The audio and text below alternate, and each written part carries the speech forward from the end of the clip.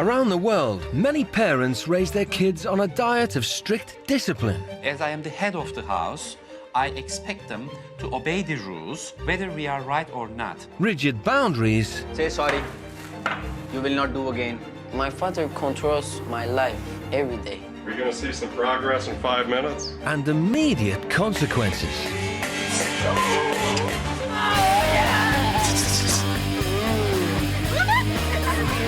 But can traditional parenting change the lives of rebellious British teenagers? Come and get me!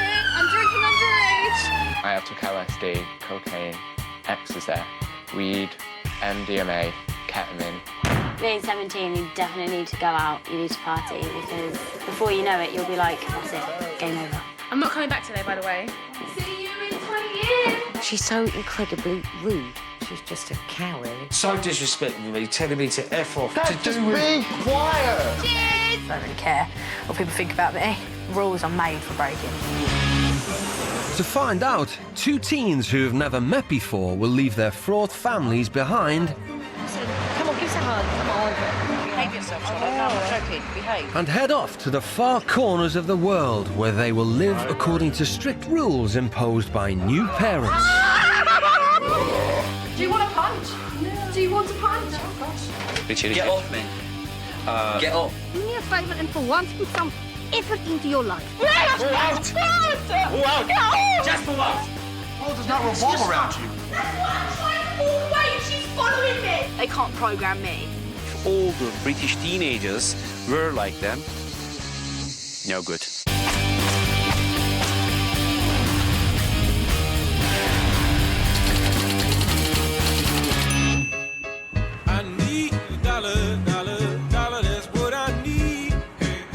I just want money to I ain't go got out. no money. I gave you. What did I tell you? I don't care. Just give me more. No, you got no money. You get your own money now, yeah? Not That's money, what's going to I happen spend now. it. Dad, just be quiet. 17-year-old college dropout Ramsey Tomlin has one sole obsession. Ramsey will always set me off about money. His aim is money, money, money, and it always starts an argument. Can I just have money? How much you need? I don't know, just money. I'm just going to give you a tenner. That's all I've got. No, that as well. Well, no, I've got no money. Just give me a tenner then. And I just give in and I just give in like that. If I see something, I buy it even though I don't need it. I know I'm spoiled, but if they said no when I was younger, I wouldn't be like this. Since Ramsey's parents divorced 5 years ago, he hardly bothers to visit his mum and her new partner, Neil. Ramsey's always invited. He'll say yeah, and then he'll let me down. Ramsey now lives with his dad in a one-bed flat, hogging the only bedroom and forcing his dad to sleep on the sofa.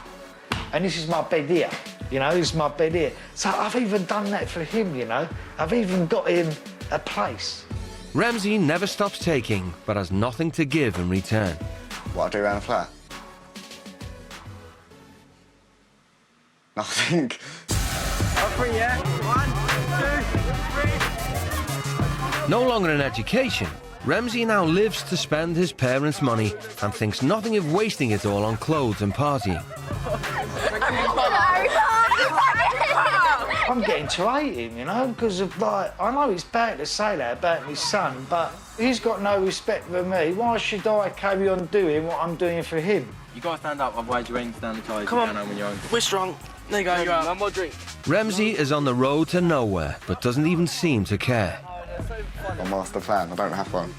I don't think about the future, I just think about what's happening now. Dad? Dad? Dad? I'll get you a drink, but I'll get you a small bottle, all right? Dad, as we always do! God, dear. 16-year-old Bry Harris has a very short fuse. When you're at shops, can drink? No. You said you will! She can get quite angry if she can't get her own way, and she can swear quite a lot. When I get angry, I get so angry, I can feel it all can't. Oh, it's horrible. Even talking about being angry makes me angry. And it's not just at home that Bryony's anger has caused problems. Got kicked out of my mainstream school. I think it was just the end of year 10. She wasn't getting much of education because she was being put into isolation all the time. She'd go to school, disrupt the class. Next, her wild behaviour got her kicked out of 2 separate specialist schools, and by this point, even anger management couldn't help. Some old woman sitting there just trying to tell me that I'm angry. I'm just like, I know I'm angry, you don't need to tell me that. It was crap. When Bryony was 11, her parents separated, dividing her family straight down the middle. Alicia stayed with me. I think Bryony went with her mum for about a year. But after her mum struggled on her own, Bryony moved back in with her dad. Now with no school, no job, and no desire to do anything, she relies on Dad Bill to do everything for her. Bryony, can you come and clean the piss up, please? You know the procedure. There you go. Can you sort it out, please? No, Bryony, can you do the whole thing, please?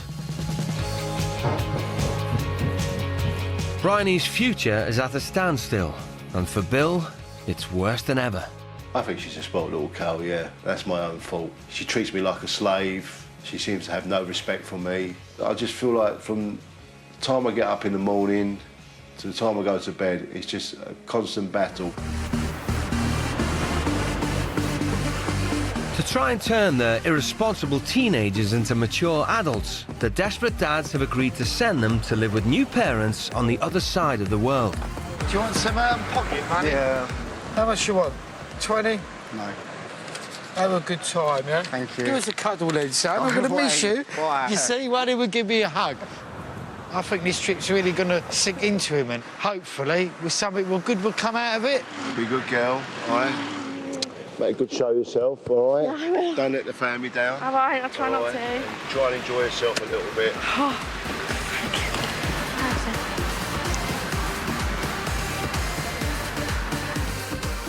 Hi. Hi, I'm Bryony. I'm Ramsey. Hey. Nervous. Yeah, really nervous. I've never flown before. Haven't you? No. Really? Yeah, so I'm going to be really scared. They're heading to Argentina's capital, Buenos Aires.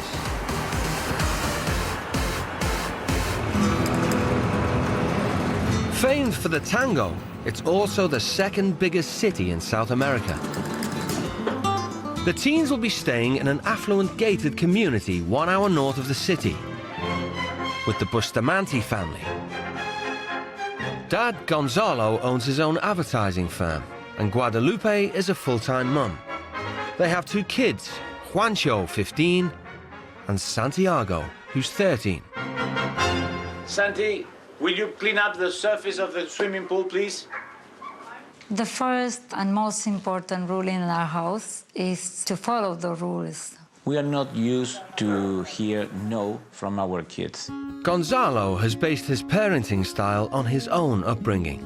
I grew up in a very strict house. My father was from the Navy, and there were rules that must be done, and that was the way that I grew up. In the Bustamante home, there is a formula to the hierarchy. Gonzalo is the captain, and I am the first officer, but I am in charge. Sons Juancho and Santiago know that education comes before fun. The target is having a good family, nice kids, and you begin with your school. So it's very important for me. Are you doing your homework? Mm-hmm. Look at this. Please. But here is an S. The Bustamante system of parenting works by their kids earning rights. If they respect the rules, they can go to parties, they can come with friends to our house. If they don't respect the school rules or our rules, they know that the answer is no.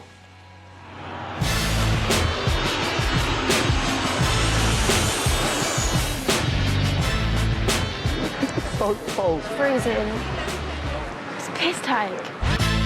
After travelling almost 7,000 miles, Bryony and Ramsey touched down in a wintry Buenos Aires, Argentina. Oh my God, imagine if we lived there. Look at that. Look at them houses. They better be rich, otherwise I can't sit in a mud hut. Right. They look like they're going to fall over any second now. I didn't expect this. Didn't expect this at all. The security guards at the Bustamante's gated community have 2 jobs: to stop undesirables getting in and unaccompanied children getting out. 92, 515, 677. I feel safer that we went through the gates. Yeah, same. Because all the little mud huts. Yeah, like seeing bars. They seem and a bit windows. better houses now, don't they?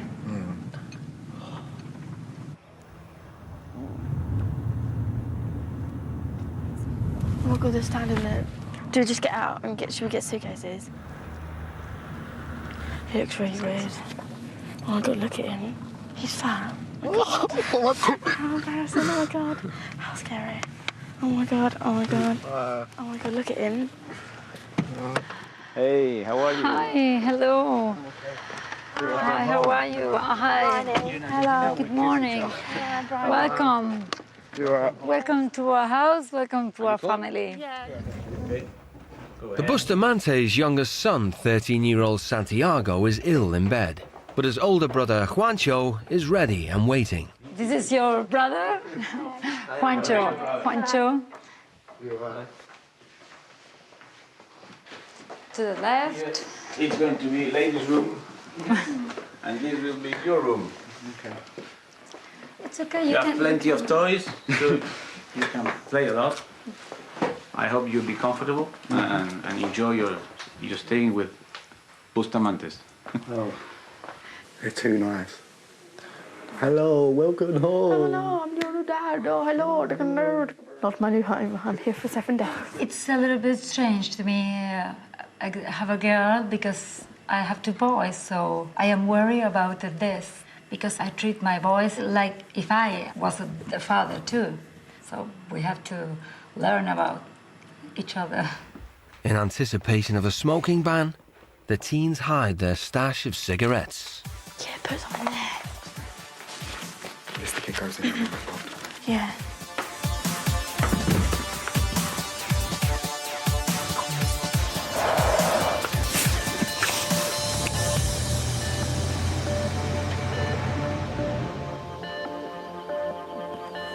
Gonzalo had a strict military upbringing, so establishing a code of conduct for his guests to follow is paramount. The first rule is respect the rules of our family. Any one of you smokes? Well, you can smoke if you want, but outside. Okay? As we tell our kids, school is your job. You're going to go to school. I don't like school. No, I don't fucking know school. How long do we have to go there for? Is it like 6 hours? No, I think it's in Argentina, the bilingual schools from 8 to 4, I think. Oh, God. You must have good manners at the dinner table, no elbows or table. Don't do this when we are eating.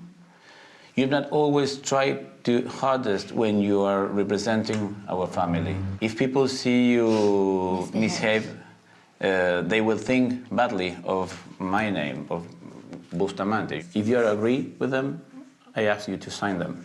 If you don't, you have to sign it anyway. That's right. Because we don't discuss with our kids, because we are the parents, you are the kids, and this is not a democracy. We are in charge. One particular rule seems to have troubled the teens. School. Fuck that, yeah. 8, 9, 10, 11, 12, 1, 2, 3, 4, 9 hours. I don't want to go to school. I've already been to school. I'm scared now. What? I don't know. She seems like a right bitch. They don't like the rules, especially once or twice, but they don't have a choice because they will live here and this is That's the way that we live.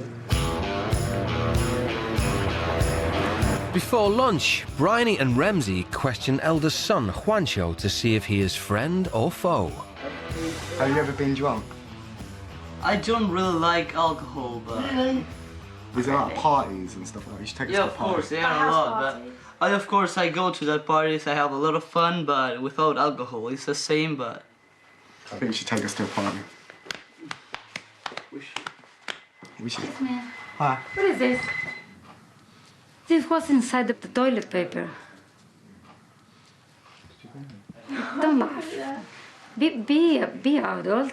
We are not 5 years old. I'm laughing. How am I laughing? Give me. Why are you telling me I'm laughing? Sarah told you that we don't allow to smoke inside, and this is in the kids' bathroom.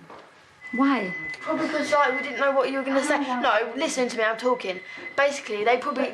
Shh, I'm talking. No. I'm talking. Listen to me, Shh, young I'm lady. talking. Listen Don't to kiss me. my face. Who the fuck do you Listen think to you me, are? young lady. Who do you think you are? Listen to me. This is my house, and you are not going to yell to me. You're not supposed to put this inside my boy's toilet. What I'm saying... This was inside the toilet paper.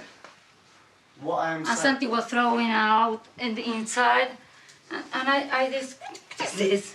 Did you put this inside in the bathroom? We came into your house, we hid a few because we thought you'd get them taken away. So we was going to give you the pack with some hidden, obviously, because they... No, because we trust you. We don't have to discuss in this matter. We were clear. We deserve some respect inside our house, and it's for your healthy. I'm sorry. I'm sorry. To you? Mm-hmm. Okay. What I want to do is sleep and in the morning. Mealtimes for the Bustamante family are a social event and an important part of the daily routine. Okay. Be my I want a guest. small bit. Please. Please. This is okay? Enjoy our first meal. Yeah. How is it taste? Good. Okay. Yeah. Tell us something about you. Where do you live?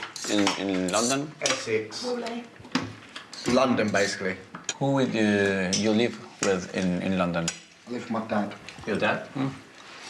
And you? My dad. My dad? Okay, decide to go toilet, yeah? Yeah. But Bryony's already forgotten one of the mealtime rules. They are both outside the table. I'm not eating anymore. What? I'm not eating anymore. Yes, but we are at the table, so Yeah, you're at the you have table. Do you remember that we tried to have a correct position, you know? I'll just go to my room then. It's just boring. No. You can go to... Shut up. This is not the way that I want to spend this week.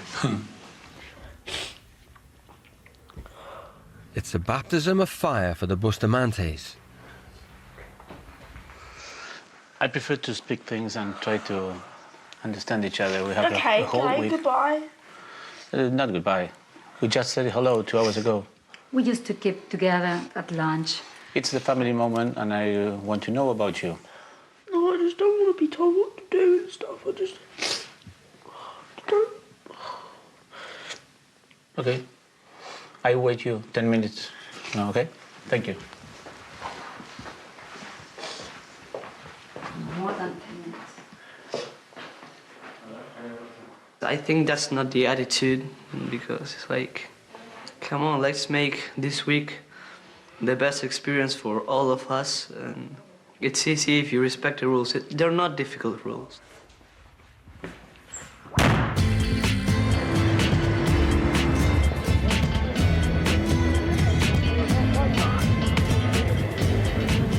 Oh, this is absolutely... Stop shouting at me! You're shouting at me. I just don't want to have them, but they're pissing me off. No, but the dad's the best. He's lovely. After a few days of their talking, it's going to be brainer. The woman does stone sharp. Yeah, she's And just like- going on. She's like, oh, yes. Shut the door. I'm like a tired lumber bear. Our first day, it was hard. I never expected the things go so fast. Mm-hmm. Yeah, that So surprised fast me. and so bad. It's a big Much. challenge because we are not used to, but it's going It's to not be easy, okay. but not impossible. Mhm. Nothing is impossible.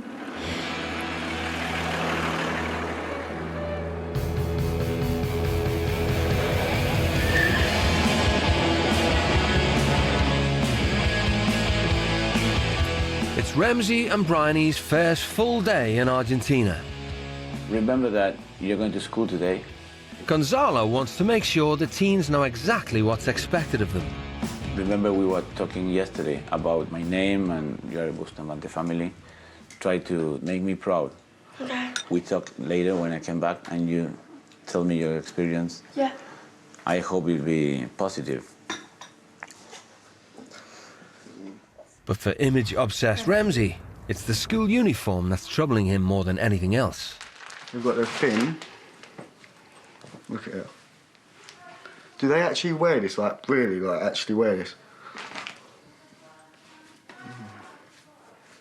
not even about individuality, it's about looking like a dick, basically, with a green freaking woolly thing on tractor bombs.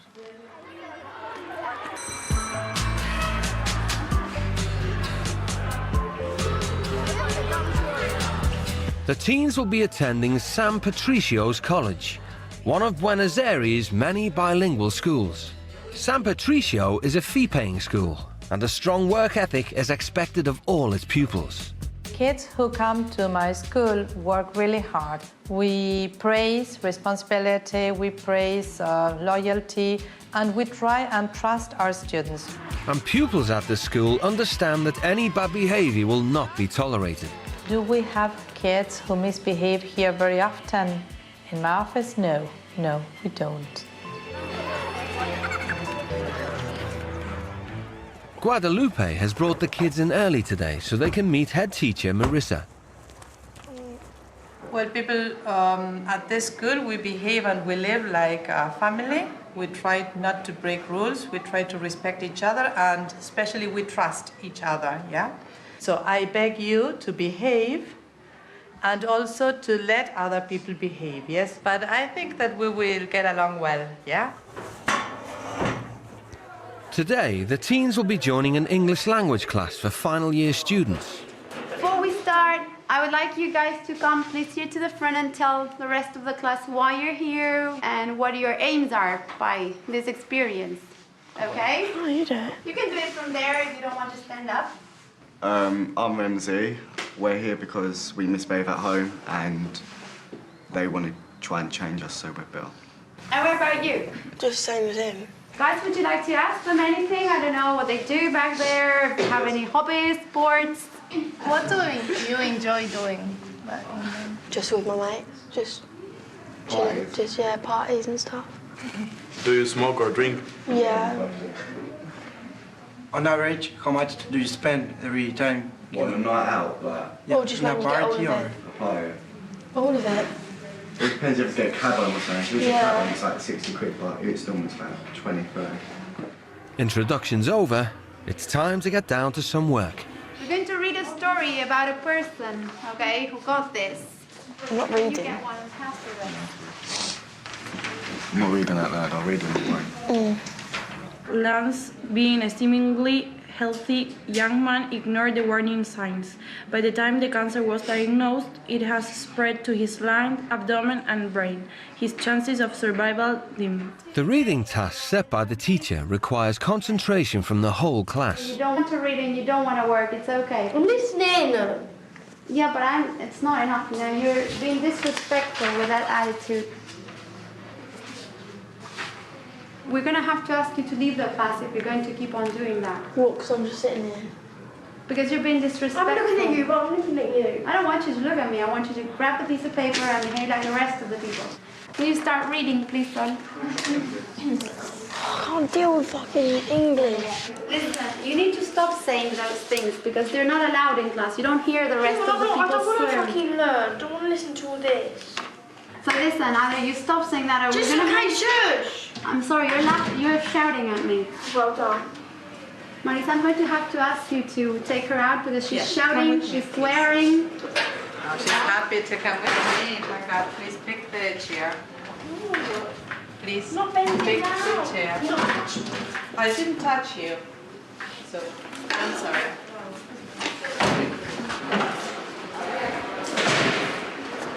Stop there. Darling, come, stop there. I don't want to learn English. I don't want to listen to people. We know you don't No, I'm want not to. going to sit in there. I've already done school. Doesn't mean I have to do it again. Sorry, please. Could you please stop there? Could you please stop there? Let's go. Let's go back to class because I think you might find something interesting from what is being said there. Stop following me. Do you hear our teacher? This one. What's cancer? It's not that difficult, is it? Illness.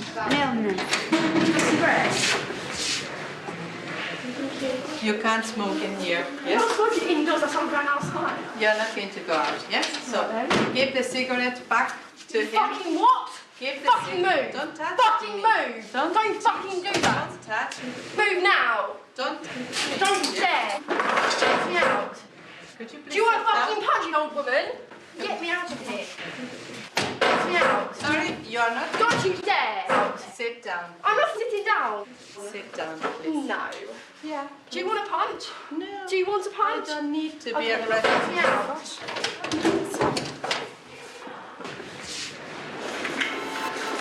Can I go, please? Because I'm really angry.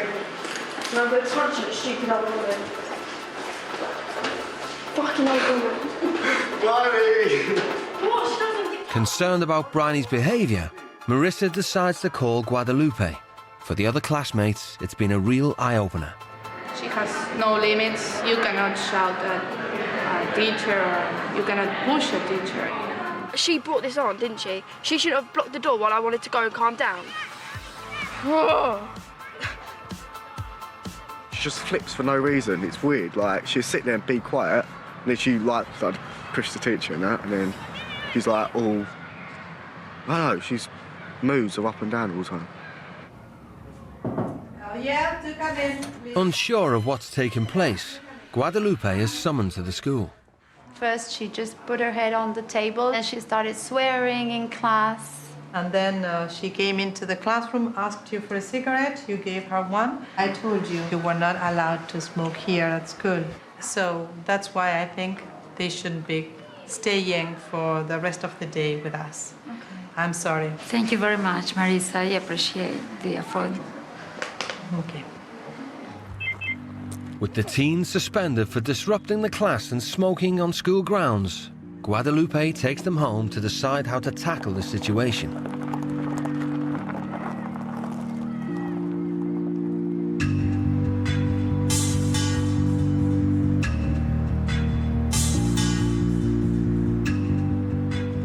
Oh, go away! No, why? Oh, fuck off, no! At the end of the day, we must talk about what happens today at school. Why you become mad so fast? I try to understand why. All right, please, go away. You going outside? Why? Yes, you can go, but not her. Why? You can go, Where not you go? her, because I don't allow. Well, it's up to her if she wants to be alone. No. I'm sure she's independent. No, you can't go out. No. Don't dare push it. Yes, Do you no. want it to happen? What happened You this time? are supposed to be alone. Don't force me to do this. Don't force me to punch you on the face. What did you say? I said, don't force me to punch you on the face. Don't dare. Don't you dare. What are you fucking doing? Don't you dare. Don't get to my face. I don't touch you, but you have to stay here alone because it's that. What's wrong? What's wrong? I thought your kids don't get angry like this. No, this is the whole my thing. kid. This is not yours. Yeah, I know that. What's And wrong? he's angry too Yeah, because what's wrong? you are Don't shouting tell me. me what's wrong. No. tricked my mom. What? You have to respect her. Okay, yeah. How does she go outside? If she says you can't go outside, you can't go outside, and point. It's my mom, and I'm not going to let you to speak like that. I know it's your mom. Well, raise so your don't voice. raise your voice to her. Oh, I just want to go home.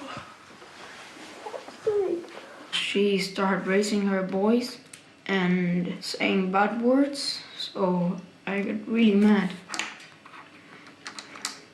It's okay. I love you, but this is not the way. I'm proud of you. Gonzalo's home, and he's keen to find out how Bryony and Ramsey did at school today. Everything okay? Well, not everything, okay, because there was a little incident at school. Given the lowdown from Guadalupe, Gonzalo decides to try a different approach. If you do crazy things, there are going to be crazy results. Yeah. You know? Sorry. No, not sorry. You never tell me sorry of me. You have to say sorry of you. Okay. You lose the opportunity to get in touch with a different culture, with a different kids. You know, the only one that loses is you when you behave this way. Gonzalo's soothing words seem to have struck a chord with Bryony. I love Gonzalo. He's really nice. I get along with him loads. He's a good dad. It's just a mum, really. She's so annoying. She doesn't shut up. Like, she doesn't let you talk. She doesn't understand. And she's just like, oh, no, shut up. Get in your room, shut up.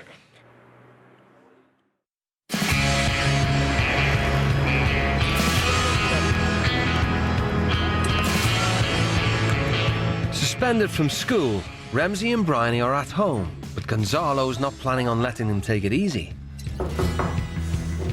Anna. He's arranged for their neighbour, Anna, to take the teens to do some charity work today. Born and raised in Buenos Aires, Anna has witnessed the rise of the city's slum population and been doing what she can to help for the last 8 years. Here in our gated community, we live in a privileged way. But there are some people that live outside that are not so lucky. And Anna is the one that has the biggest heart in Talar del Lago and tried to give them a big hand. In Argentina, it's a common sight to see affluent gated communities sat side by side with slums. So Anna is taking the teens to a slum just 10 minutes drive from the Bustamante's doorstep. It's like they've just randomly pulled things off random houses and built a house. Never been to a place like this before in my life. I'm scared. I'm actually truly shitting myself.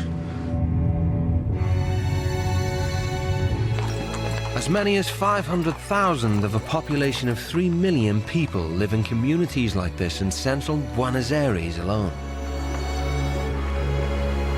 The charity where Anna volunteers is a small school in the heart of the slum. Hola chicos. Buen día. ¿Cómo les va? Esta es Bry y Ram. Didn't expect it to be like this, like where we've been in a house, like it's so luxurious, but like here, this is like the real Argentina, ain't it? Just dogs everywhere, and I feel like I'm in a third world country. It's not very nice, but it's upsetting as well, because all the little kids and stuff, but they seem happy. The job Anna has in mind for Bryony and Ramsey is to begin the much-needed redecorating of one of the classrooms. Is it going in? Yeah, bits on the side, so it's fine. And be generous with the paint because we've got to cover all this with one coat. With the teens out of the house, Guadalupe phones Bryony's dad, Bill, to try and find out more about the explosive behaviour she showed at school. Hello. Hi, I'm Guadalupe from Argentina. Good evening to you. Bryony is a nice girl, but she has a little bit issues that I would like to talk to you about. She has got some serious anger problems. Kind of messed up her schooling. Mm-hmm. She was excluded from school. Then she was diagnosed at a very late stage with ADHD. Oh. But also she's got a very low concentration time. You know, she loses concentration very quickly. ADHD, or Attention Deficit Hyperactive Disorder, affects levels of focus and concentration predominantly in children.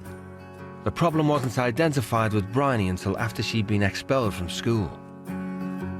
She was just a naughty little girl in a junior school. Then she went up to secondary school, and then the problem started because she had to do some serious work. But obviously the ADHD wasn't recognised, and the school basically couldn't cope with her behaviour.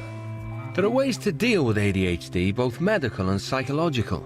But it's Bryony's emotional response when she can't cope that causes her fits of rage. It's even gone beyond her schooling and is now affecting all areas of her life. These are my old trophies from Irish dancing. I used to do Irish dancing, but obviously I quit. That's my drama certificate. And this is ages ago. This is for my musical theatre. That was when I had hobbies, though. It's Bryony again. She loses interest, you know, very quickly. I just give up. I give up a lot, which is quite stupid.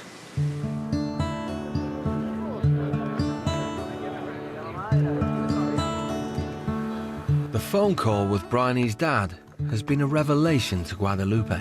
I learned a lot of things of Brian that I didn't know. And then I have to know, and I have to think about all the things he told me. Back at the slum, Bryony's lost concentration and stopped working, leaving Ramsey to paint on his own. If you want to sit there and do nothing, just go outside, please. Shut up. You just go outside. Shut up. No, you shut up. No, you fucking shut up. I'm not being funny. We're all here to like. I've just done loads of shit. And what? And I haven't. I don't When did I understand say why you just wanted help? stand it when you can like give me more paint or something. Well, you didn't ask for it. So Yeah, but you maybe just next asked. time ask. Oh, whatever. I can't want to write. Well, why did you start growling then? Because you're annoying. I don't understand why you just have to stand there. Anna is shocked to see how the British teens act in front of her. Honestly, if it came from one of my grandchildren or something, yes, I'd be pretty surprised. But when she's angry and she's using bad language, I don't think she realizes how ugly it all looks, and it was a shame it happened. Anna takes Bryony aside. You always get angry that quickly, yeah? You know, you'll find out in time. It's not worth it. When you get angry, there's only one other thing you can do. Yeah. Get pleased again. You know, you should never get angry because you're so pretty when you smile. Okay. When all your teeth fall out and you can't smile, then you can get angry. Why don't you go and see how he's getting on? What should I say? I'm sorry. And that's all. You can do it. I think you can do it. You're terrific. Ramsey, I'm sorry. You did a good job. If you're ever in the country again, I'll actually kill you. Okay. Today has been a chance for Ramsey and Bryony to see a different side of Argentina.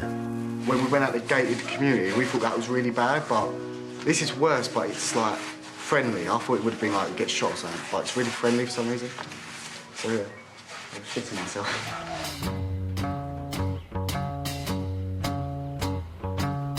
Even after a difficult start, Anna is keen for the teens to return and finish the job.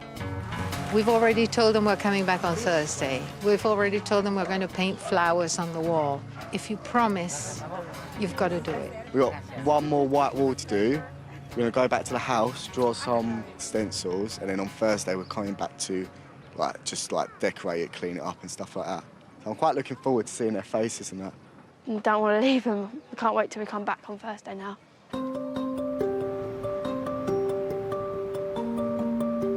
As night falls over Buenos Aires, Marissa at San Patricio's college has called.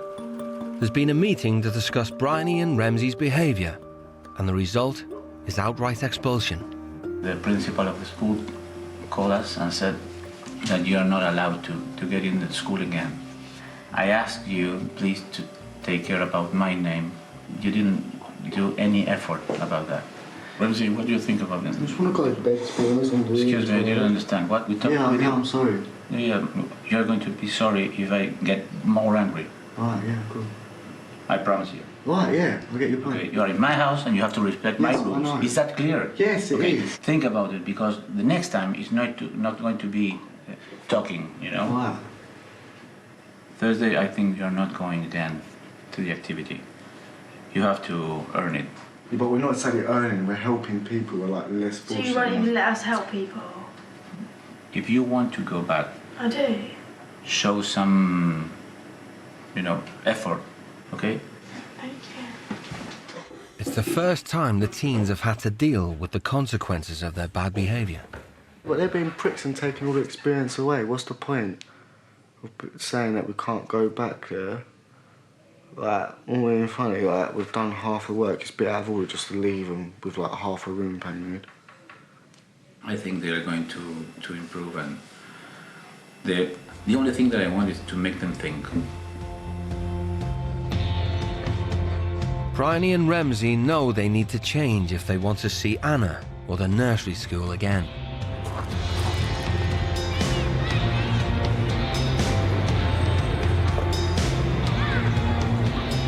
That that one's got a leaf on it. Don't know, I could do that one. Ramsey breaks the deadlock and starts helping Guadalupe with some jobs around the house. The first is to clear up after the Bustamante's 2 dogs. This one's all hard. You need to stop feeding them. Don't feed them, then they won't poo, see? And there are no temper tantrums when Guadalupe asks Bryony to help take the dogs for a walk. When my dog sees big dogs like this, her tail tucks in, and she goes really shy. In the hope of returning to the slum tomorrow, Bryony and Ramsey work on designs for a mural. How old are they? Like toddlers, like from? They're well young. From like 3 to 2, 3, like 3 to. They said they start learning English there, don't they? I am very pleased that they are doing this. I know they have strong feelings about the kids, so it's really good that this kind of things become from inside them. They didn't need me to ask them for it. The sun at least, we need to put sun. Oh yeah, sun. Yeah, just do that then. With both teens showing signs of improvement, even Bryony is letting her guard down with the family. That's quite good, actually. That's good. Not only do Juancho and Bryony both play the drums, but Juancho has also suffered from anger problems. Well, the drums really help, like, with my problem inside. I got, like, anger or something like that. Like, the relationship with my parents improved. With my friends, too, it was something that I had inside, which this helped me to release it out. I'm looking forward to playing the drums when I get back. I'm gonna ask my dad if I can have them mine now, and then I'll be able to play them every day. Yeah, I think it'd make me more calm and stuff. You should keep with it. It's really helpful. Yeah.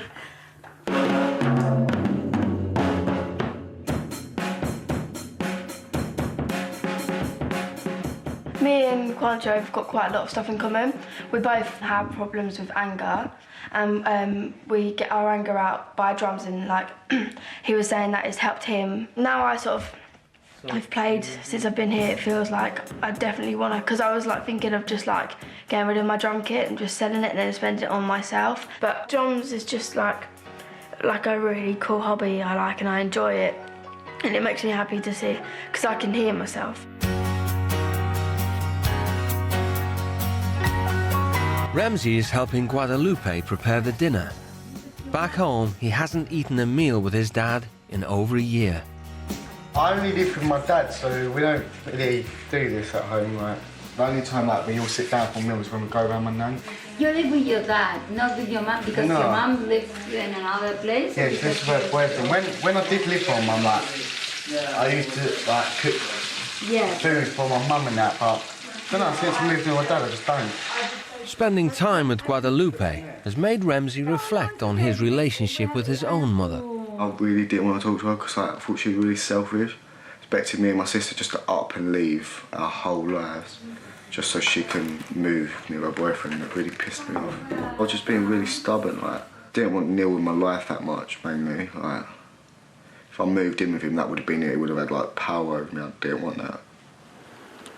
Both Bryony and Ramsey hope to return to the charity tomorrow, but the decision lies with Gonzalo. Give me a little bit. And tell me, how was the day today? Relaxing. You're right, relaxing, but they both make big efforts because I wanted to hear that. And what will be the best thing that you love to do tomorrow? To go back.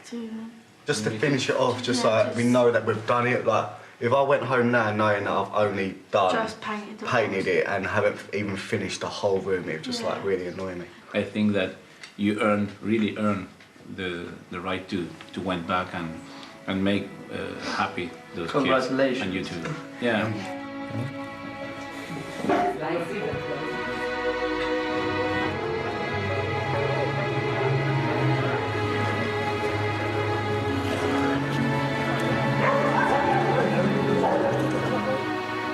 Before the teens head back to the charity this morning, a letter has arrived for Ramsey from his mum and her partner Neil. Perhaps you want to read alone? Read alone. Take a few minutes and afterward, if you want to call me. Okay? Okay. Hello, Ramsey. When you come home, Neil and I would like to have a chat with you, maybe get everything out in the open. Neil was saying how good this is for you, and he also said you will go far in life, which I know you will. I love you, son, and I do hope the family see the way we do, fun, loving and caring, because that's what you are. It's just, I think, we have all got a bit lost on the way. I want you to come round and be a part of this life, and so does Neil. I'm so proud of you for all what you have done, and I love you more than anything. Oh, nice. It's a nice letter. It was the kind of thing that you expected to read? No, I just expected to be more angry and her going on about the past instead of the future. Basically saying forget about what's happened and we can move on. Perhaps this week it's the time enough for you and for your family to try to change little things that are going to be making big changes in the future. I hope mine and my dad's relationship can be better. Mine and my mum's relationship can be better. And mine and my with your dad? Yeah, basically. But hopefully when I get home it'll all change. I hope so. It will change. I know you will. You're a good man. So are you. I know that Ramsey has a lot of potential. I see his changes here from the beginning of the week till now, and he's amazing. He wants to make changes.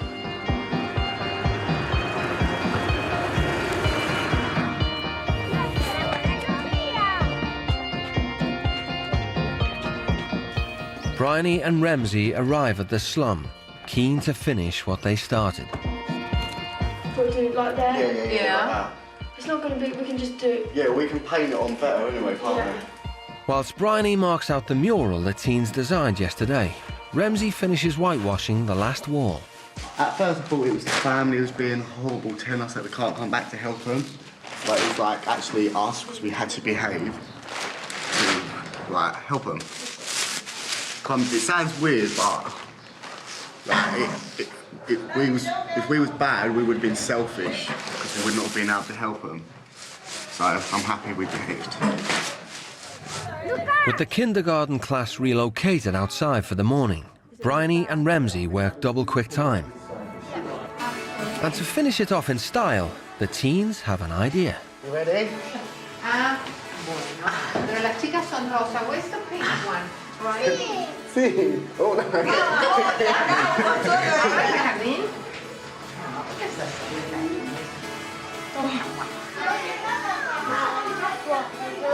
You want one more?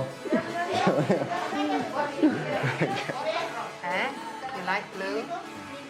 Where should we do it? Underneath them all. 1,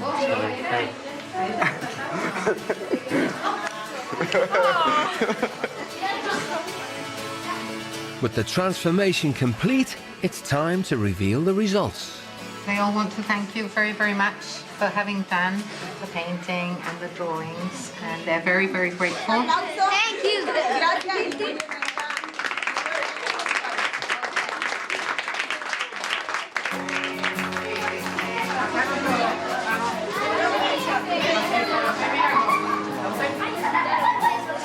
I'm not used to like people being happy like for something I've done before. You're like being thankful for something you've done. Makes me want to smile all the time. Yeah, I know. Cool. Yeah. It's tremendous, and all I hope is that they carry on and they remember, and that this really helps them change things and see that what they have at home is pretty good. I don't think you get like a buzz of this without getting money and stuff like that. It's like crazy to think like little kids like that actually. Don't know. The amount of money I spend on clothes probably to build like 3 of them. It makes me feel really bad. Like maybe if I go out and pair like pair of trainers for like 1 month, they could like get more food for like 1 month. And I feel like a dick spending all that money. Bryony's time here has also made her think differently about her behaviour back home. if someone says something I don't like at all, or like I don't agree with, I do get angry, and like when I'm angry then I get upset and it all happens, and then I feel sorry like what I say to them after. I just need to calm down a bit, really.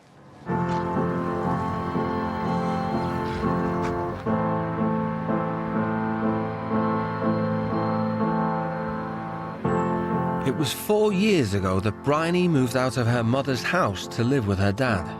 Today, a letter has arrived, and it's from Bryony's mum. My beautiful Bryony, only 3 days have gone, and it seems like 3 months. Not having any contact with you has been so difficult. Bryony, you have so many qualities. My wish is that you look at your inner self and make the changes you know will make a difference. And know you can prove to yourself and others what you are capable of. Missing you so much. I love you, Mum. Are you happy? Yeah. She does tell me stuff like this before, like quite a lot, but it's never really got to me like this, and I've never really wanted to make changes and stuff, but I really do. Your mum is so proud. I know, because I'm proud too. Thanks for giving me the letter now, and I'm just gonna have some time by myself. Okay. I'm glad. Thank you. Thank you. Let's kiss.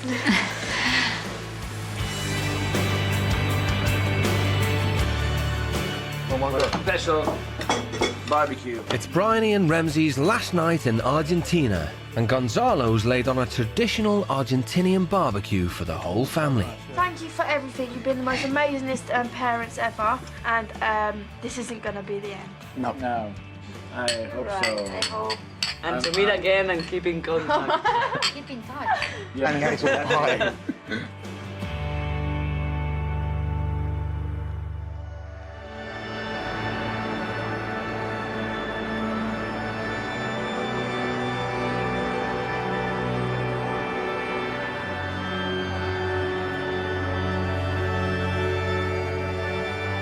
For the British teens, their week in Argentina is at an end.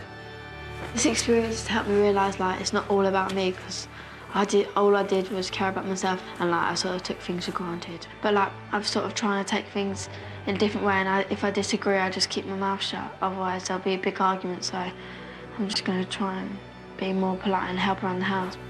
It has actually been a life-changing experience. Like I used to just be horrible to everyone, but now like I've learnt to put myself in other people's shoes, like how it would feel if someone done that to me. It's not nice.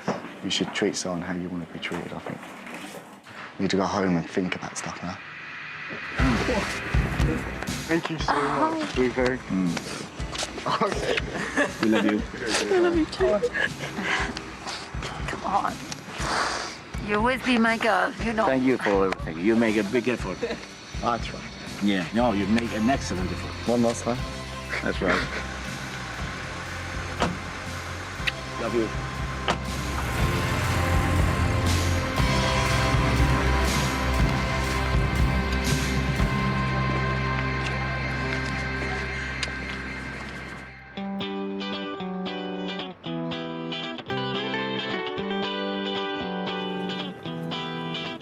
Very quiet without Bryony around the house, but I must admit, I can't believe how much I have really actually missed her, even though she can be a real pain sometimes. Hello. Just been such a cool experience and stuff. But yeah, I want things to change. Good, I hope so. And you're going to help me around the house a bit more? Perhaps we can do more things together. I just wanted to be a bit more family, like where we talk more. Can't wait. Yeah, I can see a bit of a difference in her. Even after a week, she's come back a little bit more calmer and chilled out. I can't change everything, but I'm going to change all the stuff I need to change. I've shown myself that I can do it, so what's the point in being an idiot and not carrying it on? So yeah, of course I'm going to do it.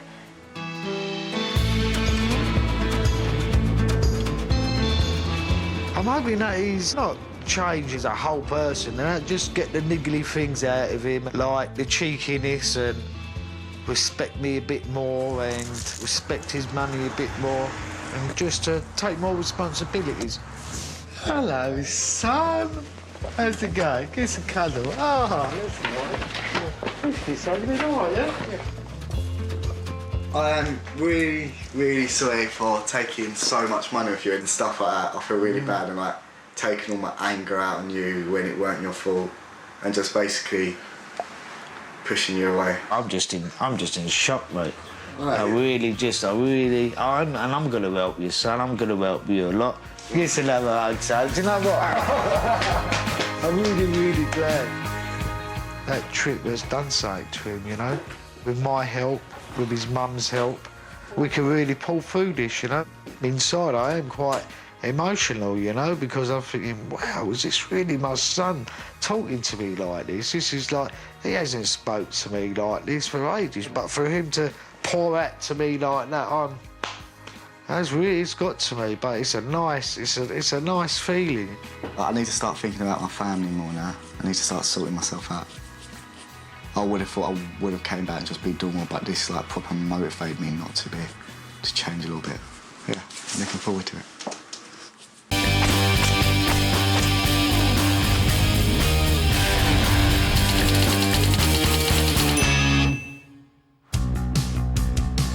Come and get me! I'm drinking underage! 17-year-old schoolgirl Charlie Denny treats life like one big joke. There's nothing serious to my life at all, and I refuse to take anything seriously. I've been drinking since I was about 12. I'll go out about 3 or 4 times a week and I'll down about 9-10 pints. Yes! Well, there's been points where I've been crawling across tables and I've been so pissed and like knocking glasses over in pubs and I've been kicked out for being too drunk. Bringing Charlotte up has been a very, very challenging experience from day one.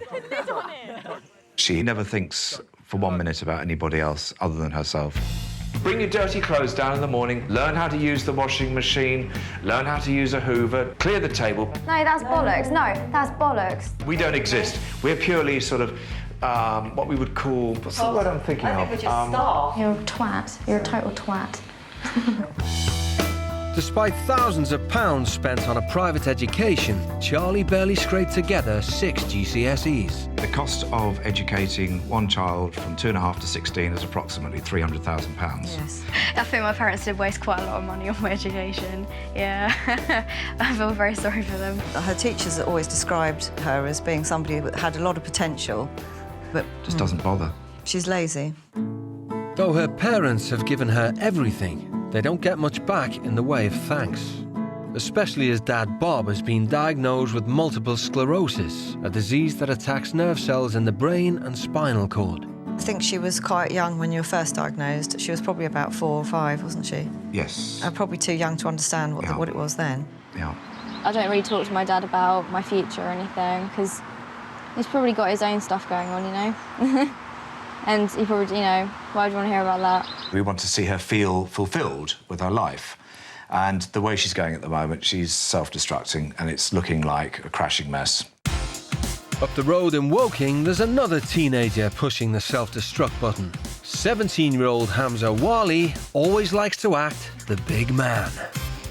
Spending time hitting the town with his mates is more important than planning his future. Going out with the lads and smoking, chilling, you know, drinking a bit, getting high, standard. You think, why not? You know, you only live once. When he can be bothered to turn up, Hamza is supposed to be at college studying mechanics. Absent. This is bollocks, man. No, Mum, I don't need those exams, because... No, you will need it, Hamza. No, I don't, Mum. Relax. Why you cheat all the time and lying? I'm not lying. I'm cheating. My mum's saying, you know, how come you haven't been going to college, you got to go in, why you been bunking, all this stuff like I got to sort myself out and that. Relax, Mum. Chill. Hamza's older sister, Syra, spends her time trying to keep tabs on him. And you've not attended your exams? Oh, yeah, I've got to redo that. That's standard. Oof. Chillax. The reason why I'm angry is because we want him to get the qualifications. I mean, I don't want him to kind of be someone, you know, one of the dropouts. Hamza's behaviour has his traditional Pakistani family fearing the worst. He used to be a very fine boy, but now he's getting out of the hand. Go to town, piss around, see the lads, see what's going on. You some putty in that? Standard. Their mentality is different from mine. Mine's more of Western, and theirs is more from Pakistan. How's it going, mate? Same, G. Good, yeah? The things that are not allowed are drinking, smoking weed, having a girlfriend, having a conversation with a woman right now, if you get where I'm coming from. He makes it difficult for my parents. He makes it really hard for my mum because there's only so much you can tolerate. Fridays are prayer day. When it comes to Friday, Hamza's still asleep and it's already 1 o'clock, and that's normally the prayer time you should be in mosque. They want to pick and choose for me, and I don't want to. I'll do it myself. To me, it seems as if Hamza's just lost that respect, and he's lost himself.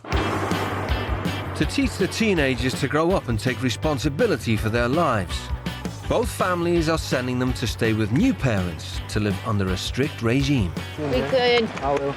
Take that. Oh, laters. Take care. See you soon. I'll sort myself out. Yeah, and I'll take care. Okay, Hamza. I hope Hamza learned by mistake, and when he come back he's an excellent boy. Now, Charlie, if you hear anything go rawr, just run. Bye, sweetheart. Bye. Bye, Charlie. We're really going to miss you. Bye, sweetheart. I hope that she will be a little bit more helpful when she comes home. Perhaps be a bit more respectful towards Bob and I. A bit of constructive Yeah, input a bit. from her wouldn't go amiss. Yeah. We look forward to seeing how and if there are any changes upon her return. Nice to meet you. Nice to meet you too. Regretting it? Yeah, I'm scared as. Oh wow, we're going on an adventure together. The teens are travelling over 6,000 miles to South Africa's Western Cape. It's Africa's richest nation, home to 50 million people, both the super rich and the destitute. They will be staying in Plettenberg Bay with the Dutto Deos family. Mum Anna Marie is a barrister, and second mum Suzanne is an artist. They have 2 children, Nushka 22 and Reed 19. As long as you live in this house, doesn't matter whether you're 22 or 12, you have to follow our rules and principles.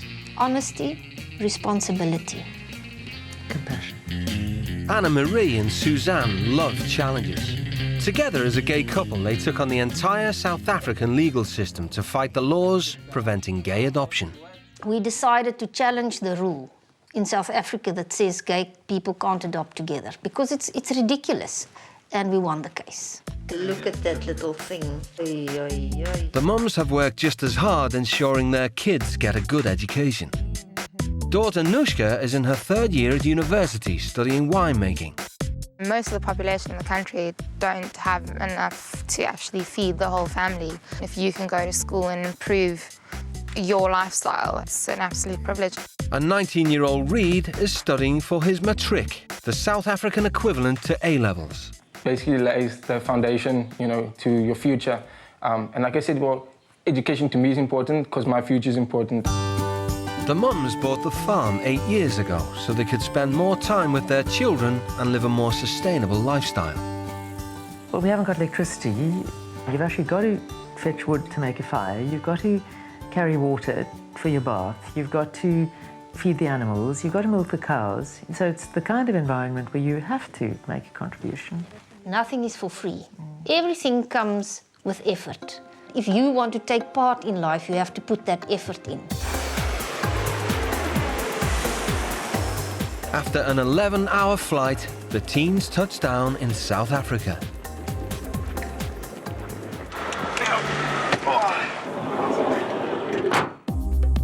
The drive to Anna Marie and Suzanne's farm takes the teens past the local township. Oh, what the? Look at the houses here. Would you like to live in one of those? No, I don't think so. No, it looks good. Yeah, it looks good. It's just different. The dad's probably like the quiet one. It'll be the mum that's like really strict.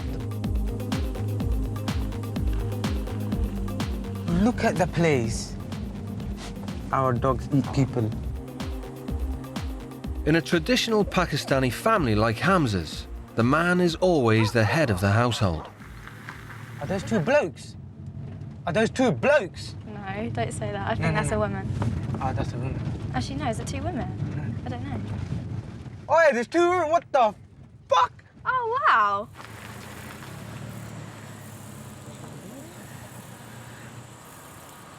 You go in there, I ain't going. Maybe they don't want to get out. Oh, two women.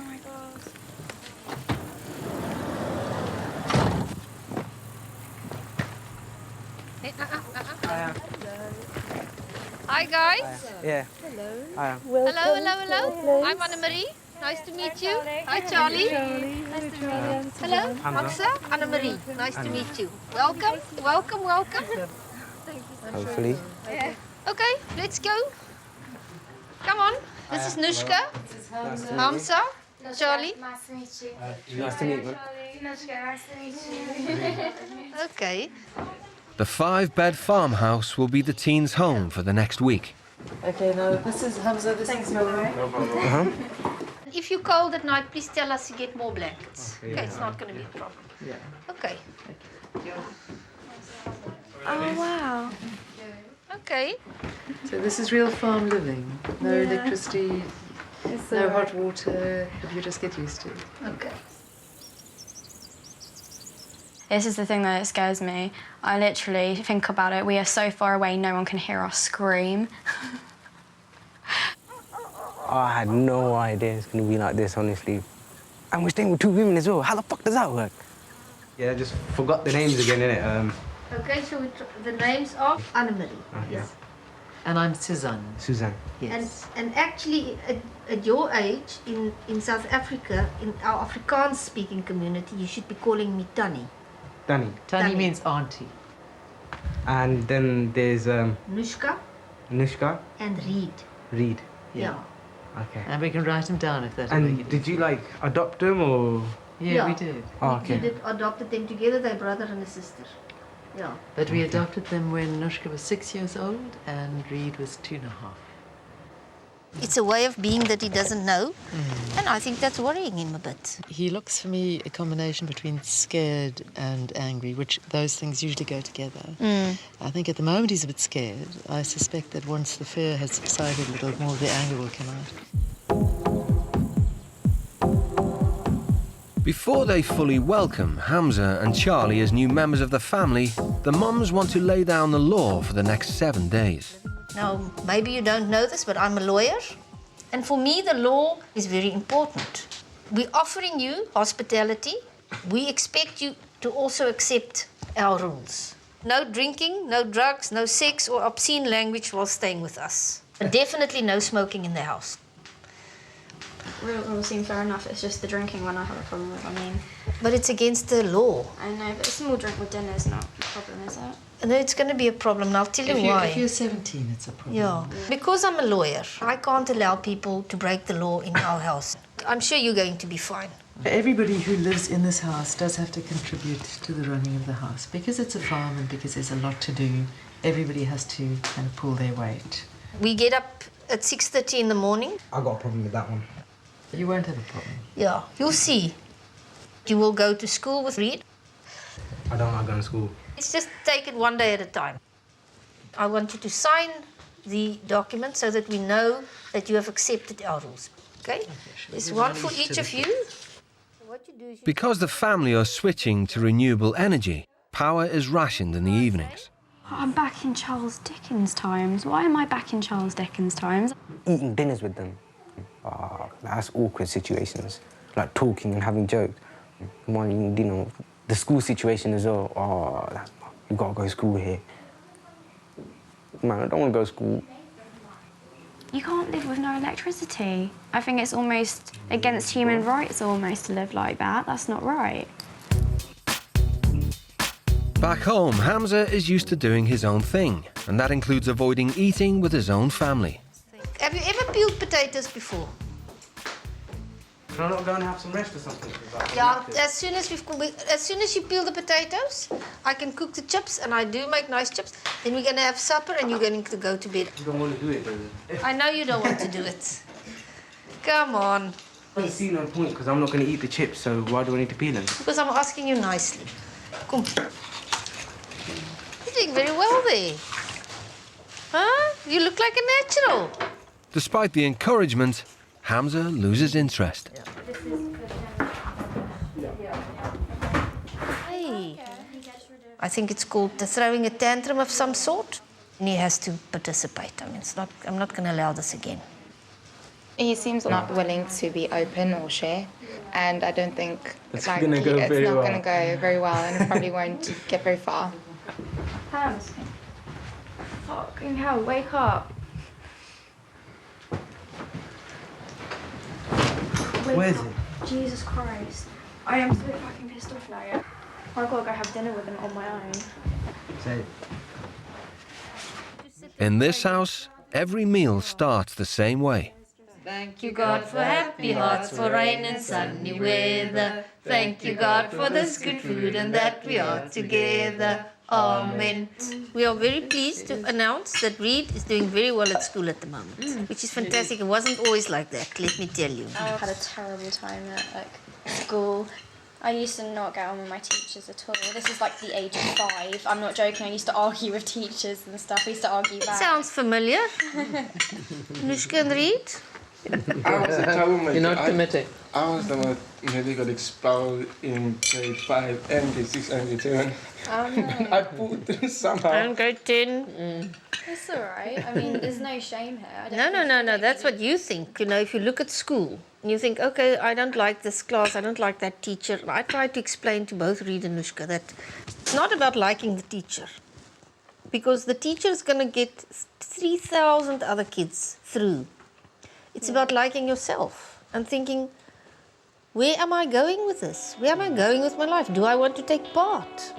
You know?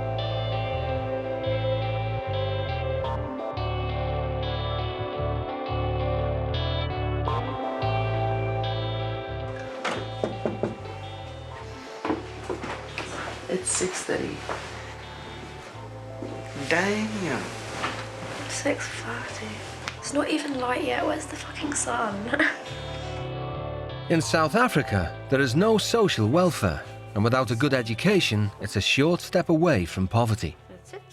This morning, the mothers are sending the teens to the same school that Reed goes to, Witterdrift High. All you need to do is stand. There you go. Yeah.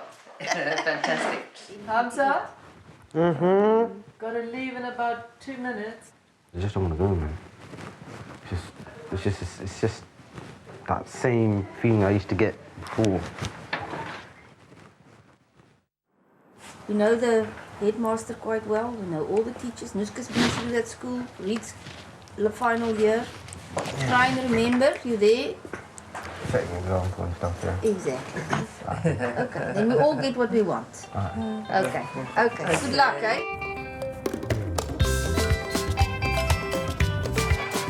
Witterdrift is a strict and well-disciplined school of 450 pupils. The headmaster, Mr. Bauer, believes in nurturing the students as individuals.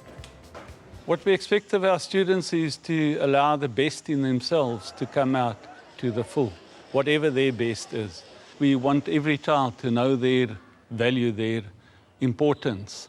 Back in the UK, both Charlie and Hamza hated school. First of all, just let me say, welcome to Witterdrift High. If I can summarize exactly what our school is about respecting one another.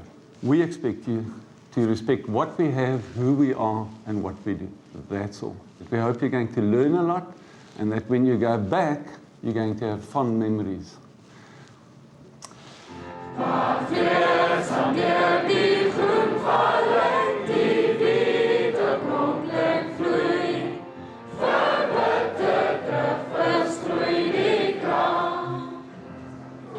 This morning, we have special guests from the UK. Charlotte on the right-hand side, and then on the left-hand side is Hamza. And I'm going to ask one or two of you, unprompted, just to say a short word of welcome. I would like to welcome our two guests, two students from the UK, and so in Charlotte to a small school with a great big heart. Back home, instead of studying, Hamza spends his time doing drugs with his college mates, a habit he's finding hard to quit here. Do you get buzz in it? Can you get buzz in it? No, like, smoke weed in it. We call it... Liv, can you get some for me anyway?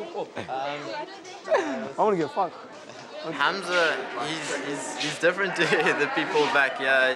I don't think he has many boundaries. There's differences here, like there's punishment, like physical activity that you do if you do something wrong, which probably will be happening pretty soon, but yeah, it's tough.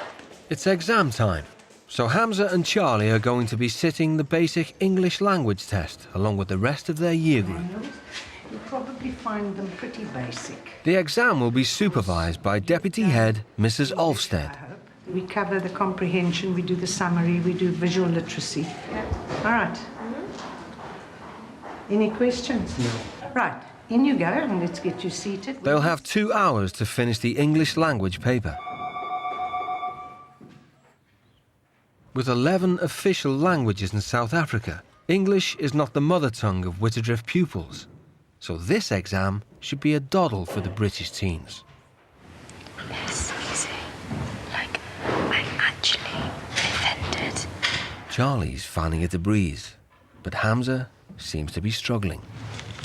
You try and leave it. What have you just done this song so far? Just Just try. Let me sit your waters, keep trying. Come on.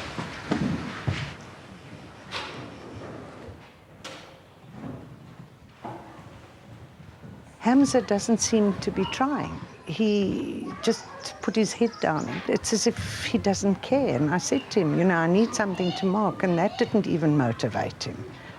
I'd be interested to hear what his reason is for putting his head down and having a quick nap.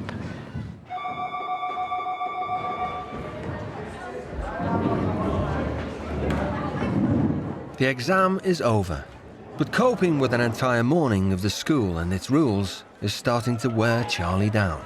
I don't know where I'm supposed to go. I don't know where I'm supposed to be going. It does actually remind me of my old school quite a lot.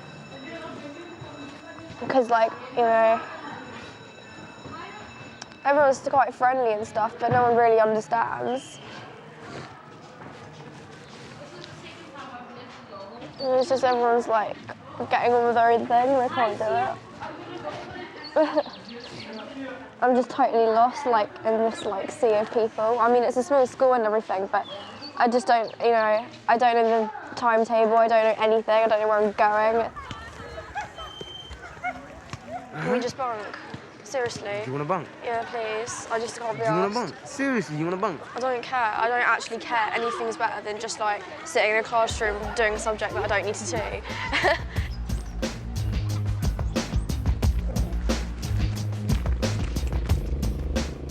I've been doing it for 16 years. I don't see why I have to go back. I don't see why I've got to do this again.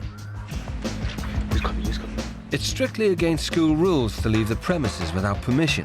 The headmaster, Mr. Bauer, has had enough of their bad behaviour. Listen, you two, are you acting up now? Give it to me flat, straight up. Are you acting up? The quiz was hard. No, I think you're acting up, I must be honest. You didn't want to put in any effort. And it seems like, no, we're not interested in that. You're important to me. Okay. You're important to the school. And we're responsible for you. So now what I have to do is I'm going to take you with me, and you're going to spend the day with me in my company. We've been here for 2 hours, and we've already been called into the headmaster's office. Don't think we've actually done anything that wrong. Corporal punishment was banned in South Africa in the 1990s, but physical punishment is still widely used to reinforce good behaviour. So the teens are going on an 8-kilometre bike ride. Okay, there's no ways the young lady can beat you, okay?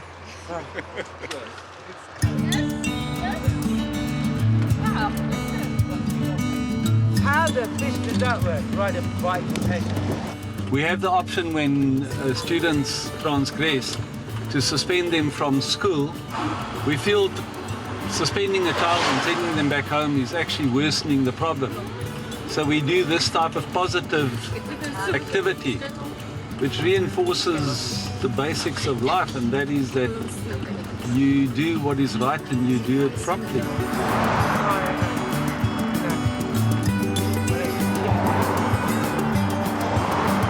In Afrikaans, we call him a stadige pampoen because it kind of describes the immense speed that he's driving at. Look at me, man. I feel like shit, man. Honestly. Despite her bravado, Charlie only received 26 out of 50 in her English paper, and Hamza didn't even try to finish. Appalled by their performance, Mrs. Olfsted has called Suzanne in to talk through the problems.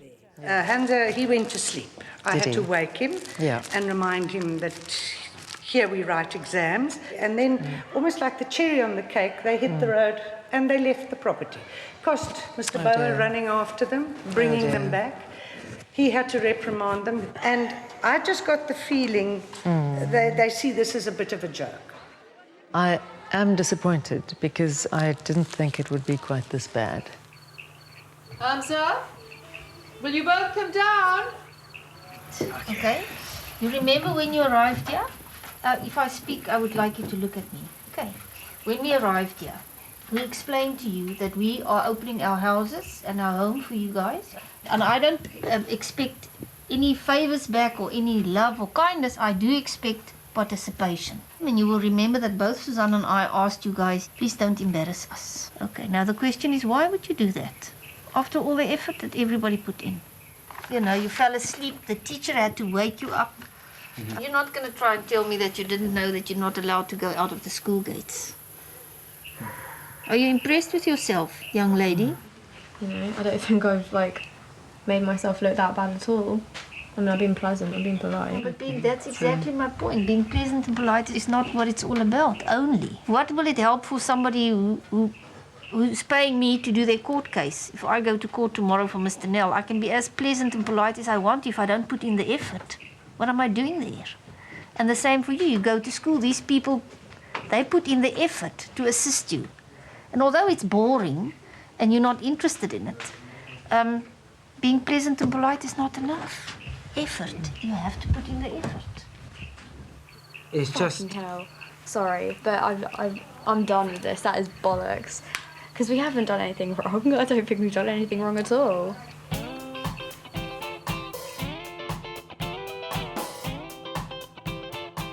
School was a disaster for the British teens. But Anna Marie is determined that Hamza and Charlie learn the value of hard work and preparing for the future. So today the teens are set to work on the farm. Here we go. Our first tree, Suzanne. Yeah, fantastic. The plan is to plant a circle of fig trees. You're feeling exhausted?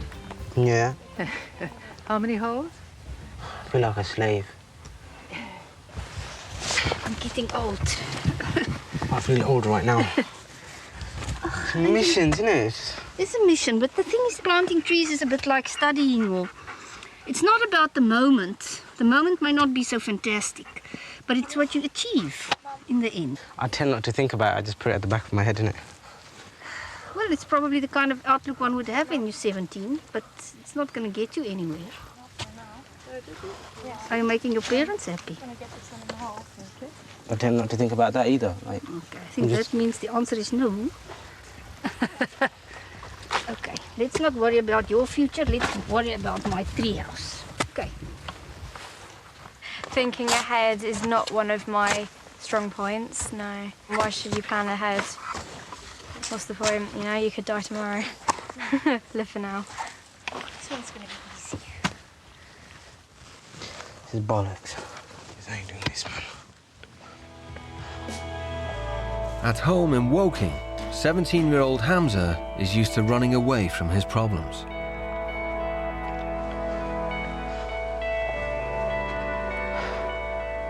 It's gotta be fucked, innit? I see no point in it. Hamza's rebellion has only lasted 6 minutes, but Anna Marie has had enough. Listen, Hamza, I'm not quite sure where you think you are. Can you please look at me when I talk to you? I'm very angry. I'll tell you why. You've been behaving extremely badly. Look at me when I speak to you. You're a child in this house. I am your parent whilst your parents are not here. Okay? I don't care whether you like planting trees. I don't care whether you think it's a good idea or whether it's purposeless or purposeful. Do you know what I care about? I care about the fact that you, at the moment, are living a purposeless life. And you know that. And that's why you're here. Put down that cigarette. Can I finish Kill it? No, kill it. I've had enough of you. Kill that cigarette now. Please, you're going to burn the farm down. Get into the car and let's go and work. Come on. Just do me a favor and for once put some effort into your life. Don't be so useless, man. Come on. If your parents could see you now, they would be absolutely horrified. Come on. Don't do this to me, okay? It's embarrassing. I don't want to be angry with you. We are doing our bloody damnedest to help you. You're the problem, not me. I'm a success in life. You are going nowhere. No, man. Machtig. Get a life.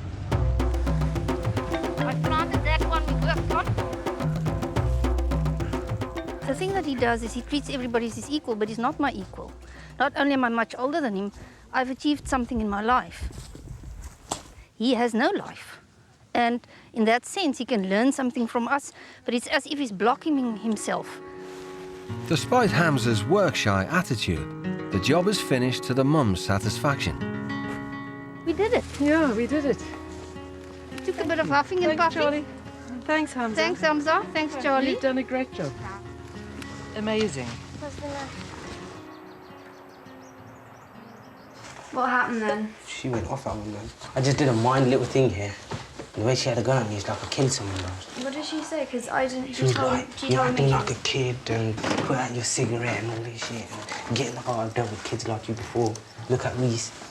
Get in the car. Fucking finish the job. And I was so close to storming off. I was just like, oh, I just want to go to bed.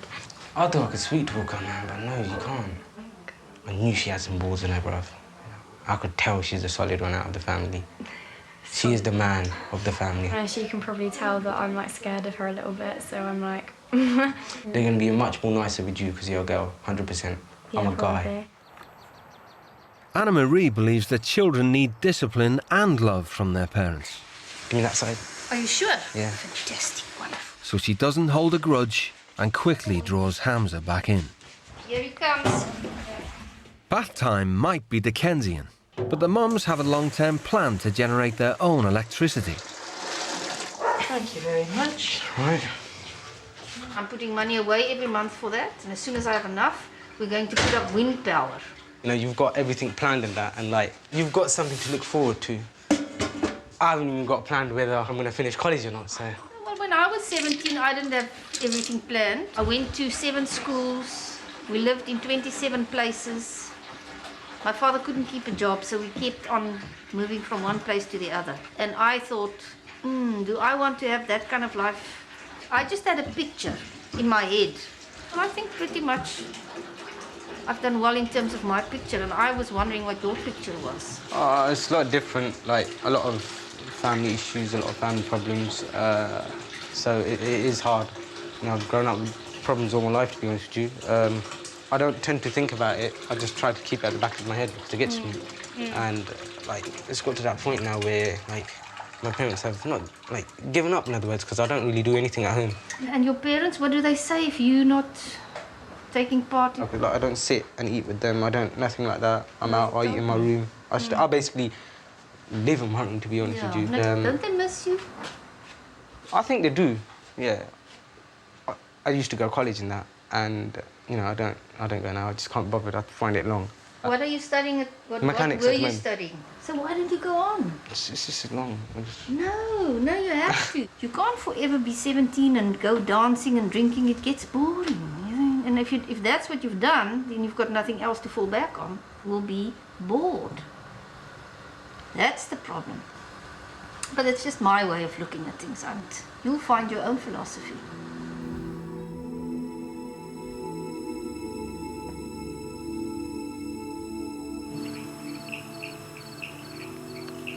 Thank you, God, for happy hearts, for rain and sunny weather. Thank you, God, for this good food and that we are together. Amen. It's Hamza's first dinner at the table with the family. All I've got to say, yeah, don't take this in a bad way. But I don't want to get on the wrong side of you again, bro.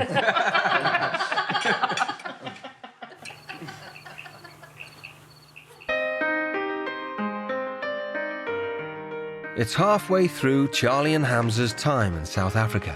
Hamza, my sweetie, it's time to get up. This is a joke. I feel really tired. I'm gonna go back to sleep. Come guys, let's move, let's move. We're going to be late. Today, the British teens will be visiting the local townships for the first time. Both Suzanne and I feel that we should make a difference.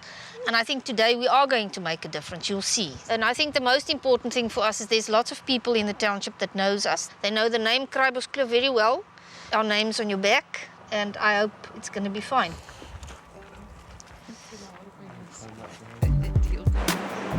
The mums live in Plettenberg Bay, a beautiful holiday destination.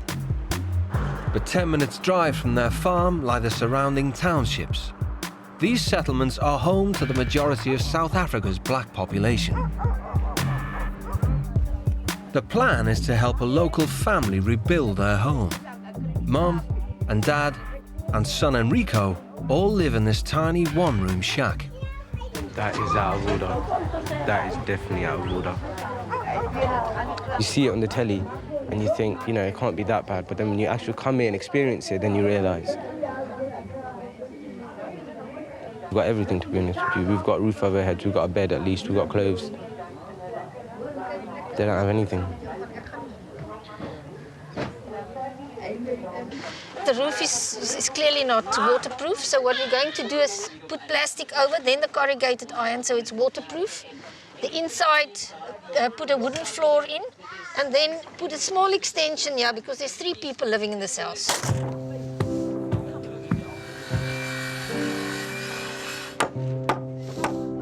Hamza seems proud to be identified as a member of Suzanne and Anna-Marie's family. I'm representing both mums, innit? And I can't do anything stupid or anything like that because I've got the t-shirt on and it says on the back, so... a lot of people know Anna-Marie and Suzanne, so we just got to get on with it, to be honest with you, and just make them happy and make the kid happy and the mum so they can live in like a better environment.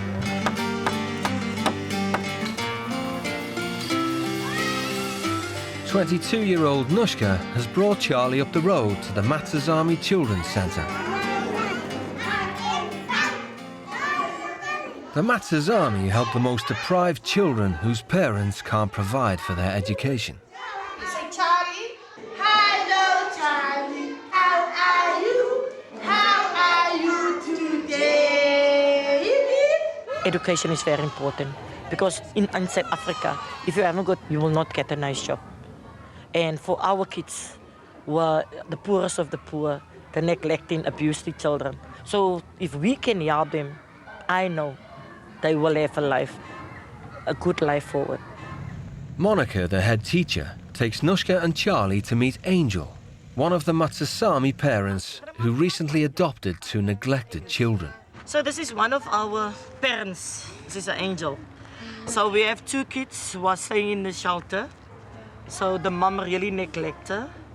The child was burning, the hair here is off, and then God really sent this Angel out. 6-8 months ago, she adopted them from that side. So now the kids are staying with her now. So this is the new mama of their kids. Wow. 2 months ago, her husband passed away, and thanks God, she adopted these 2 kids. Now these kids bring joy back in their life. Such a strong woman. Okay? I agree. If you want to ask her something, you can ask. I haven't got really anything. It's nice to meet you. Nushka is surprised by Charlie's apparent lack of empathy with other people and wants to find out why. So how have you felt about everything today? I find it hard to show how I'm feeling, and when I do show how I'm feeling, I feel really bad about it. Why do you feel bad about it? I don't know, I don't like to show people how I'm feeling. I don't like people to show how I'm genuinely feeling. It's just something I'm bad about. When I cry, I get embarrassed because I don't want people to see me cry. I never like people seeing me cry. Are you scared as a sign of weakness? It's showing my true inner self, and I don't like doing that. But it's showing honesty. Yeah. You know, it's showing honesty of who you are. Yeah. So people understand you. I do just want to cry, but I'm just, I do the nervous laugh instead. When I'm like this, it's just just laugh it off. Charlie's the type of person that says everything to make everyone else happy and not necessarily stand up for what she thinks. I think she's not being honest with herself. She's not being honest with her real self and bringing that out to people. The shack extension is starting to take shape. What do you think, guys? What do you think? Huh? Crazy, that guy. Isn't that brilliant? I think it's looking pretty good in there. Like, I never thought it'd be that good. I thought they'd be just getting the planks of wood and just dunking them on the floor, but now they did a proper job out of this. So yeah, pretty sick. Digging the shack foundations reminds Hamza of the last hole he dug himself into. Mom? Yeah? Are you free at the moment? Yeah. I just wanted to say, the last time I dug a hole, yeah, I moaned like a little girl, I admit that. And I was a bit stupid, I didn't, see the point of doing it. But this time I'm really enjoying it. And I never thought I'd enjoy it this much. And I just want to say thank you so much, honestly. It's an absolute pleasure. Thank you. It's all right.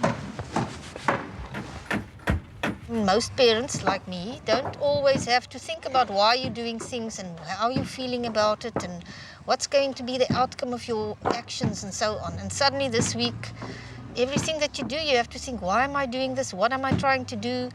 Where am I going to? And I think it's done me the world of good. And Suzanne.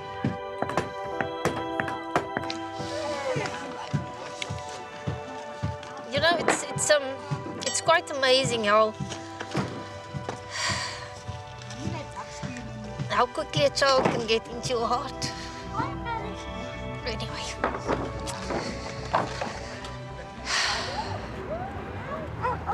An animal rescue charity has come to the township to offer free antiseptic baths and medical help. Worried by Charlie bottling up her emotions, Suzanne has decided to show her their work. It's all right. We all feel that Charlie could just be a little more open and honest about what's going on inside herself. You know, she has a good front and a brave front, but she doesn't always show what's going on behind the scenes. Putting her in situations where she has to give a little more of herself, extend herself a little beyond just the superficial. So we're going to put this dip bath up first. The average township wage is about £3 a day, so the medical help given by team leader Kate and her staff is essential to keep the pets healthy. We offer primary health. We dip the dogs. We're going to give some free vaccinations. We're privileged enough to be able to go to the vets. It's $100. They don't have that kind of money. There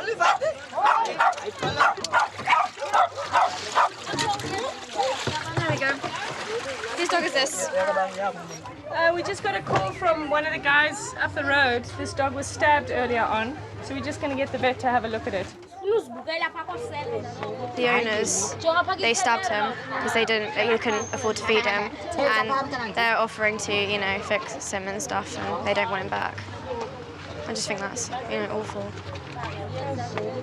Just to put you in the picture, we get 200 unwanted animals per month. And we've got 25 kennels at our facility, and we adopt out maybe 20. So that means that our euthanasia figures are quite high due to no choice. So what's going to happen to this dog that's been stabbed? The honest reality is we'll probably have to put him to sleep. It's difficult. Yeah, it's a tough one.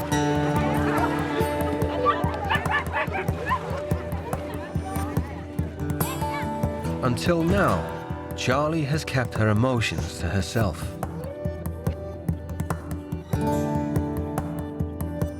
I laugh things off and kind of just, pretend it's all okay. I like to show that I don't care, but obviously I do care. just scared of people seeing the real me. The shack extension is nearly finished. I think Hamza did brilliantly well because he wanted to help. You could see that. I think he made a big difference. Before they leave, Hamza wants to talk to the owner, Mr. Boysons. I just want to say to him that it's been good working with him and helping him. And Okay. just say thank you. Okay. And it's been a privilege in that, yeah? Okay. Hy sê baie dankie vir jou.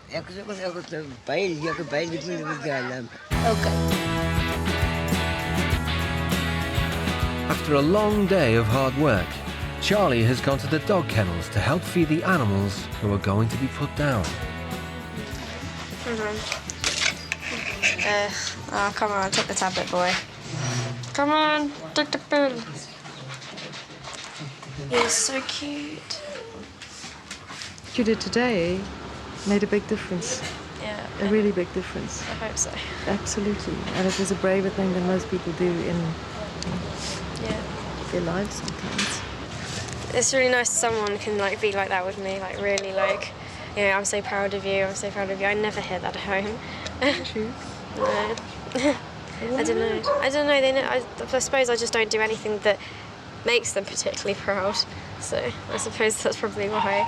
I can't imagine that. Yeah. Yeah, you are. Oh, thank you. That's so nice. It's very lovely. Oh, thank you. I think what happened was that she got so emotionally involved, it kind of broke down her defenses. And I think once one's defenses are down, that gives other things the chance to come out. You know, you see a dog like that and your heart goes out to it, and in a sense your heart goes out to every living being, including yourself.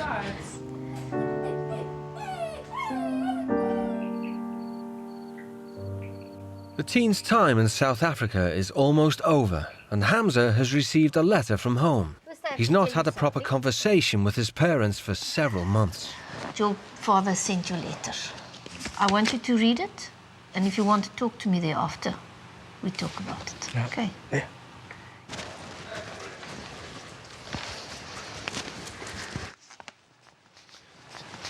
Since I dropped you off at the airport, I looked back and I wanted to run after you and tell you how much I love you. From day one, I always loved you. No matter what, you're still our little baby, Hamza. When you come back, we all will sit as a family and support you in all your studying. We really appreciate you for who you are every day that has passed by. I never thought my dad would actually send me this, to be honest with you. Kind of shocked, in a way, but happy as well. If you behave at home like you've behaved this week, you will be the proudest dad that you can imagine. Definitely, yeah. I think you and your dad and your family must learn to trust one another, although you come from different places. You know, they're traditional, so don't reject them because of that. You're a young British boy, they mustn't reject you because of that. You must both trust one another. And you see why you can trust him. Why do you think you can trust him? After what he said to me on this letter. He loves you. Yeah, he does. Exactly.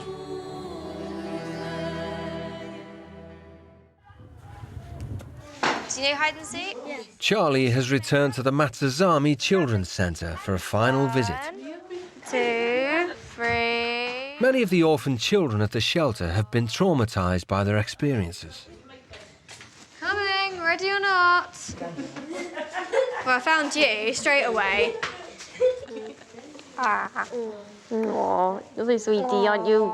The staff often get the children to draw a family tree, a simple device to bring out issues that are troubling them if they can't or don't want to talk openly. That's my dad. Can't remember how old my parents are, that's so bad. That's me, I'm 17. How do you get on? Like him? Yeah, I'm like him.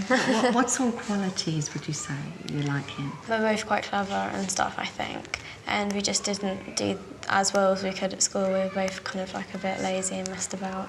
So you're saying you're clever, but you're lazy? But he does try very hard. My dad does try very hard. I mean, he's got MS. An MS, though? Oh. Because that is a challenge. It kind of makes you realise maybe who you're connecting with and who you're not, and maybe where you're going wrong with some people. Unknown to Charlie's family, her dad's illness has had an enormous impact on her life as well. Obviously, I was really upset about it when I found out he had it, but I mean, I was only 10 at the time, so I just, like, you know, used to just kind of, like, brush it off and pretend it wasn't happening. I don't talk to him about it at all, ever. I don't know, it'd be too difficult. Of course, I worry about him every day. He doesn't know that, but I do.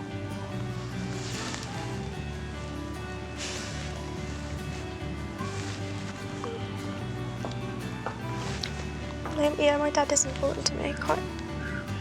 I just don't want to upset him. I just don't tell him I worry. I do worry, though.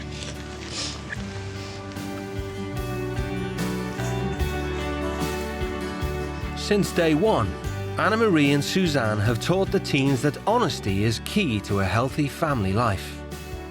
Why do you want to write a letter to your dad, particularly? Because I think I should be honest with him. Yeah? I'm not a particularly honest person sometimes. I do tend to hide my feelings. I think he thinks that I've grown up and just not given a shit about his illness and, you know, and his symptoms, and I just don't care, but I think it's time to be honest with him and just let him know. I think he'd like to hear that as well. I'm sure he would. Okay. I think it is going to mean a great deal to her father, because she can appear to be really disaffected. And, yeah, for him to know that she really cares is very significant.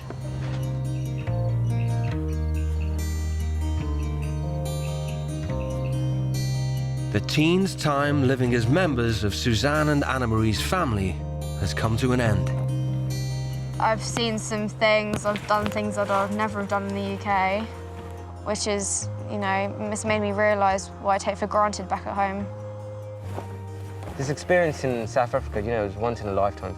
It makes me see the other side of life and what life is really about. You have your ups and downs, but you need your family. Without your family, you're nothing. Take care, yeah? Good.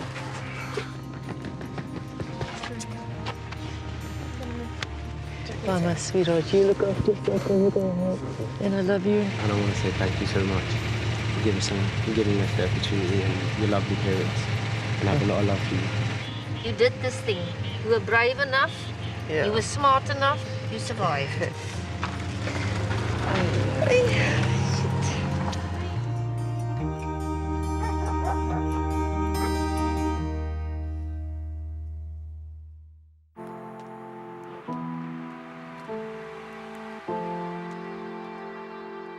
Charlie's letter was sent on ahead of her.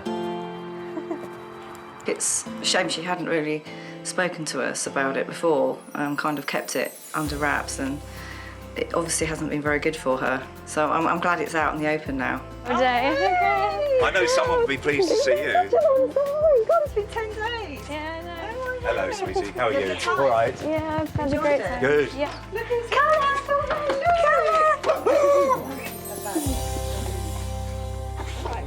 I take it you got my note. I did get your note. It just worries me sometimes, Dad. It's not like I can pretend that it's not happening. It might be helpful for you to read some of the notes from the neurologist, because you're grown up now, and that will give you some insight. You know, what might happen or what might not happen, we don't know. But you know what? I live for the present. I look constructively and positively to the future, and that's what keeps me on my feet. Okay. And out of a wheelchair. So don't be too concerned. Follow me. In the spirit of starting afresh, Dad's not taking any chances with the family's stash of alcohol. A padlock. Here is the key, which is in here. Do not try and take away.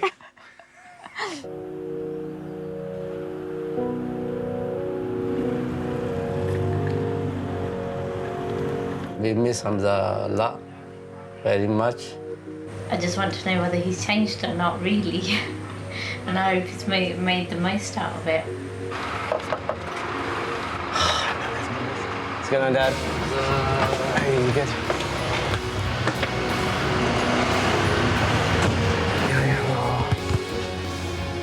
You're on, yeah.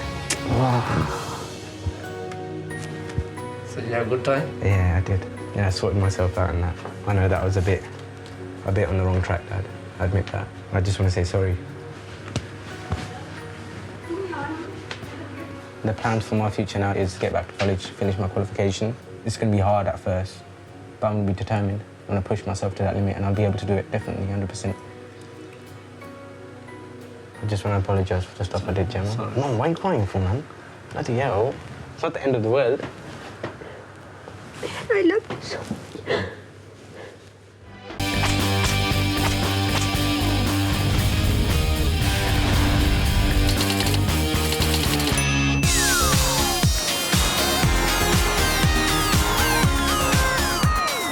Schola, will you stop swearing? No, I asked you how many hours are there. No, I'm going to do something. Do what? It's none of your business. Exactly, nothing. I'm not ignoring you. Do you want me to leave the kettle in the cooker? You'll not be told about anything. I think she knows everything. 17-year-old Schola Bruce Coker only cares about how she looks. My mum told me to stop dyeing my hair because it's damaging it and that, but she can't really do anything. She doesn't like Schola's behaviour, but beleaguered mum Andrea always backs down, even fixing Schola's hair extensions. It's me every time. I'm such a sucker. I should just say no and stick to it. Since leaving school and starting college, Schola's had a major image overhaul. In secondary school, we had to be like all wearing the same. We had to have plain hair. It was all boring. And then like the summer after that, I just went a bit mad. And then ever since then, I just like being unique and different. I've been every colour, but green or grey. I just think she goes for shock value. She wants to shock people all the time. With her appearance, her language. She's always been a very confident girl, always been very sure of herself. She loves to stand out in a crowd. She loves to be the centre of attention. Schola's parents split up when she was 10, and she and brother TJ lived with their mum. It was complicated for ages, but I didn't really mind. I knew it was coming. I'm not really bothered because I still see both of them. Yeah. Mum Andrea works shifts and has no time for Schola's laziness. My room's so messy, man. I actually do need to tidy it up. I just can't be bothered. She doesn't believe that she has to work for anything. Everything should be given to her.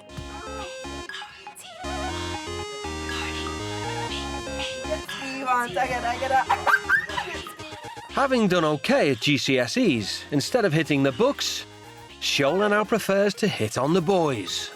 I love it. She's just done exams. I've never seen her do any revision. She seems to think she's failed already before she's even got the results. Now Andrea is at her wit's end. Schola, get in the house. What? Do you want environment and health around here again? If this is how she's spending her free time, I'm glad I've seen it here in my own home to know that she's even more out of control than I thought she was. I love this girl. Yeah, me! The party don't start till I get there. In rural Wales, 18-year-old Joey Birch is binge drinking to hide his extreme shyness. He's a rebel. Your inhibitions go away, so it's easier to talk to people, to make new friends, to make conversation. Parents Linda and John moved to the Welsh Valleys thinking it's an idyllic place to raise their kids. But Joey, youngest of two boys, struggled to make friends. Unfortunately for him, there was nobody around the area of his age or that he got on with. He was very much a loner, and suddenly now he's gone the opposite way. He's got a large circle of friends who we know very little about, to be truthful. Despite being talented at art, Joey's flunked out of college and spent the last year drinking his life away. I just feel a bit like I don't really have much direction, and I think that's partly why I do sort of go out and get wasted, because it's like you don't have to think about reality, you just sort of escape it. When he's at home, he drinks openly during the day. I get mixed up with all your... Well, why bother even trying to keep up then? Obviously you say oh, who was you with last night? It's like, they're just names to you, you don't know them, so it doesn't really matter, does it? Maybe I don't know them because you never bring them home. Well, yeah, I've had mates. I've got Feeling guilty about his lonely childhood, Joey's parents let him get away with murder. Why we worry about you? Am I supposed to feel guilty about that? You're not meant to feel guilty at all. You carry on doing your thing. And ferry him to and from his all-night parties. If his life's so shit that all he wants to do is go out and get wasted and that's the only time he can enjoy himself, then that makes me feel bad. As a parent, it makes me feel bad. To get the troubled teenagers back on track, their families are sending them to live with super strict parents on the other side of the world. Please be good. I will. Behave yourself, Schola. No, I'm not joking. Behave. Good. Diet. I just hope she comes back better behaved. Living 200 miles from Heathrow, Joey's saying his goodbyes at his front door. Bye, super. I hope that he learns to be a bit more respectful to us and to appreciate the things that he's got. Sometimes it takes a bit of a shock to the system. It'll sort of let him see just how fortunate he has been. I'm Joey. Nice to meet you. Nice to meet you. Schola and Joey are headed to northern India, where on the outskirts of Delhi lies the new city of Gurgaon. A hub of international investment, the teens will be staying in a luxury gated community with the Verk family. Mum Rashmi was a teacher who now stays at home, and Dad Ashwani is an estate agent to India's new moneyed elite. Their children are 15-year-old Akriti, 13-year-old Anushka, and 3-year-old Sahaj. For an uncontrolled child, definitely whoever comes to live with us, we are definitely a big match for them. The Verks are Sikhs by faith. Their core values include obedience. You are not going, that is for sure. Every time you're creating scene. Children are like kites. The more you release the string, the higher they will go. So that needs to be checked. And education is key, with homework checks a regular feature. In 18 days, if you tell me there is no chemistry work, then I'm a fool. It's his love that's showing the scoldings, you know. He wants me to do everything right. If there's any page on which you are not circled red, then you can let me know. Ashwani comes from a poor rural background. His dad made huge sacrifices to send him to boarding school. I am where I am today due to education, you know. Without it, I would have been maybe Another guy on the road. another person on the street. Instead, he moved up into the wealthy middle class and insists his children follow in his footsteps. If we can shape our children, we can shape any child. After a long flight, the teens have arrived at Delhi Airport. Joey, everyone's staring. Oh no. Anxious about spending a week with a family of strangers, seriously shy Joey has come prepared. They're not taking you, so they can fuck off. We could make this a good holiday. Yeah, I'm drunk, yeah.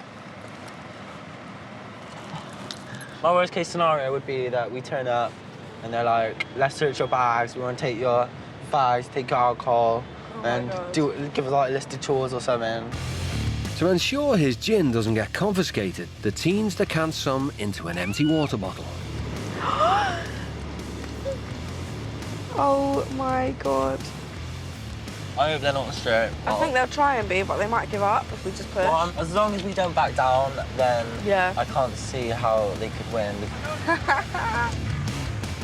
Oh my God. I can see him.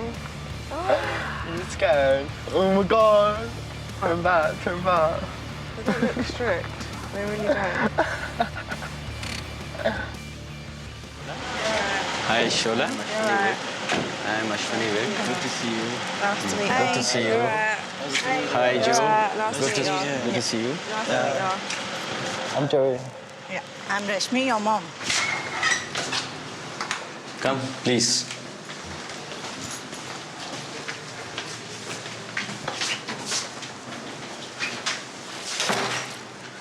This is Joe's room. Going to For be the time Joe's being. room. Yeah? I hope you like it. Yes. Yeah? But Schola won't have quite as much space. You'll be sharing this room with the other children. Your sisters Two, will I would sleep say. with you. You are the elder one now. Yeah? Fine. I'm a bit jealous because Joey got his own room with a fat TV and I've got to share. Not only has he got a room to himself, but Joey's also got his own balcony. They seem quite like welcoming. But obviously, like, I don't know, the mum seems like she's got the potential to sort of be a bitch. I was actually shocked when I first saw them. Yeah. Because I'm yet to come across such oddly dressed up children. What kind of hairstyle Schola is having it? I don't know. Why they need such kind of hairstyle? Schola, will you come down, please? Mr. Verk is a great believer in the power of communication. Yeah, Joey, have a seat. Schola, please come this side. So at the first opportunity, he wants to talk through the house rules with the teens. See, now that you are in part of our household, there are a few things I would like to be very clear upon. Schola, please look at the rules very carefully. Only wear respectable Indian and Western clothes. Casual jeans and decent tops permitted. For Indian girls, definitely. Respect is to cover their body. That's the thing. I'm in India, but I'm not Indian. Sometimes someone's image means a lot to someone. As a parent, I must tell you that we don't have to attract trouble once we are out on the street. Smoking, you're not allowed. And if you have any smoking packs, I would definitely want them right at the table. Do you have any? No. Be true to yourself. All right. Of course, the most important, drinking liquor. Do you have any of such habits which I may not know of? More like alcohol. No. Good. You are going to go to the school tomorrow with the children in the school dress. In the school dress. We may like to change the hair color. Who? Huh? No. Yes. Change my hair? Yeah. No way. Good luck. Saved by the bell, Ashwani's daughters are home. Model examples of school children. Hi, Akriti. Hello, Papa. Hi, Anushka. Hi. Come. Hello. Akriti, this is your elder sister, Schola. Hi. Anushka, Schola. Hi. And that's your elder brother, Joey. Hi. Akriti, Anushka. I hope those are easy Indian names to remember. Right? Good. Oh my God, she looks like prostitute having red hair. The worst problem is the hair I'm facing. But Ashwani's not done, and the talks recommence. If you have to go to school, you cannot go like this the way you are. Why do you want to bring a disrespectful thing to us? What's disrespectful about our hair? I don't understand. Like, you're kicking up a big fuss. It is not acceptable. Everyone has a right to their opinion because of human rights. We're not talking about human rights. Oh, I'm getting my stuff and going for a walk.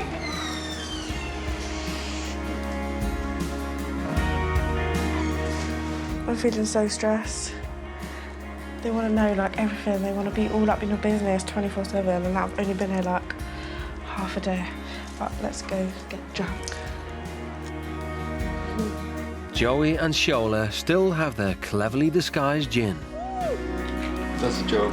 I put the rest of that gin into this bottle so it looks like water. And I'm supposed to be drinking a lot of water, so they'll think it is water, but it's not water.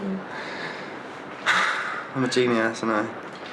The teens want to go for a walk, but Shola's outfit goes against rule number 1. I think if you want to go down, please change your clothes, otherwise stay here. Don't go. Do you know what? Fuck's sake, I'ma just do it. Get everyone off my face.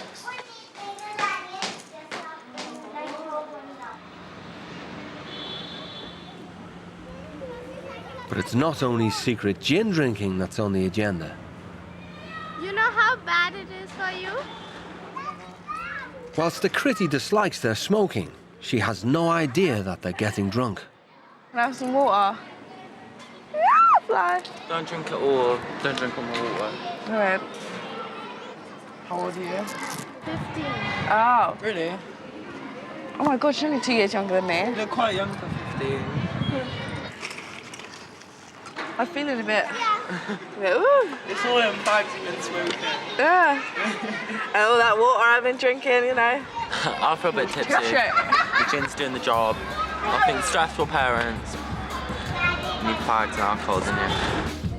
Now drunk, the teens can either come clean over dinner or carry on deceiving their new parents. You're back. Hi. Been smoking. Oh, Okay. 3 or 4 days. Take my shoes off, I'm beating.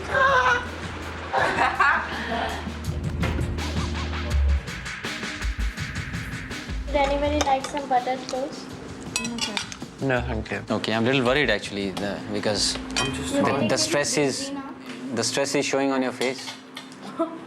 I'm just tired. It's like okay, I'm sure. It's like Let's a bit see. overwhelming to be honest. Being here, like the whole of India, like didn't expect it, and it's a bit overwhelming. So I just need to sleep. To be honest. Good. No, you should rest immediately after this. Akriti, Yes. give him something cold also to drink. He should not be short of liquids. I've got water. Like in my No, water is. Drinking lot of water. Yeah. I like I'm making up all these bullshit excuses. I'm like, I'm so tired, all the jet lag is getting to me, like all the heat. And I can't even see in a straight line, everything's just like all blurry. So, well, I don't know. This is day one, and I'm calling time out, you know what I mean? No one's clocked, I don't think. No one's really. I think they just think we're a bit weird. But oh well. They're pretty interesting. They're behaving normally, just that they were too tired today. Let's see, because a lot depends on tomorrow, how they behave in the school. Tired.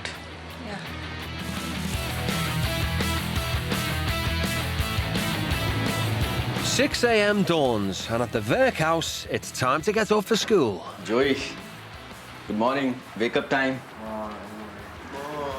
Schola, wake up. 1 minute. Joey's hangover cure consists of an illegal cigarette. Once I regret drinking so much, so I feel like shit, so I'm banging out.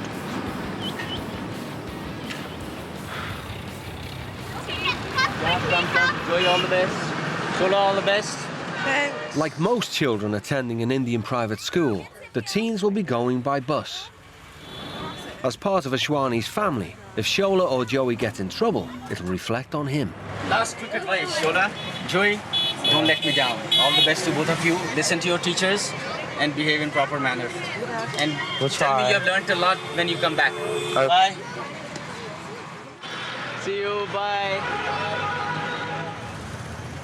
I'm sure both of them, good boy and a girl, so they'll keep my name up. I'm sure they're going to do well. That's what I'm hoping. I'm not worried or excited because I'm dressed like this. It's a bit of a bit of a twat. The Virk children attend Delhi Public School, one of the most prestigious private schools in India.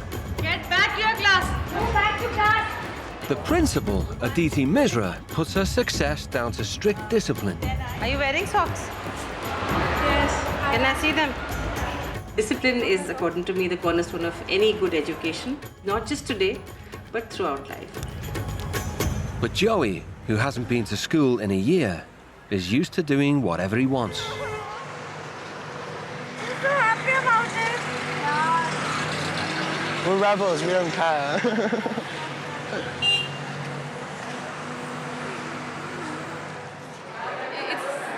It's just strange, you know, really strange to see people who are so different from you. Good morning, Akriti. First stop is the principal's office. Hello. Hello, please come. Word has already reached her that the British teenagers have been smoking. Welcome to India. Welcome to Delhi Public School. Yeah. But there are some rules that you need to follow when you're in the school. As far as I know, you're coming from, it's not amusing at all. Sorry. I don't expect to be laughed at when I'm telling you something. No, whatever. You're not supposed to laugh. You were smoking within the school premises. That's a complete no-no. I can't have you setting a bad example for the rest of my students. You respect the school, we respect you back. We'll give you a very, very nice time. Thank you. You can take them to the class. Thank you, ma'am. The girl's hair is obviously colored, which we don't accept. I think I'd let that pass because that's a very small thing compared to what they've just done. She's a bit easy. She's a pushover.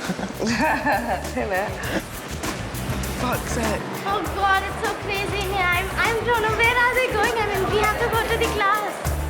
Despite their telling off, the teens disappear to find a quiet corner of the school. But there's nowhere to hide.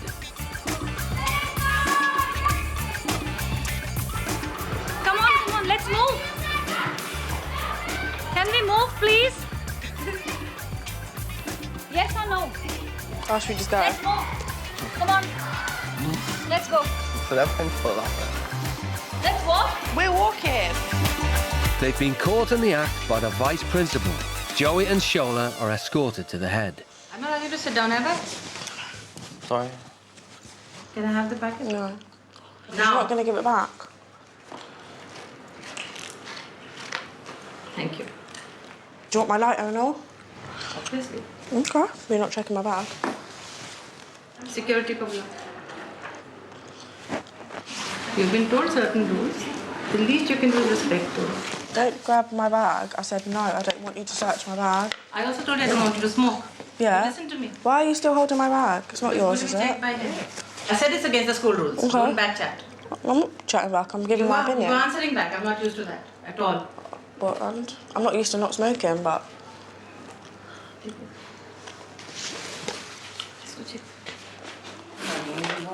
Yes, I will.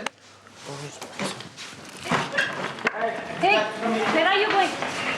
Joey doesn't want his stash of gin hidden in his bag to be discovered. Please come. Get off me, please. No. Get off me. Come. Get off me. Please. Let me calm down then. Just get off me, please. Get off me. Get off me, please. He'll get off. Give him the bag. No, you're not having my bag. I'm sick of fucking. Fuck off.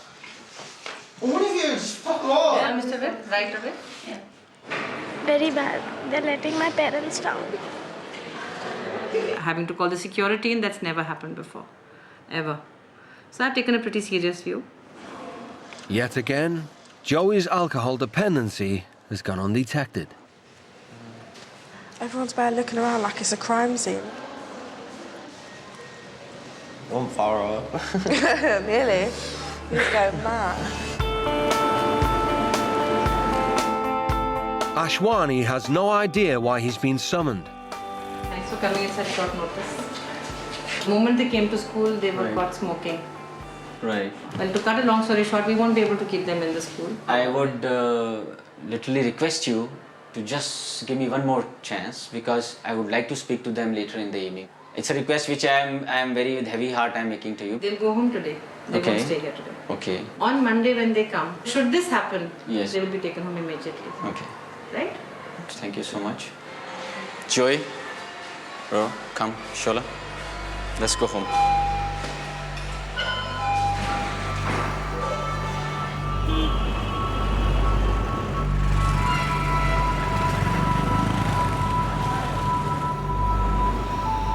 As ever, Ashwani believes all problems can be solved by discussion. First day and first impression you get is this: get expelled from school and face your parents in such an embarrassing situation. You're disrespecting by laughing it out. I don't mean to shows your disrespect carefree you. It's attitude. nervous. It's a nervous I don't laugh. mean to disrespect you. That's just like. What it is. According to us, it is disrespect. Shameless fellows you are. You did mistake, did you or not? Okay, if I was drinking and smoking and doing drugs at school, then obviously I'd understand where you're coming from, but I'm not being funny, it's just a little cigarette line. Try to understand, Schola. But it could be worse. You have certain responsibility. No, what could be worse? The situation could be worse. Imagine if I was just What? like sniffing coke in the Don't toilet. say if. I wish. Don't say if. Joe, it's not thing to laugh. It's a mark of disrespect. Sorry. How many cigarettes do you smoke in a day? 10, around 10, 12. 10. Yeah, How about you, Joey? Yeah, about the same. Same. If I allow you certain cigarettes outside down below, on certain places, then is that the activity which may not happen in school? During school times, I won't smoke. Yeah, I won't smoke. Yeah, Joey? Yeah. Is that a promise I can take from you? Yeah. Yeah? They need to get changed. Yeah, we change. You want to go up? Yeah. Realizing the teens are addicted to smoking, Ashwani compromises for the first time. There is certain liberty which has been given to them, and which I'm sure my children will be very surprised when they get to know, because they know their father doesn't compromise. And Ashwani's approach has had quite an impact on Joey. I think it's good the fact that they do want to sit down and talk to you, and like, if you have any problems, then you get them like aired like out in the open, like everyone sort of says what they think, and like they want to hear your side of the story. Well, sort of. They want to hear your side of the story. After it, you feel a lot better because it's like resolved. Whereas in my house, it's just like issues just carry on. Like there's never like a resolution. But the teens haven't got off scot-free. Former teacher Rashmi has asked them to write an essay about themselves. She wants to get to know them better. I told them to do an essay on myself to get them know what kind of children are they, what they are thinking about their family as well as about their parents. So let's see what they write, and I'm looking forward it. My biggest fear was that I was gonna like start writing and then it was all gonna sort of come out. And I prefer to like put up a barrier and like not let everyone see all my emotions, but like it's all come out. I've been writing about like everything about myself. It's gone proper like personal. Today these lovely kids from British, is it right? Britain, yeah. Great Britain. Great Britain. Not very They have done something for me as well as for themselves. Really? True? You can read that. Okay. I'm Schola. I'm 17 years of age and got mixed ethnicity. I express myself personally through my appearance. That is brightly colored, crazy hairstyles. Thank God at least you call your hairstyles crazy. Unique. My appearance is very important in other ways too. Example, how people see you or judge you on the outside. Another way of expression for me are my body, face, piercings, tattoos. Are you sucking your thumb? Why is that? She's nervous. Really? But that you didn't write here. I want to clap on that. At least you know, I appreciate, you are very true. You didn't hide anything. My name is Joey, I'm 18 years old. I don't have a job, that's fine. And I don't go to the college. Feel that I have no career plans. And I failed in regards to my education. You know, Joey, failure should not stop you from doing so many things. Yeah, I know. If you know Einstein, he always failed in mathematics and he went on to make the most complicated theories in the world. But I fear that I am a lost cause. It's so much easier to forget about my problems than to take responsibility for the pain I have caused to my family and to myself. Somewhere along the way I have got lost and become out of control. Your family always has time for you, beta. If you ask your parents, they always have time for you. It always ends in the Some problem or the other. You just tell your mom, I want to say something. Can you listen, please? You can always say. Joey, if you really feel this, it's a thing which you can easily overcome. I'm used to putting up like a barrier, so it's quite like a daunting thing to do. But I suppose it feels like they sort of know me a little better now. Like maybe they can understand like why I do some of the things I do, and that I'm like actually human and I'm not just like a robot who misbehaves. Keeps everything to himself. He doesn't like to like talk to people about his problems and that. But I haven't learned anything about myself really, not yet. Okay, both of you, good night. Have a good sleep. If you know somebody a little bit more intensely, you can definitely find a way to get through to them, to reach them and tell them, look, this is the way it should be done. This is not right. I don't want that they should change for a week or so. I want they change deeply from their heart. Permanent. And learn some good things from us.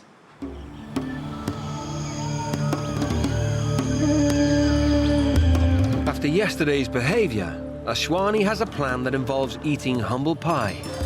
He's taking the British teens back to his roots, poverty-stricken rural India. Really want to get them feel the life is tough out there, because that's where I come from. And if you don't educate yourself, you can still end up in that same place. The teens need to wear respectable clothes for the trip, but yet again, Shola's worried about her street cred. Wow, what's wrong with this? Look where her length of the suit is, right up till the knees. Yours is the same story. You keep comparing me, but I'm Not comparing. The length you were saying, you had a problem with the length. Why do you want to be odd one out by tying up the knots? Just leave it loose. I'm covered. It's not a party time there, you know? You lot bought me this, I'm wearing this. What more do you want? This is the furthest I'm going to go, so you might as well just do it. You're trying to make a favor that I bought you this, you're wearing it. Since we are going to the countryside, which is an Indian one, you need to wear an Indian dress. That's it. That's what I'm trying to explain to you. You want me to get out my hot pants? You can just put it down, you know? No, it's not allowed there. That's what I'm trying to tell you. 20 kilometers away is the village of Abaipur, where there's no water supply or electricity, and newly married women keep their faces covered. In contrast, Schola's barely covered her behind. It seems Ashwani's picking his battles. How are you, Captain Sahab? Akriti, my daughter, Anushka. This is Joy. And that's Schola. Captain Sharma is a family friend. I've been brought up here, so I do want to show you how life is in an Indian village. Yeah? Where I am today, I also started my life from here. I would want you to know what life is about in these parts, yeah? Come. Here, the extended family is vast, and showing respect is critical. These are your aunts. Okay, same family in the village for many years. Okay? And they've been living here since then. Used to go miles away to fetch water in such earthen pots on our heads. You have to carry it for miles. They don't have like the appliances and like electronics and everything here. They have to do everything by hand, like put a lot of time and like effort in. I suppose it makes you feel lucky for like what we have back home. Not in a rude way, I've seen it before because I've been in Africa. Most of this village struggle to make a living as farmers. I'm going to ask my children to cut the grass here and cut the plants, which is a cornfield, basically. I just came here just to stand in the field. That's so fucking pointless. Then your earlier generation has done. Try it out. What you did? Schola, why are you standing there? Come here. No, just here, I'm asking you to stand. Interested. You can see it? I can see. Yeah, okay, good. And mind your fingers. And it's just with one stroke of hand you need to see that. There you are. This is Sikhni. Arre wah. She is good. Move here, Joey. Joey, do just one plant. And just push. There, Joey. It's so easy. You're doing it with great thing. That's interesting, Schola. I'm not doing it. Most of the women do it in the village. Give me, I will do it. You keep saying most of the women do it. I don't care. That's fine. I understand you don't care, but this is what life is. There are many things you don't care. I've been to Africa. I've seen. There are many things in the life you don't care. That's the point. No, but like you're putting it down to women. I don't care. That's sexist. Because in this day and age, where I'm from, women and men are both I'm not taking you to independent. Stone Age. I'm trying to explain you how difficult I'm life just is. saying. I just want to go home. We'll go home. We'll When? go home. You Don't keep worry. saying we'll go home after How, this. after this we'll go home. No issues. Yeah, but you said that last time. I've got one cigarette left, and I'm hot and I'm tired. And I've got to wear this, and it's boiling. I think Schola, like, I don't think she was like trying as hard as she could have, like with like trying new things. Like obviously, yeah, it's like going to be different, and like you're not going to enjoy everything. But I think like I've been trying to like make the effort, whereas I think she's been a bit like just like sulky. Today's been shit. I hate it. I just want to go home. Schola particularly is pretty stressed out. Joey was, in fact, more curious, you know. He wanted to see a lot of other things, activities. But I think he's just wanting to accompany Schola. And I would have loved to, you know, continue with a couple of more activities.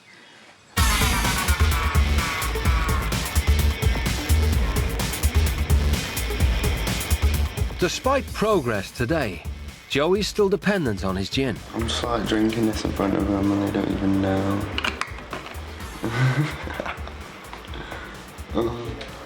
It's so stressful, you need it. No, I think by 12 we'll be free. The teens are halfway through their stay with the Verk family, and the Shwani has an important announcement. Sundays we generally go to the temple where we worship, okay? Tomorrow is more auspicious because my father passed away. So we hold a small ceremony, and it's since going to be towards my father, then definitely I'm not going to tolerate anything which is against the religion, okay? And Schola, you must see this dress, and whether it's long or short or loose or tight, because I don't want to hear anything about it in the morning, okay? Inside the Gurdwara, you need to cover your head. But look how thick that is, like, why can't I just It's have one not like thick, that? it's With, not like, black- It looks nice on her, but green just doesn't go with my skin complexion. I don't really want to wear that. That you are arguing on Because unnecessary issues. I don't like it. I've told you the reason you like it, and I should bother about your liking, or I should respect my father. Getting a boner over nothing. Tell me, I should listen to your choice, or I should respect my father? I've told you what it is for, and you're arguing over the dress. Is temple to show, is a showcase? Is it a more model house? No. Then, do you want to show God how well you are dressed? That's not my God, that's your God. You can't just walk out of here. You have to finish this argument right now. Or you walk out of the house from here. I'm not going out of the house, I'm going Right now you can go out. You want me to take you out? Get a fucking lighter, man, jam. Again, you said fucking? Fucking word for you. Why are you using this word? Because what's your problem? Just leave What's me your problem? alone. Don't say fucking in my house. You just move out. me. Just move out of my house. Get out! Just move Get out. off me! Don't try to. off me, I Move swear out. to God. Move out. Get off. Just move out. You're not allowed here. I will talk to your parents and bloody throw you out of the house. You bloody shameful creature. You don't have respect for anybody's life. I'm here. I'm trying to do something for my dead father, and you're trying to teach me what I should do. Just move out. That's what I'm doing. Just stay there. Out from here. Fuck you. I've explained the reason, and she wants to act smart.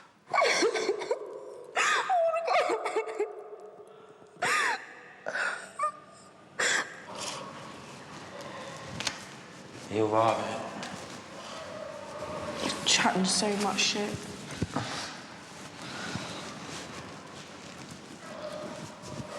It's his father, so I do respect that. I just think, like, I don't know. Like, I can understand why he's angry, to be honest. Yeah, same, but... I'd be the same if it was like my dad and like someone was like refusing to wear shit, like No, to but, like, respect even if she like I wore a dress from like my shoulders to my feet, that would even be better than wearing that. I'm really angry.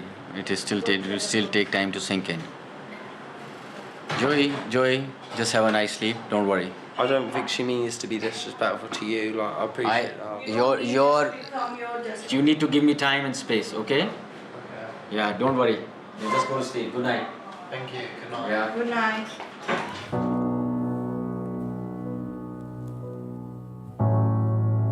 Schola has been sat on the stairs for half an hour. I've been thinking a bit. Like, obviously I didn't mean to disrespect his dad or whatever, but like, he should know that's how I am. I'm stubborn like that. I don't know. I'm not used to like living in a family with a dad. And maybe that's it. I don't know.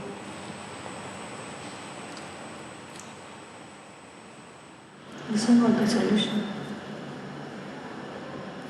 Do you know why I'm sitting? I'm also very angry.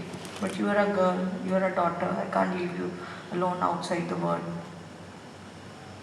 I don't mean to make you angry. I think everyone sort of thought I was trying to disrespect his father on purpose. You did a big mistake. I know. Life is not about fashion, clothes. So many kids they don't have even money to wear that kind of clothes also. And you're living in, I don't know which world. You know, giving satisfaction to others or listening to others give you lot of satisfaction. You know, give and take is life. Are you sorry about it? You want to say?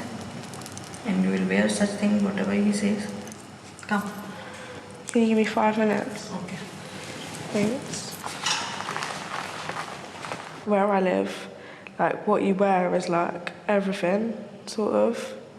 But here they don't even have much, like they don't really have a choice of what they wear. It's like whatever they can get.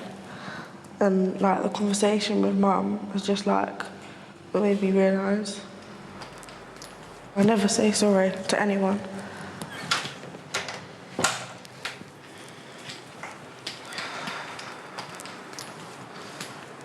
I'm sorry. I didn't mean to disrespect. I overreacted. It's really hurt me by doing what I have done to you also. No, Schola, go and sleep. And be ready for the morning tomorrow, okay? Where's the outfit? It's here it is. Thanks. Just have a quick sleep, huh? Don't bring stress to yourself, okay? I feel really bad. Really, really bad, because I don't know. That's just how I react at home, like. But I didn't think that would be such a big thing here. If she would have understood my perspective of feelings, and that means she has feelings, right? And that's what I would have expected from my daughter.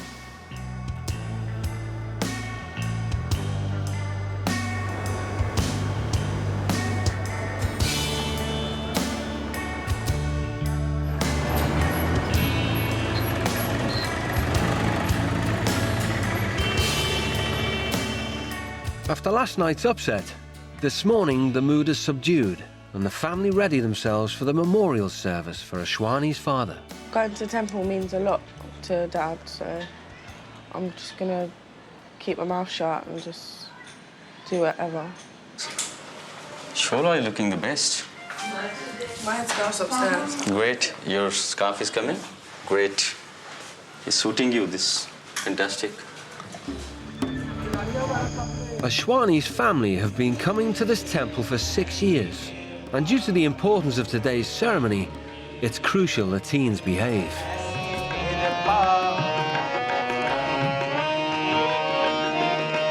Ashwani's father died 11 years ago, and he honours him every year.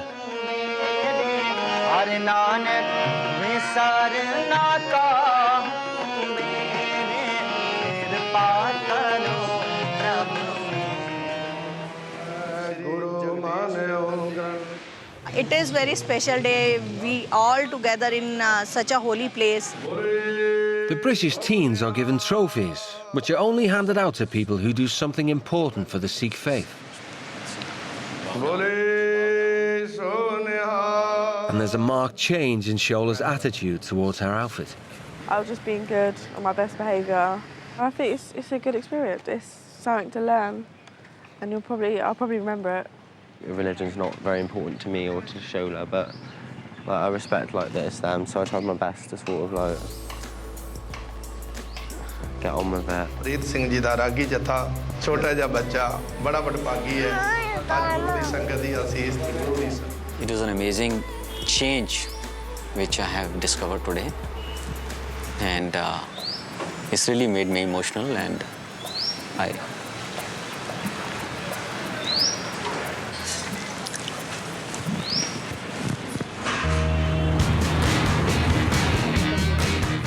The teens return to school tomorrow.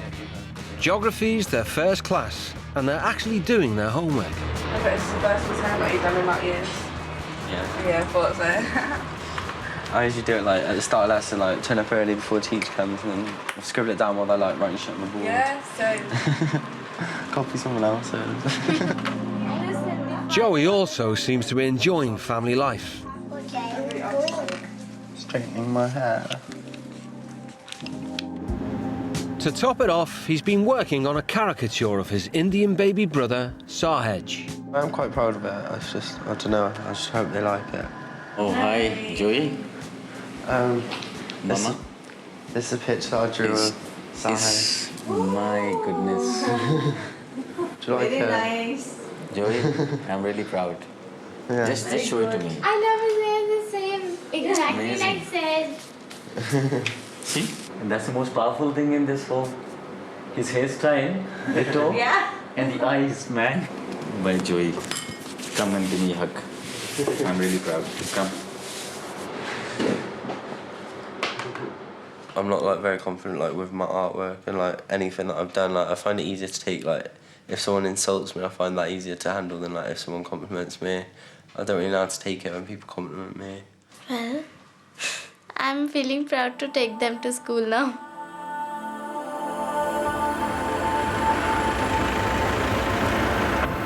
It's 7:15 at Delhi Public School. There are no fags or booze in the teens' school bags this morning. All the best for your exam. Take care. I hope they've understood because today is actually test by fire. I hope you've done your homework. How many of you made the poster? Those who got it, just stand up. Oh. Okay. Sit, sit, sit. Who wants to go first and talk about the poster they made? Who'll come forward? Joey, you want to take a turn? Would you like to talk about it? This is the first time in 2 years that Joey's spoken in front of a class. Hi. I made my poster. Obviously, it's about water conservation. And my slogan is conserving water in the present for a better future, because obviously, like, you need to like prepare for the future by like acting now. Yeah, that's my poster. That's very nice. Reports have been coming from the class that they've been very supportive. They are participating in the class discussions. They're talking. They've done their homework. Seeing all the kids here, like how dedicated they are to like their education and their learning, and like they sort of like ask me, oh, well, like, what do you do with your life? And I sort of think like all I do is like get drunk and like party and just like laze about. I just think I need to find like a balance, either go back to college or like try and find like a job or something to help my parents out in the meantime. As well as being a fee-paying school by day, once the wealthy students go home, the school opens its doors to underprivileged kids. Children, this is Akriti Brick, and she's hosting these two children. She's Schola, and this is Joey. So children, would you like to tell us what all you do in the morning? And I help my father. I get up in the morning on 5 o'clock. And what about you, Abhishek? How do you help your parents? In morning at 4 o'clock, I fetch the water, half kilometers. Okay, about half a kilometer. Yes, ma'am. What do you want to become in future? And you have to tell us from the heart. Yes. Teacher. You know Schola and Joey, when she grows up, she wants to be a teacher. Papa will send you to the college? Yes. There is no looking back. Since they've got the education, they are only looking upwards. And they will graduate from here in college. Children, whatever you dream, one day definitely you shall become whatever you want to be. Is that okay? Yes. Friendship band for you. You can write whatever you like. How hard? Thank you. Band. We are friends. Friends forever. That sort of made me value education a lot more, because they have so much to do in the day and they still make time, whereas like, I get tired from like the littlest things, but they still try really hard to get an education.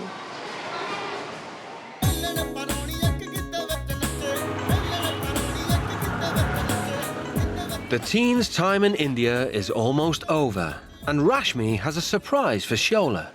Something is for you from a mom to the daughter. Tattoo in your hands. Really? Yeah. Oh, thank you. I can see your eyes are more clear now. You are more confident and you are start understanding others' feeling now. Am I wrong or right? Right. I can read? Okay, that's great. What is your plan?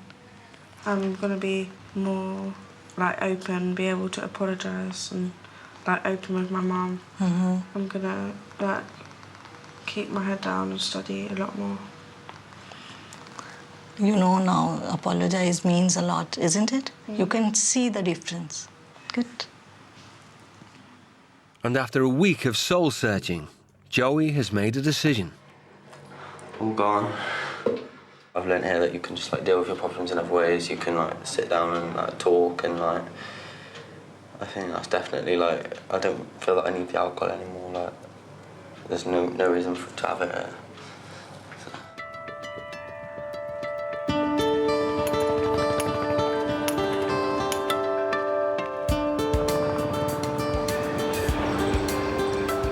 After their week's stay with the Werk family, the teens fly home tonight.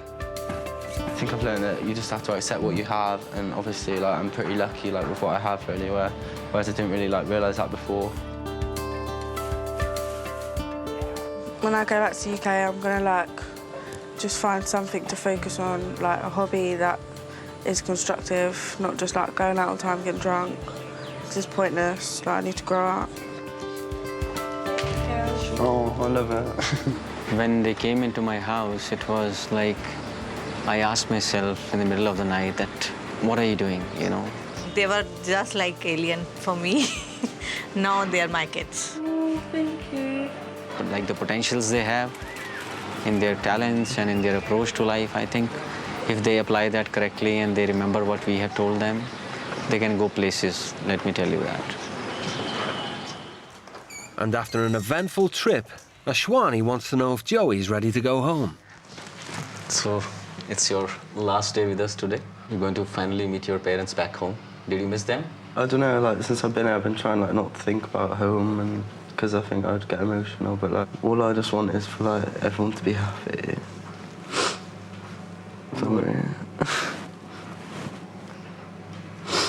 They are there for you.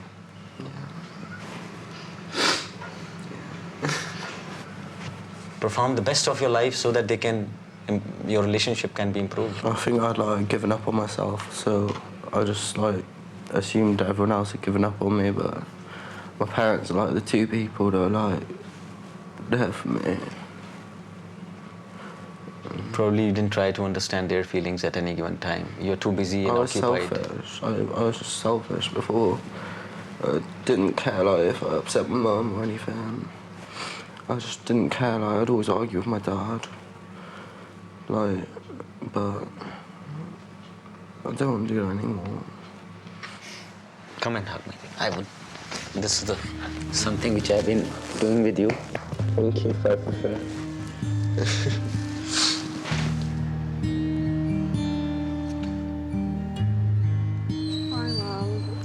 You too, and take care of you and your mom as well.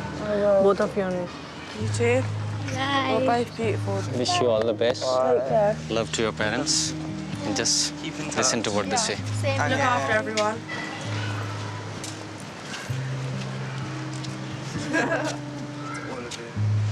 Write to me. Yeah, I will. Okay.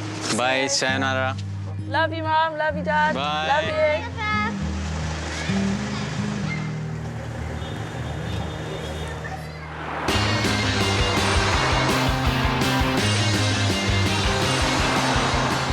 I hope she's got a more responsible attitude, willing to help out, willing to take better care of herself, and just that she's grown up a bit.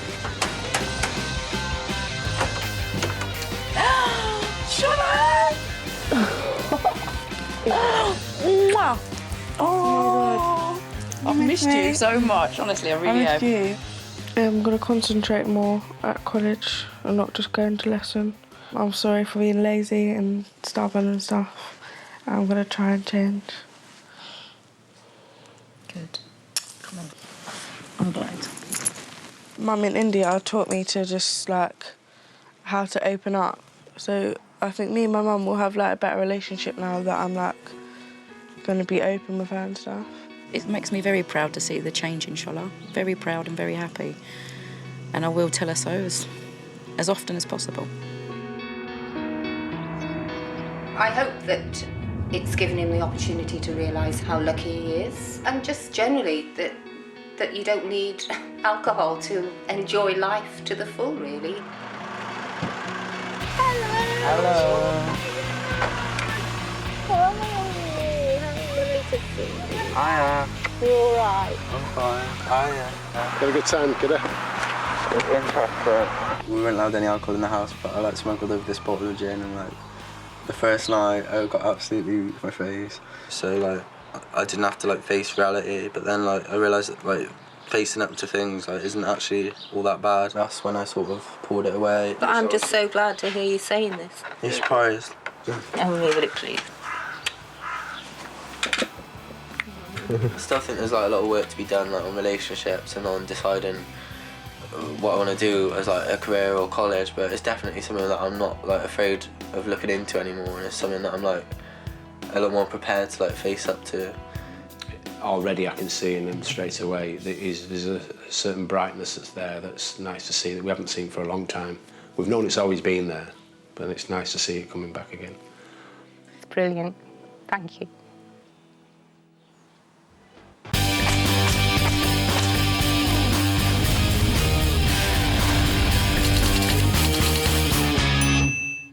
What's your problem? Do you know how it is talking here? 18-year-old party girl Jade Bear doesn't know when to stop.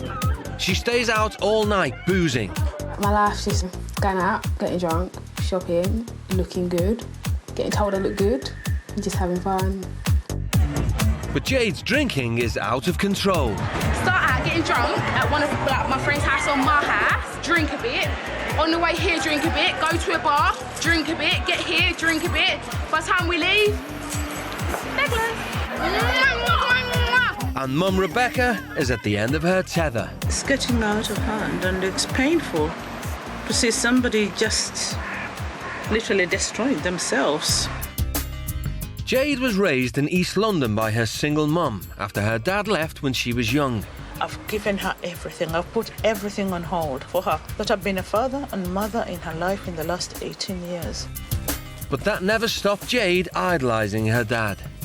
I really, really, really, really loved my dad. He was like a proper main part in my life. And with Jade's dad dying 2 years ago, it's made matters worse. Now he's gone and I don't really care about anyone else. I don't even care about like his side of the family. I only cared about my dad. When she lost her dad, and I think that's when things really, again, just got out of hand. Jade's relationship with her traditional Ugandan mum is now a breaking point. I just don't feel like I really want to be around my mum anymore. You call her, say, what time are you coming back? She doesn't answer the phone. You do the waiting game until she comes back. Jade, you need to look respectable. I do look respectable. No, you're going out and you're walking out like that. I'm not going to say what I feel that you look like. I don't tell her when I'm coming home. I just come home when I come home, if I come home. I'm not coming back today, by the way. See you in 20 years. If I weren't going out, I'd just be depressed. But since I go out, I just think it's fun. I don't think there's a point of life if you're not going to go out. I feel I'm losing her. There's no connection. We are losing that. No relationship between mother and daughter. Connor, your brother had £10 in his wallet. No one never touched it. Sorry, I don't believe you. I just don't believe you anymore. So who took it then? I don't know. What, the fairies come in, did they? Yeah.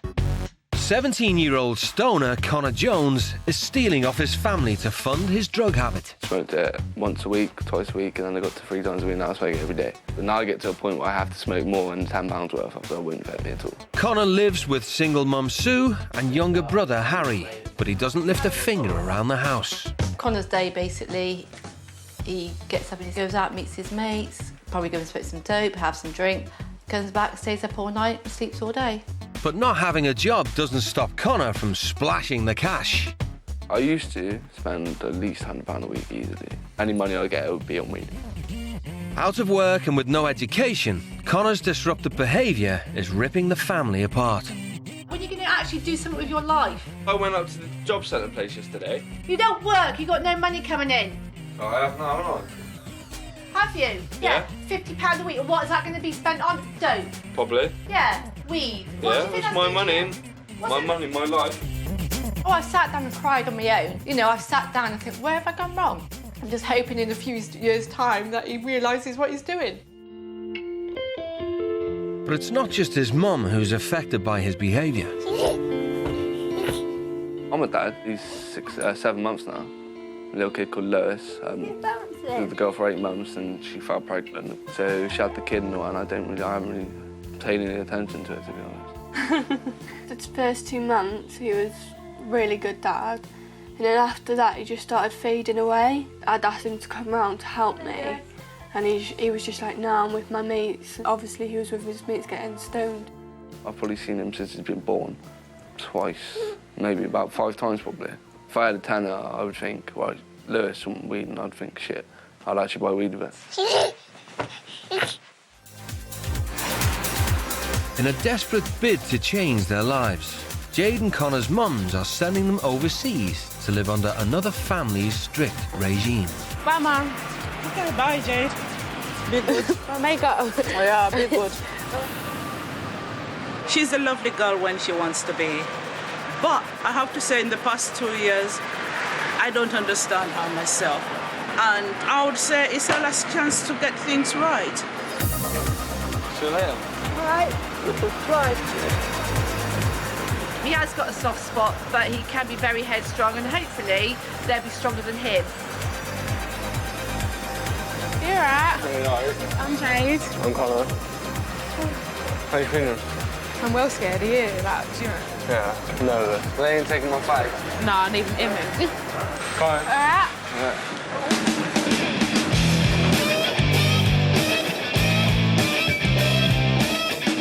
Connor and Jade will be heading to Seattle, the largest American city in the Pacific Northwest. 28 miles from the center of town, they'll be staying with the Smith-Irwin family, under the watchful eyes of Mum and Dad, Denise and Rob.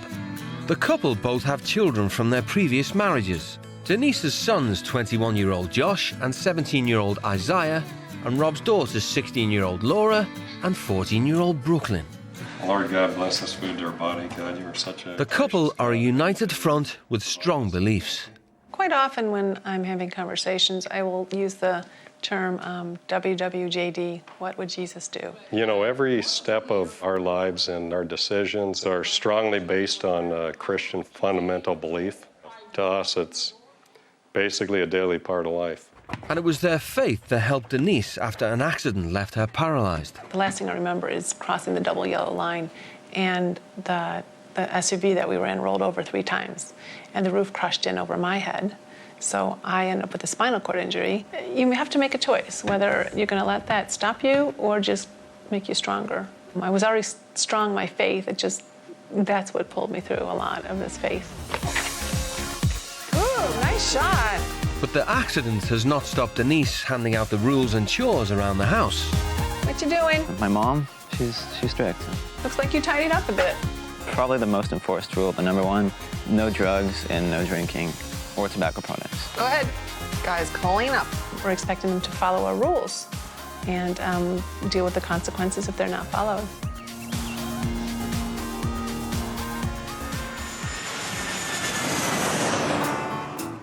After an 11-hour flight, the teens land in Seattle and head to their new family.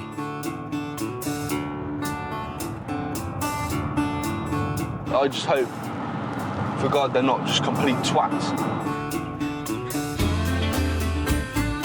I am proper nervous now. Now we're coming up to it. Whoa, look at their house. Oh, here they come. I think the one on the belly on him, that's the dad. He's fat, ain't he?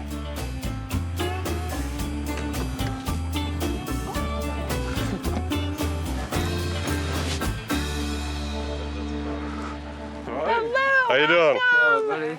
Good to see you. We're so glad you're here. Nice to meet you. Hi, how are you? Jade. Jade. It's wonderful to meet you. Hello, dear. We're so glad you're here. Let's go on inside and show you the house. This will be your room, Connor, this week. Oh, yeah. I've never seen such a clean room. No, neither have I. Oh. Everything's like perfect. Nice. The mum seems nice. Yeah. The mum seems really nice. She seems like a pure nice girl, but the dad, Dad seems like proper like. proper weird, doesn't he? He's like right weirdo. He's like a ginger freak. It's one of them kids at school you never like the old gingers. House is massive. I've never seen a house like that in England. Oh, I was proper shocked. It's proper nice. Like, it seems a bit upper class though, innit? Like a bit higher market. Got to take your shoes off when you're walking through the house. It's like, yeah. Before the teens settle in, Denise and Rob want to explain what they expect over the next 7 days. Connor, Jade, could you guys come down here? We'll have a quick talk. Hi, guys. Well, now is the time we need to talk to you about the rules of our house. First and primary things that we insist on is that we don't permit drinking, smoking, no alcohol, no cannabis, no cigarettes. So there's no way you can smoke anywhere like outside the house. We're expecting that you're going to give up your cigarettes and there's not going to be any smoking this week. Up my cigarettes at all. We're going to have to come to some kind of an agreement on that. I'll do 5 a day. Shoot for 3. Shoot for 3. Come on. 4. I know you can do it. 4 a day. I'll come boys and go 4. That's in the middle. Do your daily chore. Jade, your chore will be setting the table for dinner. And then Connor, your chore will be, after the dinner dishes are cleared, to wipe off this table and the counters after dinner each day. Computer we do have over there on the wall. There's one for everyone to use. You may use that. We do not allow Facebook. What do you use the computer for if you can't go on Facebook? There's an amazing number of things you can do with a computer without getting into a social network. I want to clear up something. Smoking, where would you want me to smoke?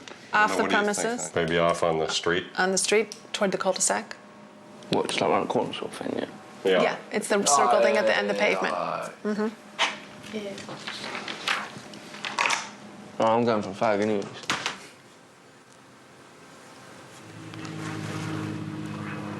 There's like 10 people to fucking set a table for. I ain't setting no table, that's just bullshit. I'll eat off a table and all that. I don't mind doing that and food upstairs, that's fine. Yeah, you ain't got to set the table, that's why you eat off it. Yeah, I've got to set it. I'll eat all that shit. Well, I ain't touching any of that stuff. That's just bullshit. Well, there's a lot of zombie fight in that house, man. They need fucking on the yeah. table and all that. They need to liven up a They little need bit. some fucking alcohol in them, that's what they need. Every weekend, the whole family has to work together on the household chores. The British teens have only just arrived, but that doesn't mean they're exempt. Okay, so today's Saturday and we're going to do our yard work chores. So let's all pitch in and do it together with the best attitude so we can get done and have fun, okay? All right, so Connor, I'm going to have you work on pulling the weeds. How long is this all going to take? Might take up to 2 hours or so. 2 hours? Pulling weeds? At home, Jade never lifts a finger to help her mum. What's weeds? Like what, them green stuff? Yeah, the green, all the green stuff. Can I just sit down? Maybe you just like help out for a little bit, and then maybe I'll pretend to be over here. True to form, she decides to leave the others to it. I'm not really interested. I looked well bored. I think I looked proper rude. I was proper well bored. But I'm not doing no yard work.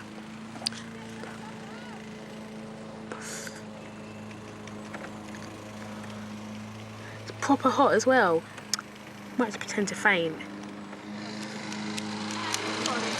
Yeah, I got really bad hay fever. I'm actually not lying. Do you? Yeah, like Okay. really bad. I don't have any info on your medical stuff, so I'm going to take your word for it. Jade may have got out of yard work, but she still needs to help Denise with some other chores. Connor is hard at work, but that doesn't mean he's sticking to the rules. To find Denise and Rob, he sparks up right outside the house. Take a break. Take 5. Oh, I don't want to take a break. I want to get it done. I'd rather just sit and smoke and get it done for you. We're going to stick to the rules. Well, I'm sure you'd be more happy with me getting it done like your way, though. You know what I mean? It makes more sense. Yeah. Makes more sense me getting it done for you instead of taking a break. I don't want to take a break. I'd rather get it done and smoke. You know what? We did our negotiation earlier at the dinner table. Take a break. Take 5 minutes down at the road. I don't want a break. Huh? I don't want a break. Well, Why if would you're I going want to a break? smoke, just go down to the road there. Yeah, but It's I'm not gonna having a kill break. you. I'm not breaking. Here we go. Perfect, we need 5 pounds. This one? Yep. Yeah, they look good. Shopping done, Denise seizes the chance to get to know Jade better. What do you do when you're at home? I'm not really at home a lot. I don't like being around my mum a lot anymore because she just shouts so much, so I just avoid it. Tell me a little bit more about your family. Because you talk about your mom. Do you have cousins, sisters, brothers, uncles, aunts, dad? My dad died when I was 15, yeah, just before my 16th birthday, yeah. So now it's just really like my aunts, my uncles, and my cousins and stuff, so yeah. That's so sad. I didn't know about your father. And that was fairly recent. Yeah. It was just a couple years ago. A year and a half or 2 years ago. Do you miss your dad? I don't really like talking about it and nothing, I don't know. Rather just like forget it. You know, sometimes things are really hard in life, but this could be a challenge, you know? If you think about it and you talk about it, it kind of, instead of bottling things up, you let things out and discuss them, you feel better inside. An hour after signing up to the rules, Connor's having second thoughts. I know I said on the contract that I'm going to do 4 or 5 days. I only did that to keep you happy because I didn't want to sit there and just absolutely argue straight away. I take a man at his word, and I don't appreciate the deceitfulness that you decided to try to fool us this morning, saying fool you at all. I was just trying to keep you just said that to appease us. Yeah. You had no intention of following through with your word. Well, I want to change my word. Then I want to change the contract. Then it's not going to work in this household because we are not going to permit somebody to come in and be smoking. Can we change how many I'm on a day then? Huh? Can't we just put how many I'm on a day then, change that? Listen, you want to compromise? Yeah. I want to change 4 a day because that is bad. I'm going to give you 6 a day for 2 days, and then we're back to 4 on Monday. Is that going to work for you? And don't tell me something to try to appease me. I want to know the truth on this. Because I got to make a decision whether or not I've had 2 now, so I can have 4 more. Yes. You're in? Yeah, all right. He's going to make some type of an agreement just as a way to pacify us. That's not good enough for a man. A man's got to put his word out there, and he's got to be honest to his word. So I'm holding him to his honesty.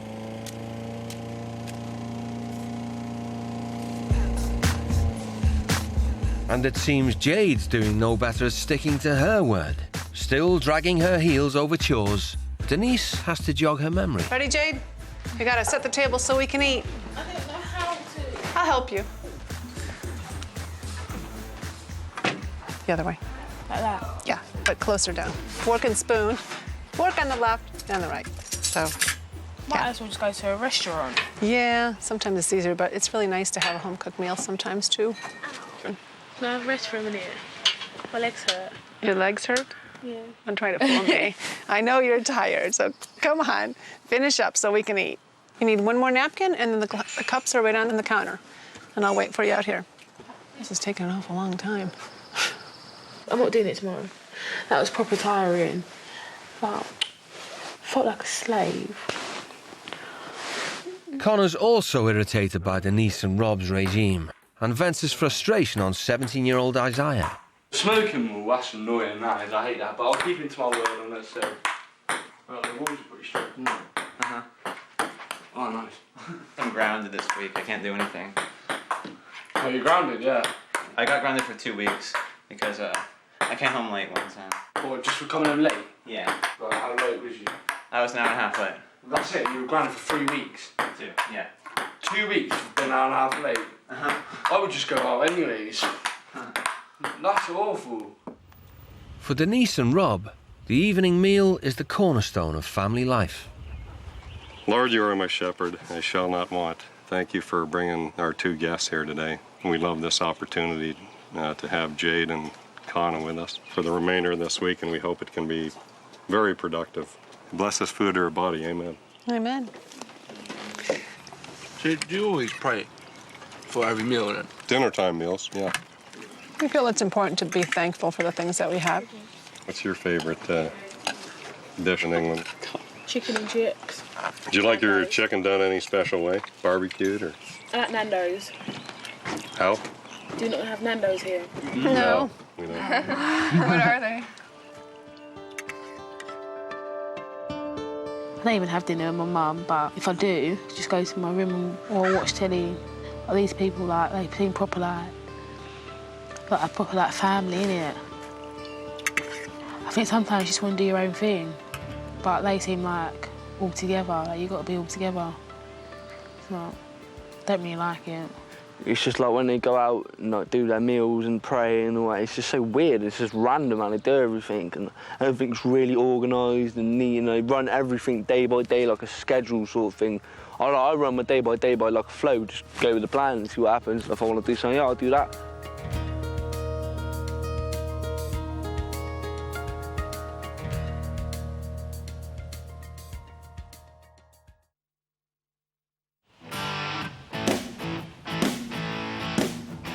It's the teens' second day in Seattle and the 4th of July, one of the biggest days in the American calendar, where they celebrate their independence from the British.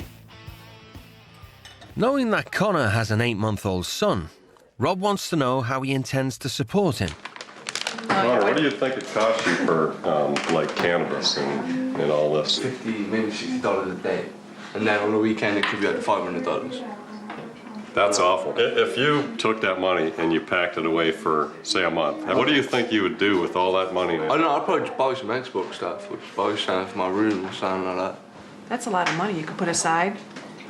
Think about how you could use that money for your son. Yeah, obviously, yeah, and I'll put some away for him as well. And like his own little piggy bank, whatever you want to call it. Oh, I'm going out for a fag now. All right, we'll see you.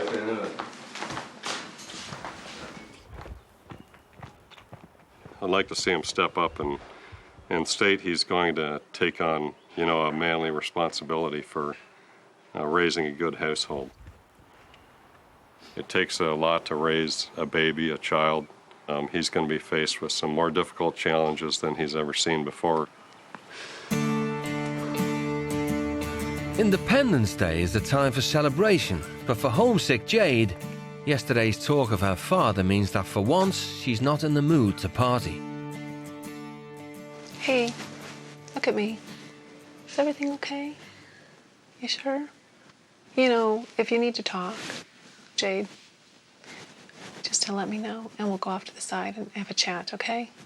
Because I really want to know what's going on with you. I'm all right. I don't think you're okay, actually. Actually, I know you're not okay.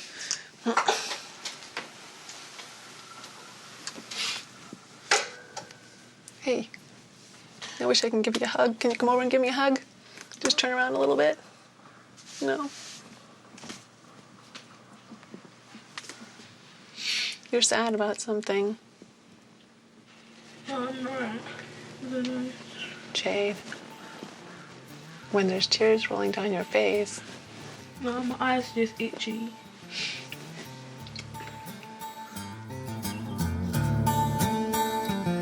Back in the UK, Jade would drown her sorrows in drink. But in America, it's not just the family's rules that are getting in her way.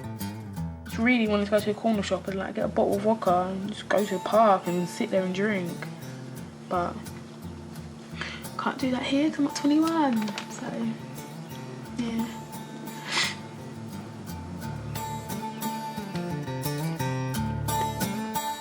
As part of the Independence Day celebrations, the Smith-Irwin family has been invited to a neighbour's party. For Denise and Rob, it's a good opportunity to test Jade and Connor's resolve. There's going to be some alcohol there. We don't want to take any of that. I don't really drink a lot, so it don't bother me. How about you, Jade? You think it's going to be a temptation? Probably, but just remember our rules. No drinking, no smoking, no drugs. Same goes over there. We're all going there as a family, representing us as a family. Just remember to use your manners and be polite. We'll have a good time and stay away from the alcohol. At the neighbour's party, being confronted with the temptation of alcohol means Jade can't shake it from her mind. Did you get drunk when you were younger? Like, did you go to clubs and stuff? When 21, it's pretty strictly enforced around here. Yeah. I started buying alcohol when I was like 14, 15. Yeah. I wouldn't call it a party. I would not call today a party at all. More like a little adults gathering. Loads of alcohol. I might smuggle one, just the fact that I want some alcohol. Get a little cup, put some.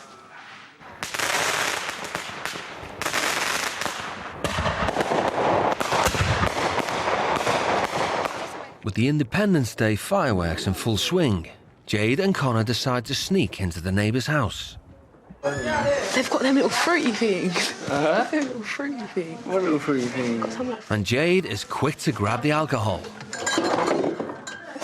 But it looks like they've been rumbled by Josh.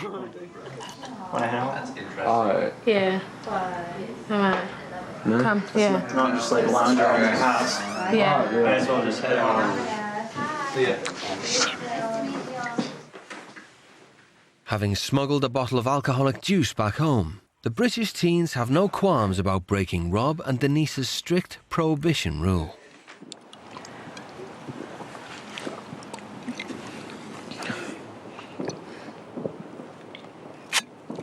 I don't feel guilty. Connor might. What is there to feel guilty about? It's juice. Put it in the post box. Oh, pardon me. That is just grimy. What I did earlier, where the plane home.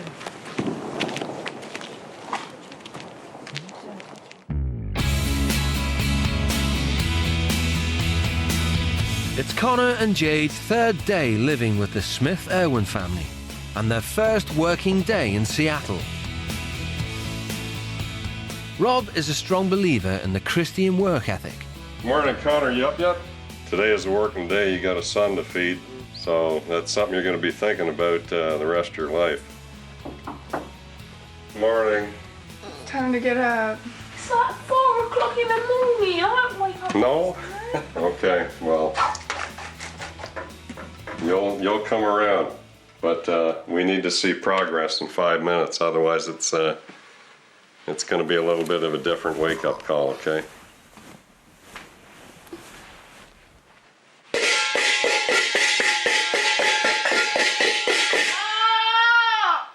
No! Huh? No, that's just really horrible. We told you it was going to get worse. You got to start making some progress. That's a regular work day, and that's what we do. We need to, when you're going to school, when you're going to work, you got to get up in the morning, you got to do it. Phil. Stop. To teach the British teens the value of working hard to help others, Denise has arranged work for them at a local charity, accompanied by Isaiah and Laura.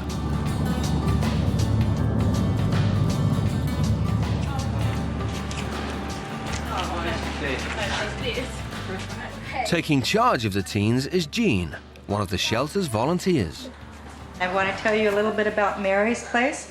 This is a day center for homeless women and women with children who are in maybe perhaps transitional housing. Like a homeless shelter. Well, I'm outside. Yeah. And she's quick to put the teens to work in the kitchen making lunch for the residents. Guys, you gotta wash your hands, put on some gloves.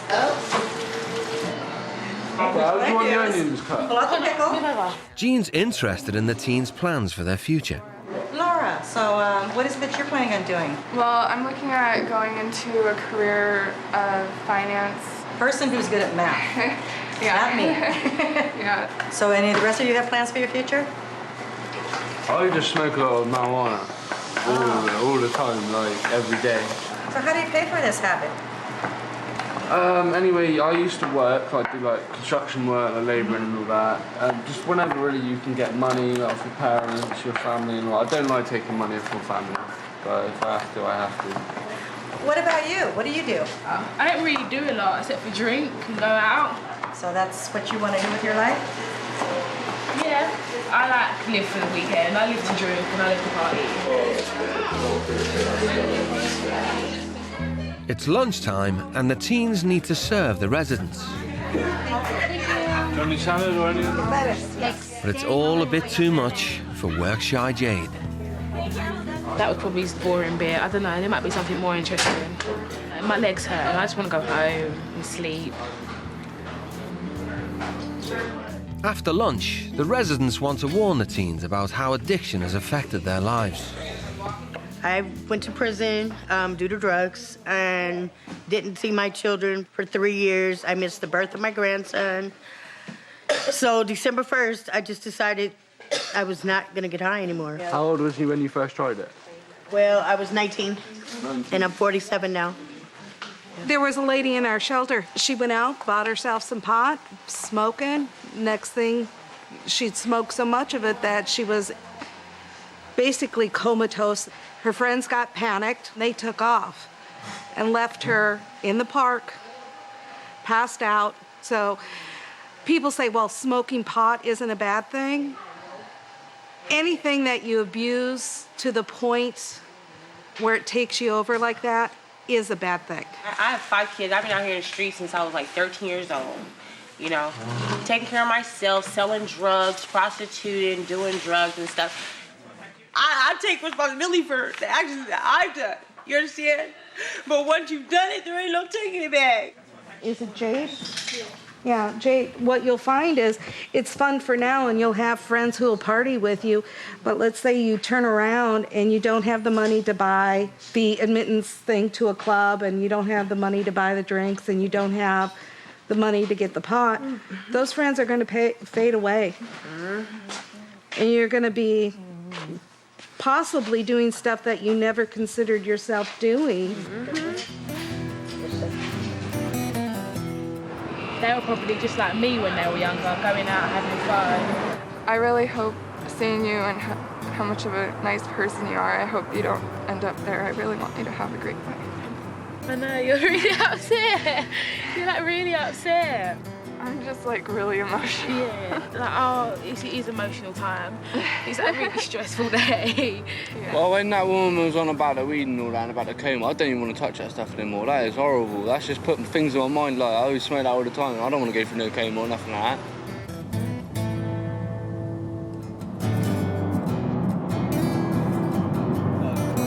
You're an idiot. Connor may have turned his back on weed, but the war on drugs is not over. Denise has suspicions after the party, and she's summoned Josh. I saw the teens were going into the fridge with the alcohol in it. I don't know if they took any or they decided not to. They must have been pretty sneaky. Yeah. You didn't see them take a sip of it, though? You didn't see them open it? No, they must have stowed it away for later or something. Yeah. So you might have walked away from it and... Yeah, I'm guessing they took it here. Because that was at the very end of the party, and I was like, come on, let's go, guys. And then we just left and came home. Oh, it was at the end of the party. So, okay, so it was after the fireworks? Yeah. See, I was picturing... Okay. Right after you left, Got and it. we were about to go home. That totally makes sense now, because they had that time from getting the house to here. They could have been drinking it along the way or something. I was with them the whole way. They didn't drink at all. Yeah, I don't know what they did with that. Maybe they drank another time that I didn't see or something, but... Oh, what did they do with the bottle after they drank it? They probably brought the bottles here and they're not open. That's my guess. Need to talk with them. Yeah, I can't say for sure what I understand. the bottles. It might have been another time. And you know what? I'm not going to tell them that you told me that. Determined to dig out the facts, Denise calls Connor outside. Is there anything that you need to tell me that happened yesterday at the party? No. Nothing at all? No. You're sure? Yeah, I'm positive. Okay. Today I was informed that you and Jade had taken a drink. I haven't touched any drink or nothing like that. So obviously I'm still innocent until I've actually been proved that I've taken it. Can you send Jade out here, please? Jade, don't want you.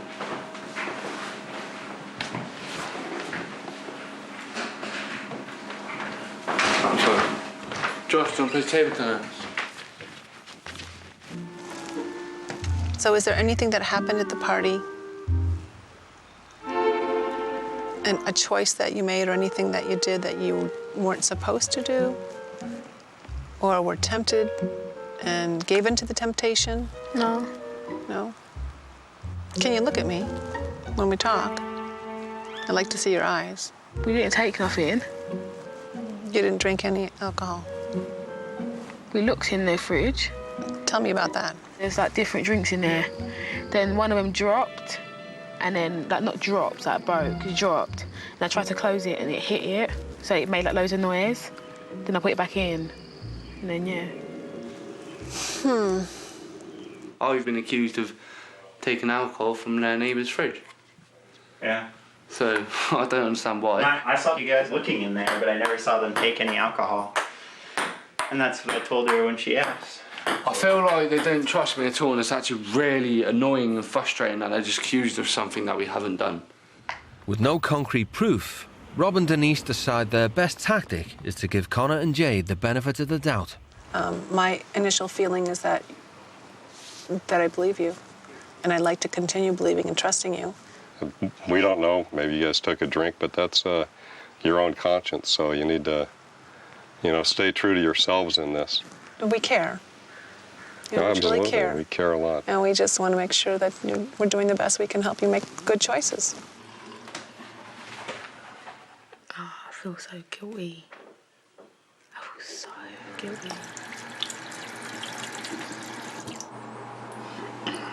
You're all big about trust and all that, and they said they believed us and they trusted us, so I feel like shit, to be honest about it.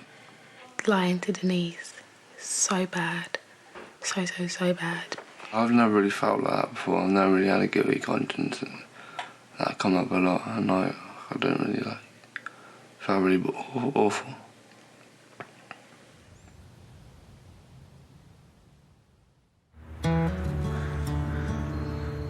Jade, I'm going to take the elevator down. Okay. I'll meet you right in the front of the car. Bye-bye. Bye. I'll try. Before the teens head home, Denise is keen to have some more quality time with Jade. And Rob wants to make sure that Connor returns to the UK with the right attitude. Yeah. What time do they normally start work in England? Usually we start about 8 o'clock. About 8, half 8. 8 o'clock, so you want to get up, have a little bit of breakfast, get ready for the day, right? If you keep on getting yourself involved in cannabis and smoking, you're going to be wasting a lot of that money that you work for. So think about all the hours you put in just to support that nasty habit. I do what you said, put some money aside. Yeah. My wages each month or whatever, when I get money. That's something you could put into your son, right? Yeah. It's going to get really tough, and you're going to want to quit. But you know what? You can't quit. You got to keep going, keep persevering. Denise wants to get to the bottom of why Jade was upset on the morning of Independence Day. You were crying. Something was really bothering you.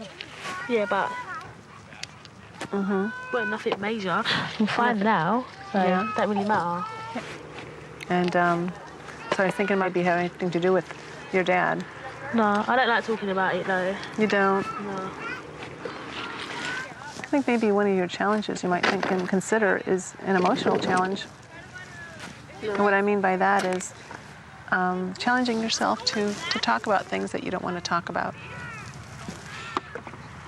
Nah. Nah.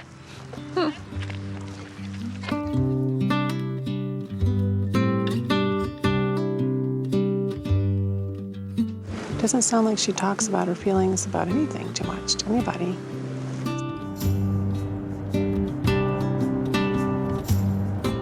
So that's the challenge, is trying to get her to talk and open up.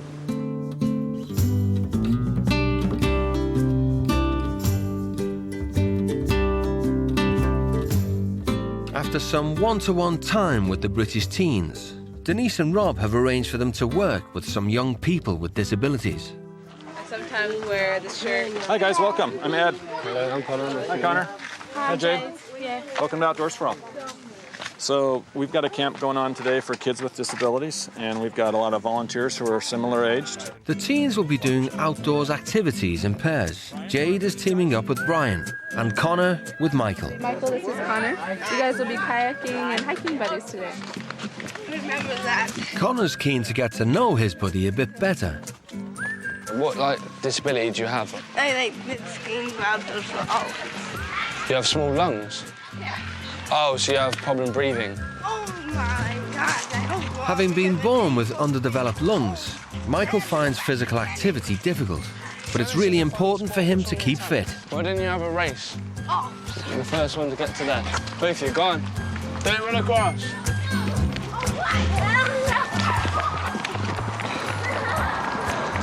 Come on, keep running.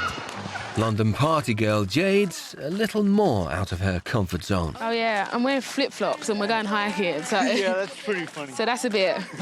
That's a bit dodgy.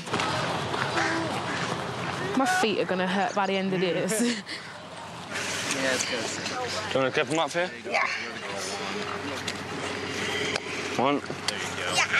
With his own 8-month-old son, Connor's been a reluctant dad, but away from home, it's proving easier. So, if I show you, you sit there. So you're going to do it like that. Oh, I... You understand? Yeah. So keep practicing that and you'll get the hang of it, like that.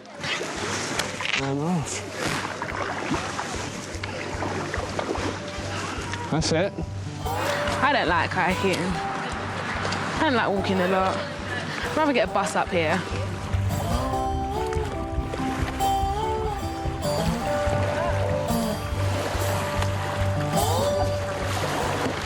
Well done, buddy. Have fun? Hard work? Yeah. Sometimes, yeah. How'd your arms feel? Good. Good? Feel strong? Yeah. Yeah, I enjoyed it a lot. It's good fun.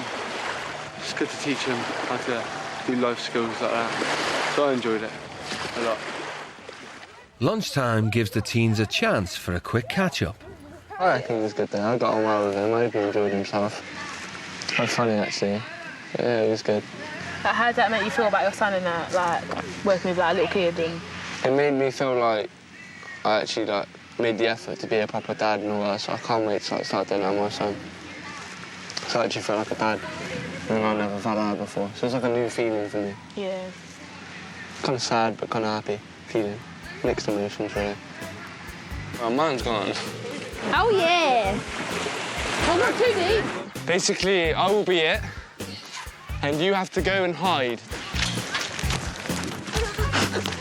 Ah. One, two, three, Michael! We can do it, Brian. Come on, let's try turn around. Come on, Brian. You're doing it.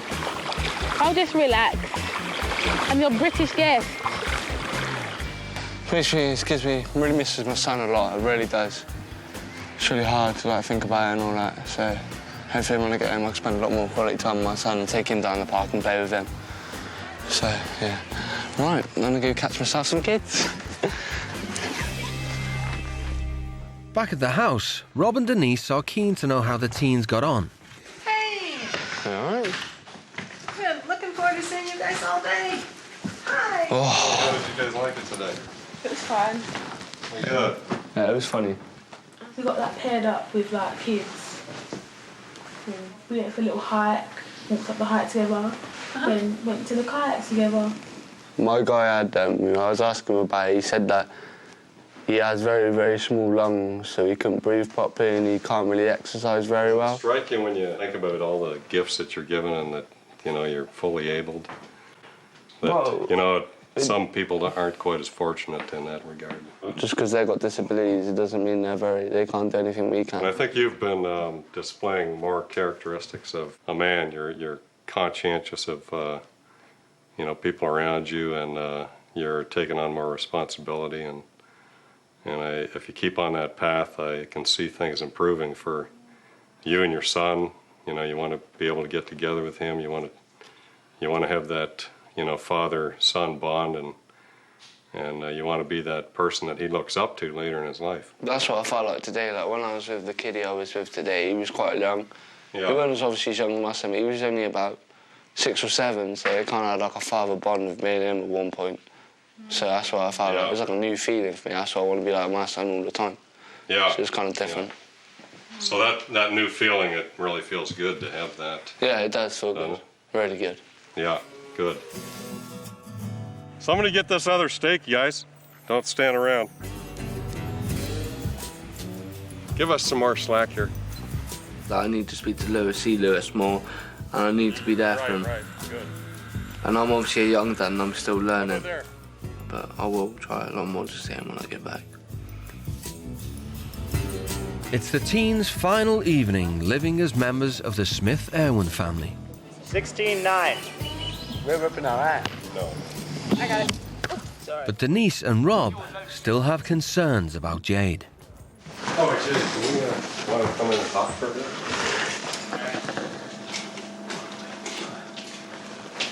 We haven't talked that much about your dad. I don't actually know what I feel. I haven't actually got a feeling about my dad dying. It's still not that real, if you know what I mean. Because no one really told me what was going on, so I was just like, oh, I might, because I was just like about to do my exams, so no one really wanted to say, yeah, your dad's like dying. When's the last time you saw your father? I ended up going out on the Saturday. I went to my friend's house, and then my mum tried to ring me like over 50 times. Oh. I just chucked my phone in my bag, and that's what I always do. And she tried to ring my friends, but I was just like, just ignore it. So. Do you felt like you had time to say goodbye? No, I felt really guilty. I think that's probably why it's worse, because I feel really guilty. He wouldn't want you to carry any guilt like this, really. Do you think you've ever grieved your father's passing? No, I don't think I did it properly. I think it was a bit... I think my grieving was drinking. That's how I got rid of my pain and stuff. That's why I just carried it on. It takes a lot of courage to face some difficult emotions sometimes.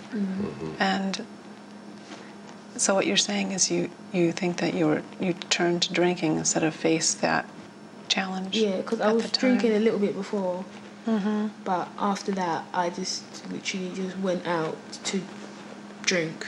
I didn't usually go to school, but on school, like even sometimes during the school week, I'd drink, and I have exams the next day, and I'd drink in the morning. But I think it's just carried on now. I've just got used to it, so I would just drink. I think that's a huge self-discovery that you just made, and you just said that out loud. Because it's the first time I've heard you speak of that. It sounds like you've been doing some thinking about that. I never actually talked about my dad dying and that. I never actually thought it was real until today, so that's why I'm kind of like, oh, maybe I should talk about it. 'Cause I don't know. Like sometimes you wake up and you're like, oh, let's talk with my dad, but you can't. So you're like, oh. I think I blamed my mum. I blamed my aunts, my uncles, and everyone that really knew for not telling me, but like being able to talk about it made me feel a bit better. I can't wait to go back and see her and see how things change and that. And I don't know, maybe I'll stop going out, because sometimes I just go out just to defy my mum.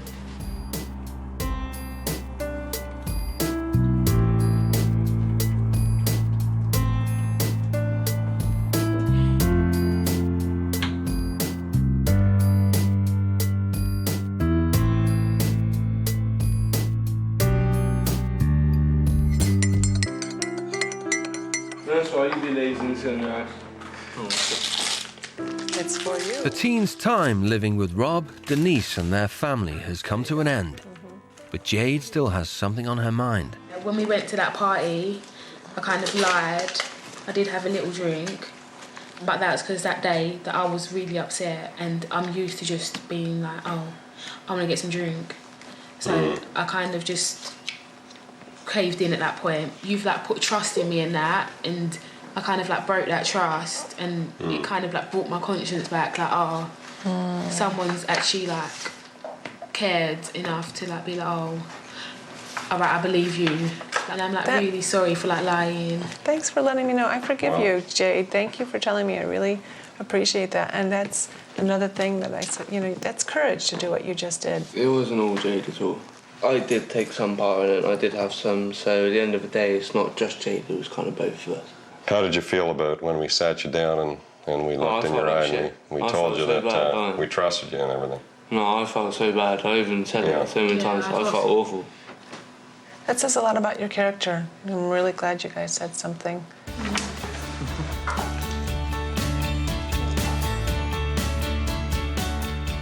I've learned too much this week.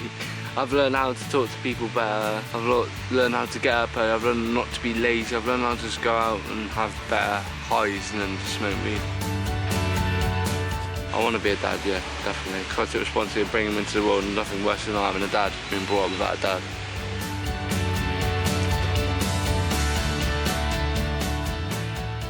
At first, it was like pulling teeth to get her to talk, and I don't want to talk about it, I don't want to talk about it. She didn't want to talk about anything, and then after a little bit of prompting and think as we got more familiar with each other and comfortable, she opened up slowly. So I see some growth in that area. I've learned maybe I should help others a bit more instead of just thinking about myself, and not to go out as much and drink and get drunk, and yeah. I'm gonna try and like talk to Mum and like build bridges with her and that.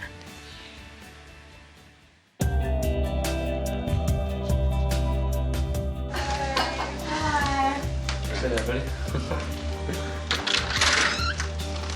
Just want to say goodbye. Thanks a lot for coming out this week. Thanks for having me. Give me a hug. Thank you for letting me you. stay the weekend. Bye. See ya. Have a good trip. We'll see ya. We've just loved having them here this week. You did. And I think we had a positive outcome, and sad to see them go.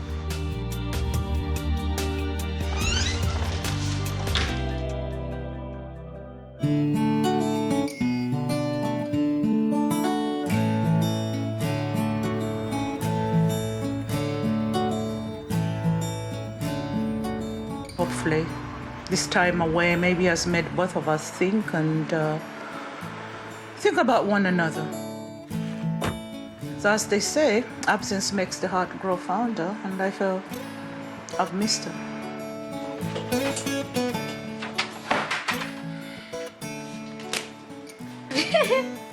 Hi, stranger. How are you? Are you tanned? I'm black. I'm sorry about my behaviour. When there was one day at the thing, they made me talk about my dad, and I got really upset. Jade, you know, since all these things happened, I did see you cry. You were suffering in silence. I've seen the impact of grief on people. I've been there. I know what I'm talking about. I'm glad that at least you are aware you'll be able to deal with this.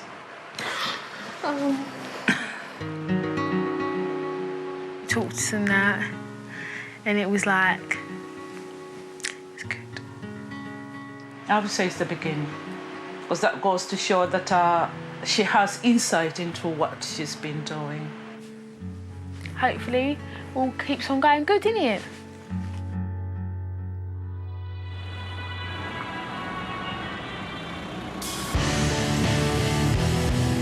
It's a chance of a lifetime for him to go and do this. If he come back and he went straight back into his old ways, it would devastate me, I think. I'd be really upset. It's important that he's changed for him. He's got a young baby. He needs to actually grow up a little bit and stop being a kid. Oh, yeah. You all right? Yeah. Are you? Oh, ain't too bad. Yeah? I missed you. Yeah? Yeah, how's your week? Missed you as well, mate. You got a new brother? Mm-hmm. Yeah? Mm-hmm. How'd it go? Oh, it's brilliant. I loved it. Yeah. Every moment of it. Oh, stuff I did was incredible. I ain't touching weed again. No way. Fuck that. The stuff I seen. No way. Never cried when you came over before, mate. I loved it. Every moment of it. Yeah. Brilliant. I got so much to tell. Yeah. Every day it was just changed my life completely. I took your tenner, which I'm not proud of, and I'm sorry. Obviously, I wasn't all in the right mind. And if I get money, if I get a job, I'll give you it back. So I'm sorry about that. I shouldn't have lied. I blame man. Oh. Yeah. I don't feel weird at all. I'm just glad everything's changed and everything's more happy and different. I've never been like this in my family before. It's just great to all come back together. Yeah, I just feel so happy I've had this experience and it's changed my life around. And I owe to Denise and Rob, to be honest.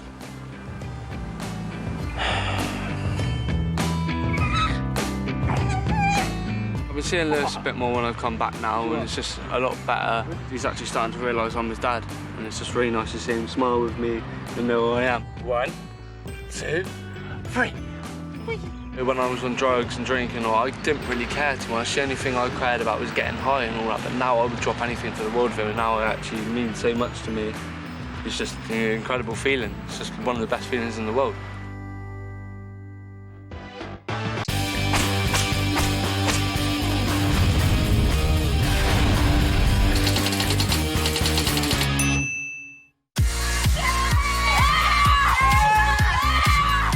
I don't even know who's here.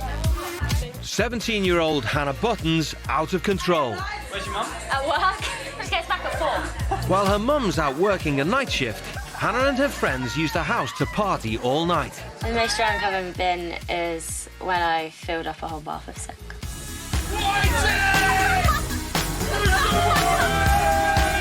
This one time I ended up doing like this boy head in front of like everyone.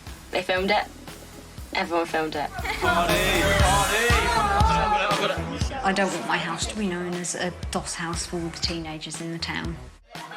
She doesn't respect my home at all. It doesn't bother her what happens in here. The party's so loud, one of the neighbours has called Hannah's mum at work. Everybody sit down and shut up! This is my house. Who's smoking in here? I've been called home by the neighbours. I've come out of work again. Okay, my bad. No, it's not your bad, Hannah. It's not funny. I don't know half of these people. I know all of them. Yeah, I don't care. I really don't care. I've been called out of work again. We're going to be inside now. No. Out. No. Out. It's open. Despite getting 12 GCSEs, Hannah left school at 16 and now spends all her time partying. Mum Suzanne's had enough. We argue more than anything else. We very rarely actually talk. Me and Mum have like ended up fighting and stuff. And I've given her a black eye before. Suzanne fell pregnant with Hannah when she was 16. As a little girl, Hannah was lovely.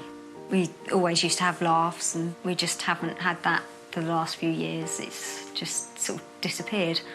Hannah had no contact with her dad until 3 years ago when he turned up on her 14th birthday. The relationships faded away. He used to come and see her every week, sort of once, twice a week, and then it sort of got to, oh, I can't come tonight. I think that's when she sort of started losing her respect for adults sort of thing and sort of went off the rails. Mum, can you go to Tesco's, please? What? Alcohol. You're supposed to be tidying your room. You're supposed to be going to Tesco's. Just want her to realise that she can't live her life having somebody follow her around and pick up the pieces all the time. Richie, come on, up you get. Oh my God, leave me alone, go away. Richie, please. No, go away. Angry 17-year-old Richie Reddy doesn't listen to a word his dad says. I basically think my dad's an arsehole. Come on, Richie, come on, this room stinks. Yeah, cool. We know it does. It smells like somebody died in here. I wanted to get my ears pierced, and then my dad was like, no. So I was like, I'm going to get a big hole in it. That's Daddy's wee man. That's the picture I have in my heart. The contrast between this and now is shocking. Richie's marked himself for life with that ear. And it's not only his ear that Richie's marked for life. I drew the knob design onto my leg and then he just went over it with the gun. He'll try anything. Drink the most or smoke the most or do the silliest thing, you know. It's like he doesn't really care about himself. Richie left school with no qualifications and a bad school record. Detention, detention. Detention. Argumentative, confrontational, lazy. What am I? That's my son. That's my son. You know, that's not the son. That's not the son anybody really wants. They may be in the same house, but with Dad Steve working long hours as a lorry driver, they live more like strangers. Richie. Yes. Washing machine first, and then you can do whatever you like. I hate it. I hate living with my dad. We haven't really spent any good times together. Like, well, not that I can remember anyway. When Richie was just 3 years old, Steve walked out on him and his mum. Of course I blame myself. I cleared off. I was selfish. The damage is caused. Some of that damage is rubbed off on Richie. Richie's mum couldn't cope on her own. So aged 11, Richie went back to live with his dad. But the relationships never recovered. I want to go back to the start. I want to go back to the beginning to make it better.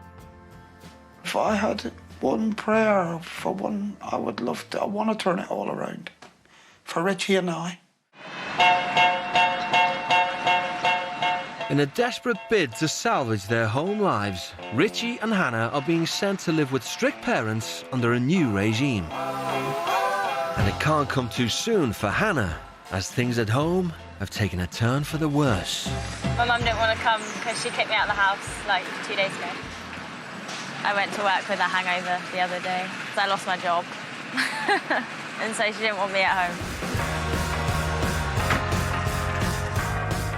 Okay, then, son. Can I have 20 quid, please? There you go. Thank you.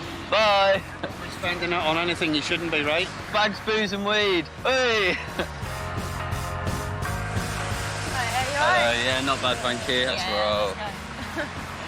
I'm shitting bricks.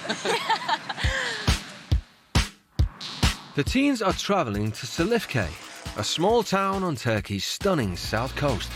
It may be a popular holiday destination, but Hannah and Richie won't be hitting the beach. They'll be living with the Vorel family, headed by school teachers Ali and Janan. The couple have 2 children, 15-year-old Erdem and 9-year-old Göksu. In Ali and Janan's household, it's clear who rules the roost. Okay. As I am the head of the house, I expect them to obey the rules, whether we are right or not. Ali controls everything about his kids, including their diet. If I won't eat olive, I think my dad gets angry with me. The couple moved from the bustle of Istanbul to small-town life 12 years ago to devote more time to their family. There is a hair, yeah. My father controls my life every day. Even 9-year-old Göksu has to pull her weight. They change our plates, they give us tea, and they are always around us. Thank you very much. If I don't do what my father tells me, my father punishes me. I must be strict to my children for their future. After travelling over 2,000 miles, Hannah and Richie touched down in Turkey. What? No. I'm really confused and quite scared.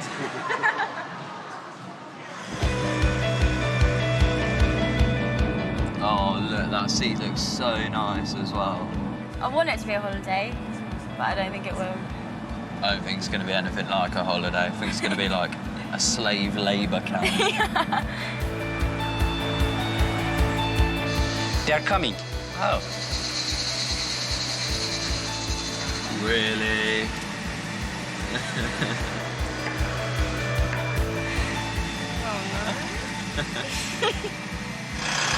Hello. Hello. Welcome. This is my wife, Jana. My name is Jana. Okay. Hello. I'm Richie. Did you have a nice flight? No. No? No, it was horrible. Okay. Shall we go upstairs? Yeah, let's go. All right. Merhaba Erdem. Hi. Hey. For the next 7 days, the teens will be living as part of the Vorel family in their 3-bedroom apartment. You will stay in this room. Okay. Hannah, Yeah? this is your room. You will stay here. Okay. This is the first time I am seeing that stupid-looking earring. It looks terrible. I mean, I didn't like that. So I should warn the boy to take it off. Hannah, Richie? Yeah? Shall we go to the living room? Yeah. Before the teens settle in, Ali and Janan want to make a few things clear. All right. Richie, do you smoke? No. Good, very good. Hannah, what about you? No, I don't smoke. Very good. I'm really happy. Nobody smokes in this house.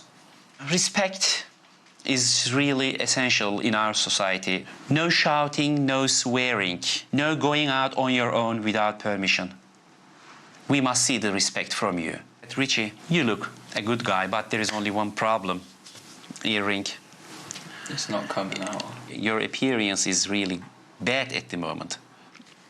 You had better take it off, because you're living under my rule. Not happening, it's not coming out. Sorry. Can I have a look at the earring?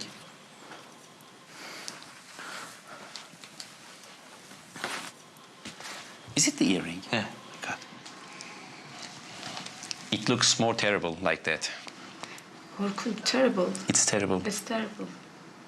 Why did you decide to do this? Dunno. Just because I was bored. Just because you are bored? Very good. I got the answer. Can't just have it now. Just for a while. Stay like that. Okay? I think it's ridiculous that you won't let me keep it in, to be fair. Shut the door, please, blood.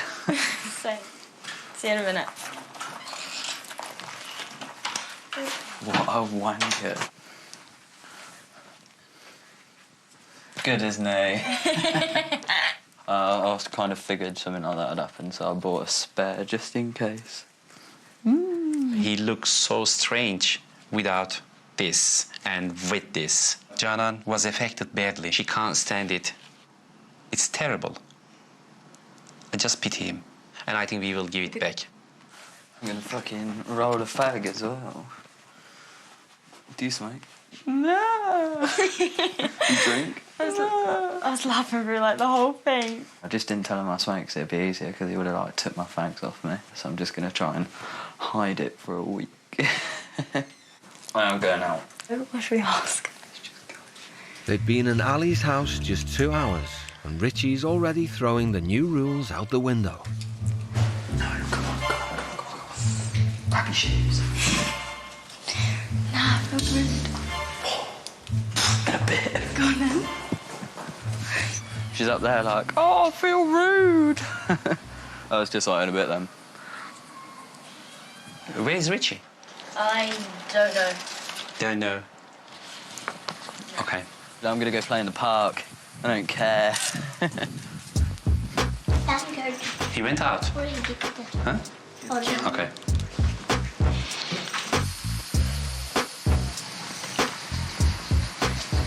Richie. Yeah? Come. How old are you? 17. Good, very good. But you're just behaving as if you are 10. Huh? Can you give me that pocket, please? Cigarette packet. No, I'm not giving my fags. Don't go through my pockets. Don't go through Cigarette? my pockets. Yeah, okay, but... Yeah, but don't go through my pockets. But you're smelling cigarette. Yeah, and don't go through my pockets. But you just told me that yeah, you never I smoke. knew you were going to take my fags off me. You're not having my fags. Richie, where's that? What's what? This one. What? Don't go through my pockets. Don't go through my pockets, I swear down. Don't go through my pockets. Can you give it to me? Get off me. Nah, don't go through my pockets. Just go here. Get off. Get off. Oh, don't. Get off. Get off. Listen. Nah, get off me. Richie. Don't even talk to me. Nah. Richie. Get off me. Get off. You are in my house. Yeah? Then I'll go. You want to go? Yeah. Please go. All right, safe. Get the fuck off me then. Get off. Let go of me. Listen. What? Knowing everything. Yeah, cool, get off. Accepting I'm going. Get off me. Listen. Knowing everything, accepting everything, you are here. Yeah, get off You know me what now. I mean? Yeah, do you want to get off me now? Just sit here for a while. No, I'm going. You said go, so I'm going. I'm not putting up with this shit already. Fuck this.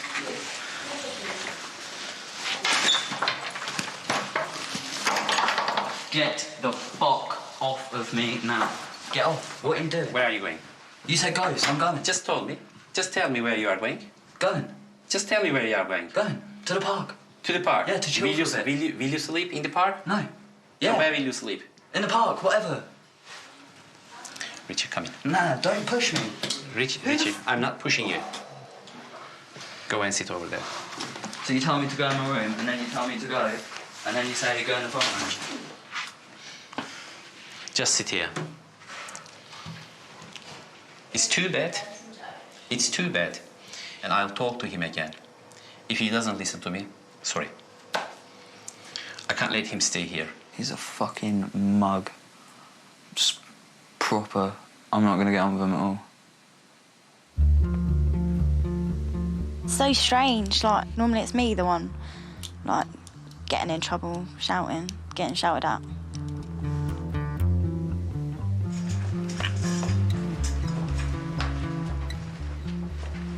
Come closer.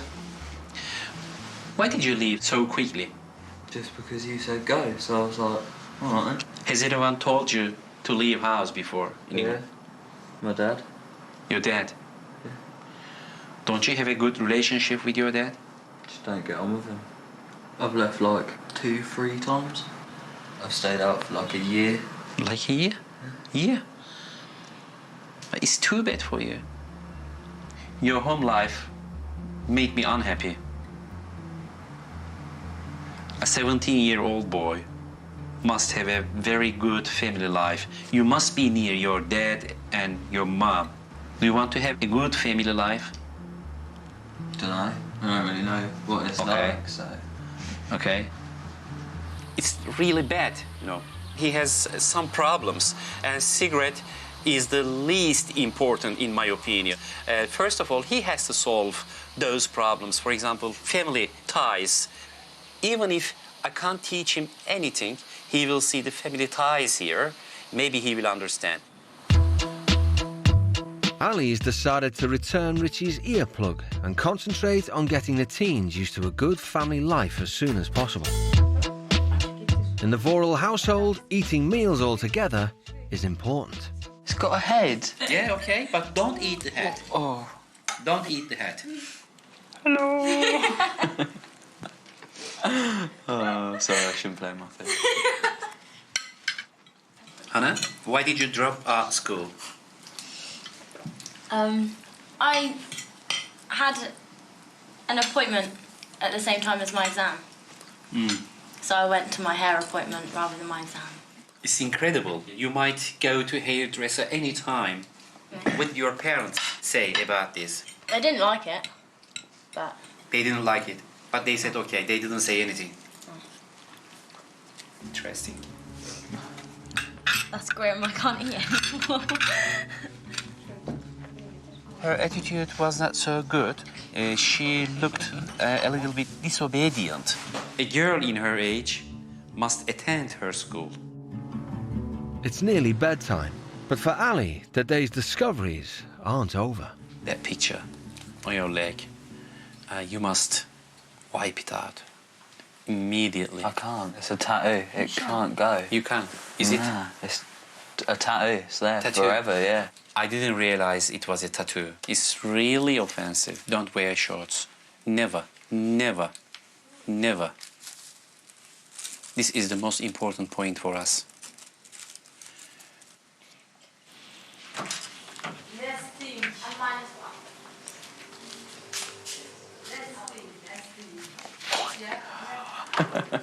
Oh, set the table. You can't wear shorts.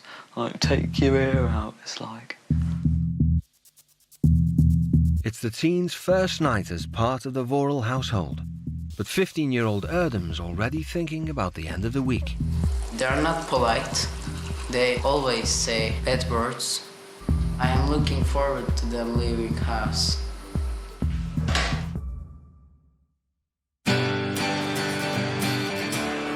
It's the school holidays in Turkey. It's already 7:30. But not in the Voral household. Anna, good morning. What? Come around the kitchen and help us. Ali believes children should work hard all year round. Now, half an hour later, we will go to a lemon field. Yes, and you will do some work. I just want you to see how hard life is. Do we get paid? Yes. If you work hard, you will be paid. Right? Okay. Yeah.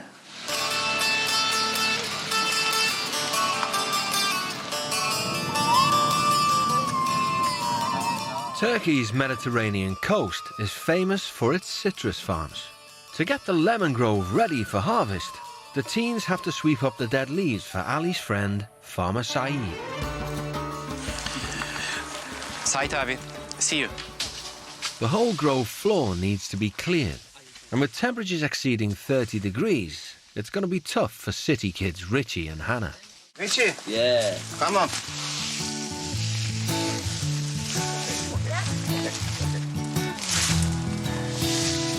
Without her mum around to do the work for her, Hannah gets stuck in. But Richie's dragging his heels. Just boring, that's why I don't want to do it. Like, that's why I'm taking long about it, like just longing it out.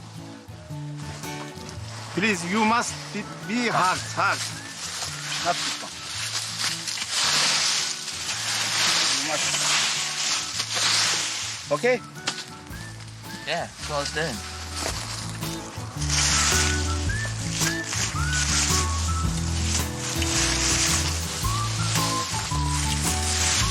You are very slowly. Very slowly. Because I'm doing a good job. You can't rush a good job. Can I go get my drink? Wherever he's gone.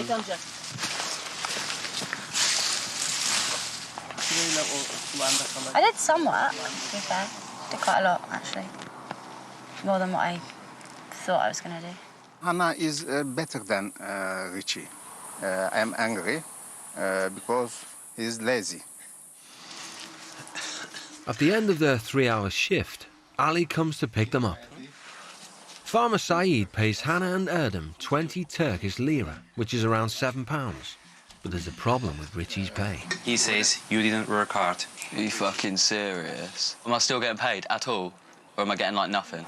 I think ödemek istemiyorsun herhalde. All right. He doesn't want to pay anything. So I've just worked, like, in the heat, like, sweating my balls off for nothing? Nah, that's fucking ridiculous. Okay. Nah. Okay. That's a fucking piss take, proper. Like, what an arsehole. So if you're not fucking paying me, I'll go fucking set fire to a stupid lemon yard. I don't give a shit. Having made his apologies to the farmer, Ali goes after Richie. He should have talked to me. He should have talked to the farmer. He shouldn't have overreacted. Hi, Richie. All right. How do you feel? Annoyed? Here, showing respect is really important. I was getting nothing for doing what I'd done today, which was bloody hard. Like, in this heat as well. Like, I can't stress enough, this heat is hot. Please apologize to him. For what? For overreacting. What? For working my balls off? For him sweeping his fucking leaves? And then to not pay me? I'm not saying sorry to him. I'm going to buy some fags. Come, don't go away. Come. Richie, you don't know the way? Richie. For the second time in as many days, Richie's anger has got the better of him. A teenager can't behave like that. Let him walk. 20 years of teaching experience has given Ali insight into dealing with turbulent teens. I think he's quite troubled.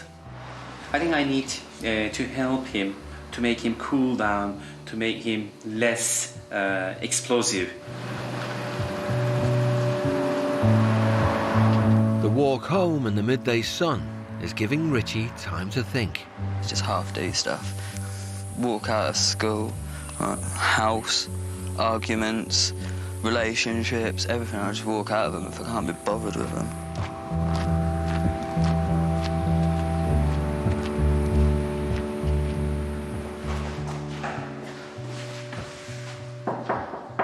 Two hours later, an exhausted Richie makes it back to Ali's. Come, Richie. At home, Richie's left to his own devices, but here, it's different. I just want to talk in short about the garden today, to forget the payment. Main point, we should know how to treat each other. Do you react like that when you are in England? What, just walk away from things? Yeah. Shouting, swearing, you know, they're not good. And I know you swore a lot. Before you explode, you should keep yourself calm. All right, Richie? Yeah.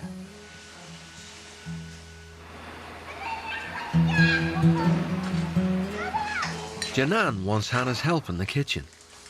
Hannah does nothing for her mum at home, but in Turkey, female family members all share the cooking, and cousin Seva has also come to lend a hand.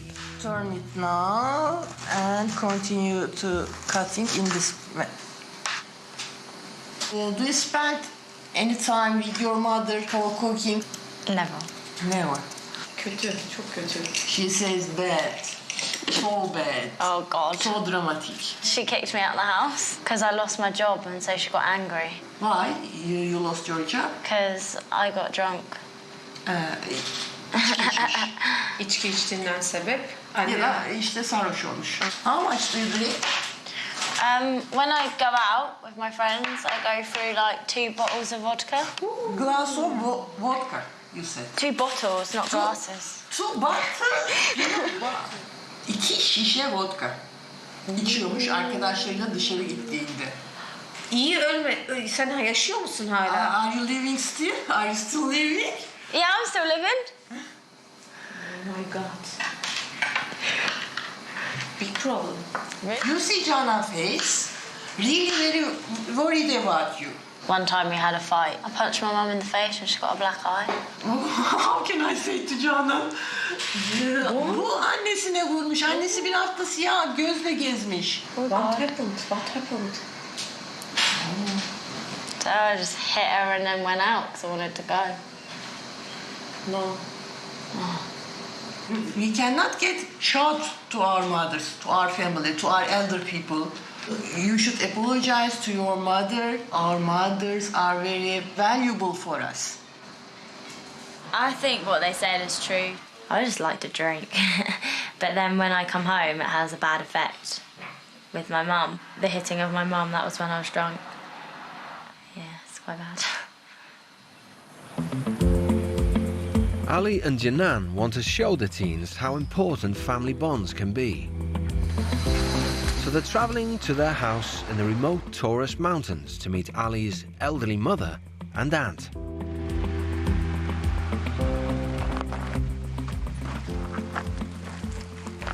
This is the best way to show our respect. Don't kiss, but... Okay? Like that. Okay. What? Okay. Merhaba anne.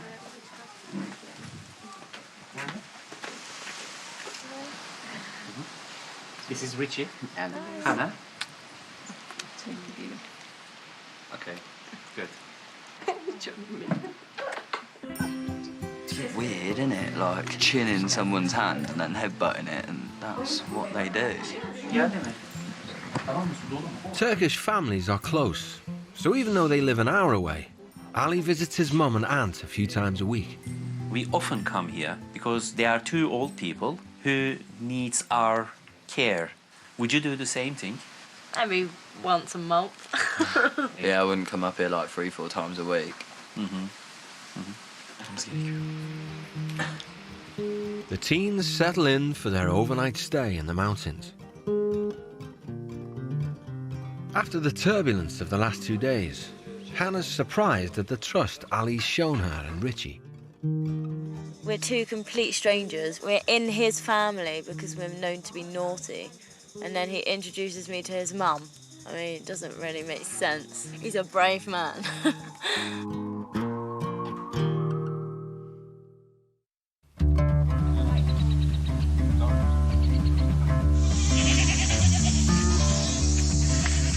It's 5 a.m. in the mountains. Good morning, Richie. Good morning. Wake up. Ali's arranged for the teens to spend a day with a local goat herder to experience a different way of life. 5 minutes. They've been told to wear suitable clothes for a day in the country. But Hannah's outdoor wear is leaving a lot to be desired. Are you going to party? No. I wear this every day. Ne demek every day? Not just at parties, I wear a skirt every day. This is what I wear. I don't have to party? No. You're going to party? No. This? No. But every no day. party? I wear this whatever. I wear this farming if I have to. She doesn't want... You won't be okay in that skirt. Oraya partiye gitmiyorsun. It's longer than my shorts. Come on, 5 minutes. Come on. I don't want to wear them. Okay, you just stay here. All right.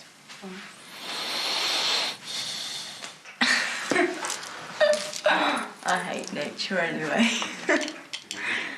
At home, Hannah gets away with doing whatever she wants. But in the Voral family, disobedience gets punished. So while Ali takes Richie, Erdem and 19-year-old cousin Doric to the goat herders, Hannah gets her just desserts. Kitchen and balcony. Okay? Yeah, I think Shannon's scary and strict. When she tells me to do stuff, she looks quite angry. While Hannah pulls her weight for once, Ali and the boys arrive at the goat herders. 28-year-old Kiram supports his family selling the milk and cheese from his herd of 140 goats. Every morning he takes the goats to be grazed at the top of the mountain. Be good boys. Bye-bye.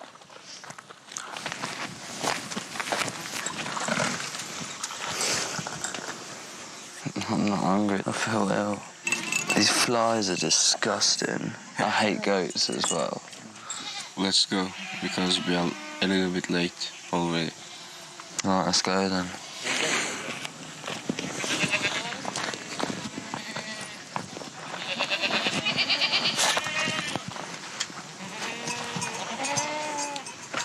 Hey!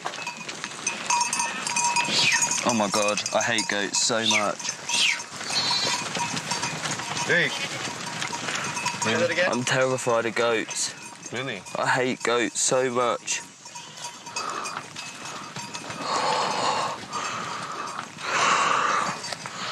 Why?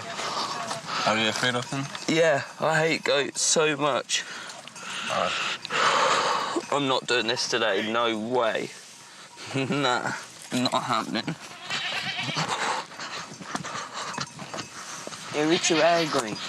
I'm terrified of goats. I hate them so much. I don't want to be here at all.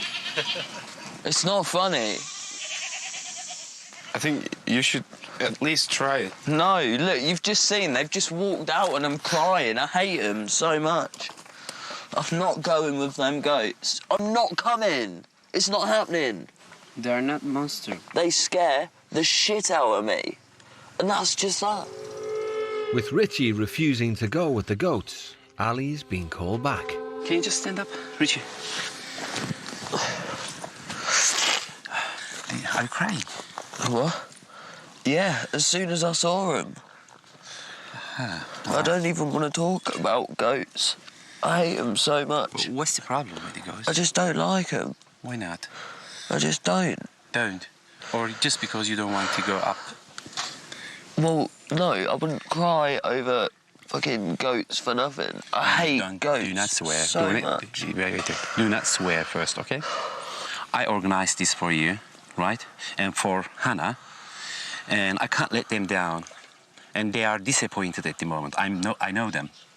Yeah, and do you know how terrified I am of goats? If you do, I'm trying to understand you, okay? Yeah, but I don't think you'll be able to. Okay. I hate them so much. All right, just go. All right.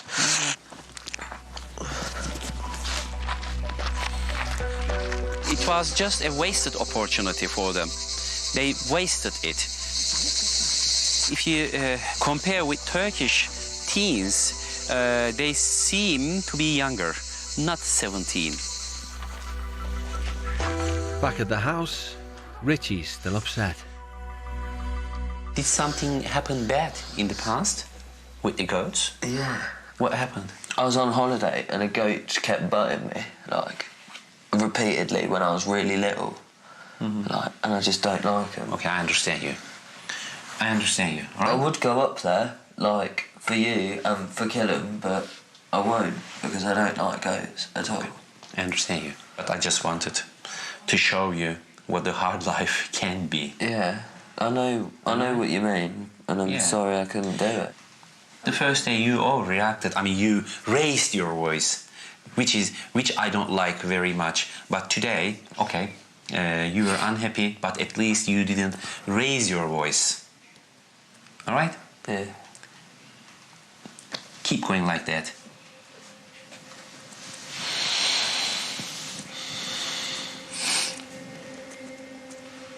Anything you want to say? No? Apart from sorry I didn't go up to the farm. Sorry I'm petrified of goats and I had to let you down. Come on, good boy. Be strong, okay? Yeah. You're already strong. Have a look at me. Look at me, okay? Good boy. Okay, let's go. Ali's encouragement is giving Richie a new perspective on how father and son relationships can be. I think his approach is good to like his parenting ways. It's just chilled out and it's like good to be like that because he's like a friend most of the time and then he's a dad when he like has to be. I prefer approaching the teens more softly because being hard, so hard, just to these kind of teens don't work, you know. They are already disobedient and I must slow them down first of all. Hannah, just can you come here? Richie didn't make it up the mountain, but refusing to change her clothes meant Hannah didn't make it out the door. Do you think you broke the rule this morning? Kind of. I was disappointed. Some certain clothes must be in some certain places. I mean, you can't. Can you climb up the mountain in skirts? No. Do you go to parties in pyjamas? Yeah. Do you go to parties naked? Yes. I've actually been to a party naked. Yeah. Okay. So I mean, Canan warned you just to change your skirt. You must trust Canan and you must trust your mum in England. Canan just wants you to write a letter and saying, "Oh, I love you, Mum. I'm really sorry for the things I did bad up to now." And I'm sure, without saying anything, she will forgive you. Really? Honestly, just believe me. Okay? Ingrid. She thinks so. Okay. Right? Yeah. You will do that. Yeah. Good. I'm sorry. I'm happy. I am happy. I'm glad you're happy. Things about this family that I like are just like they explain themselves as to why they're telling me to do stuff. And it kind of makes me think twice, like, why don't me and my mum have that bond where we can, like, talk about stuff? And I want that instead of just being shouted at all the time.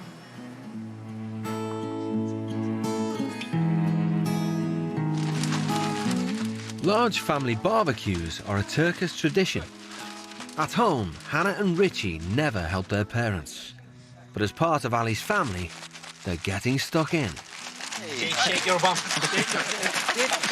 Whoa. Hannah's helping the women make a typical Turkish dish. Is that burger?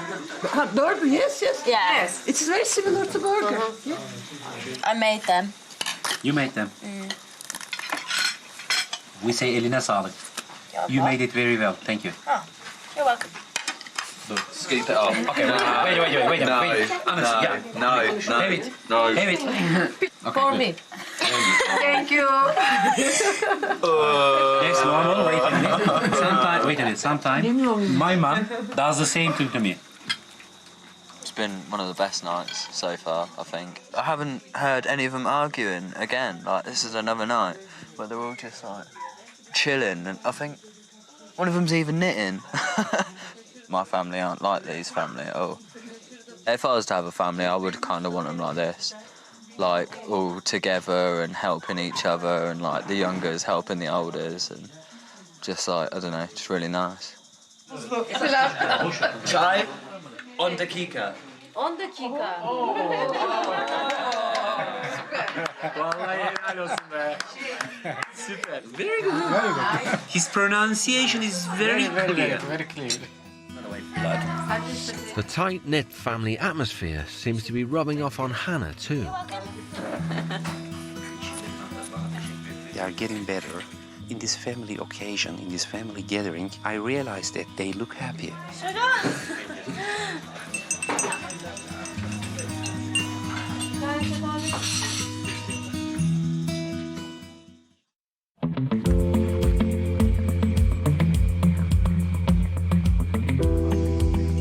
It's time to leave the mountains. Ali's driving the teens back to Salifke to visit the residents of an old people's home. Hate old people. Old people are long. Do you like old people? Yes, I like them. You're crazy.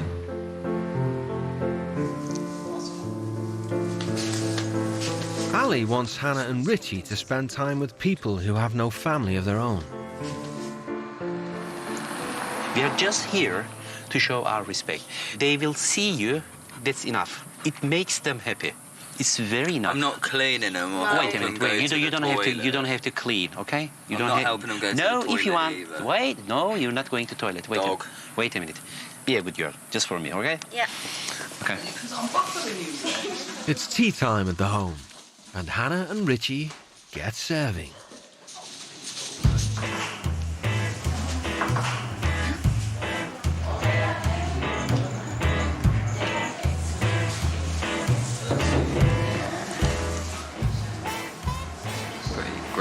Gash. I can't be bothered with it.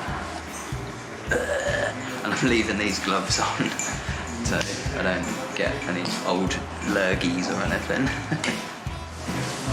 Richie, she's a little bit tired. Can you help walk of her to her room? Okay. Yeah. You can help. How? You can help.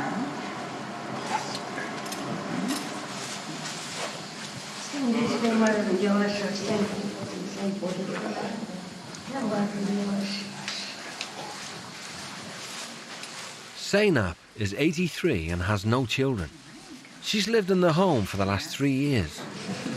It's good to have someone, I think, yeah? Yeah.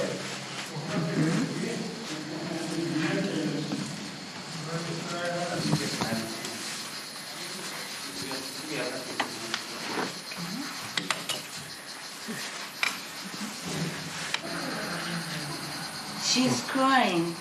Is she crying at me? Have I done something wrong? No. Sometimes she cries and melancholic. Why? Because I will ask. Yeah, I don't know, okay? Zeynep teyze, niye ağladın merak ediyor. Yanlış bir şey mi yaptım diyor. Yok, yapmadınız, sağ olun. Mutlu mu oldun geldiğimize? Benimkini kimsem yok da onu alır. Sağ olun, Allah razı olsun, sağ olun. Gene gelin. She hasn't got any family and now melancholic because she is happy we are here. And also you help her, Hannah, and you helping her. Oh, that's well nice. Yeah, she said, I'm very happy you are here and you are helping me. She said, I haven't nobody, so that I am all the time crying. Would you like a hug? Yeah. Yeah? Sarılabilirim diyor. Yeah, you can, Richie. You can do this. Oh. Sağ olun. Allah razı olsun, sağ olun. Allah razı olsun, sağ olun. She said, thank you. It's okay. I was like, oh shit, what have I done? Have I like offended her? But no, she was like just happy that me and Hannah came to see her. Like, I don't know, it was quite nice. She's just in here on her own, like with nobody else, and it must be like rubbish. Richie, what did you feel about old people? Some old woman cried to me. She was like really happy that I come and saw her, and I give her a hug. Ah. And she was really happy. So Oh, how nice. I feel better about myself. Nice, Yeah. One day everybody will be old. Yeah. I won't. And so I'll come and see you when you're old as well. Oh, good boy. Good boy. Thank you very much. What about you? Never coming back. I'm sure you'll change your mind later. I feel that he's an absolute dick for bringing me here because now I feel like a dick. Because I just don't care about old people. Ali's disappointed with Hannah's attitude at the home. I just want her to feel compassion for the people who have less than her. Come, Hannah. He's arranged for her to teach English to a poor girl from the country. They are not a very rich family. She's the girl who works very hard, all right? Yeah, that's fine.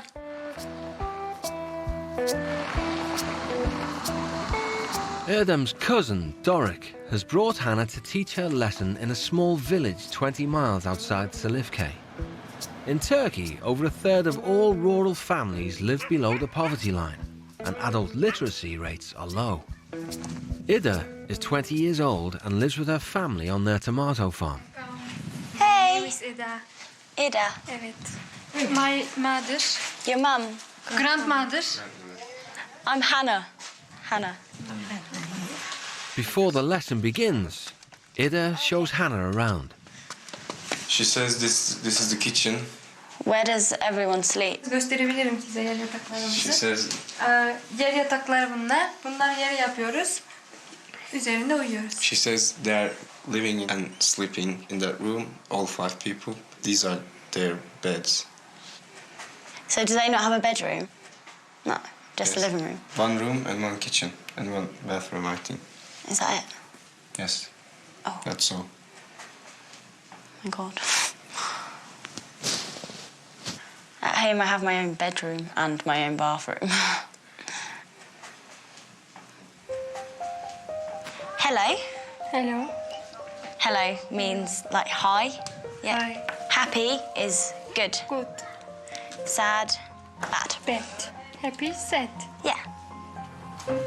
As well as attending university, Ida helps her mum by working in the fields and doing all the cooking at home. It's a stark contrast to Hannah and her mum.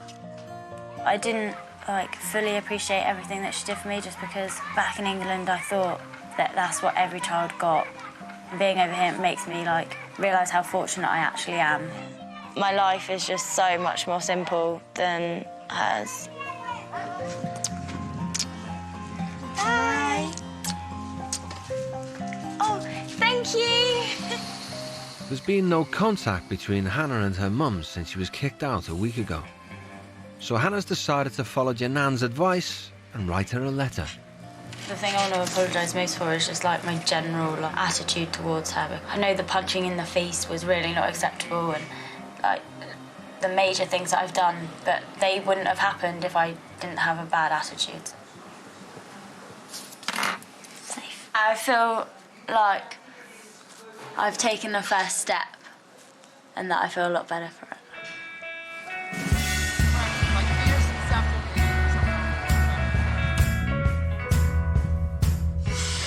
It's the teens' last full day in Salifke. After breakfast, Ali delivers a letter he's received for Richie. Hello, Richie. Do you know this? Yes, my dad's writing. Richie's lived with his dad since he was 11, but they've never spoken about the time Dad walked out on the family when Richie was just 3 years old. I'm really sorry I was not man enough to stay with you both, but I was selfish and hurting, so I ran away. I didn't know how he felt because he's never said anything. It makes me feel like he does actually care for me and love me, and that even though he doesn't show it all the time.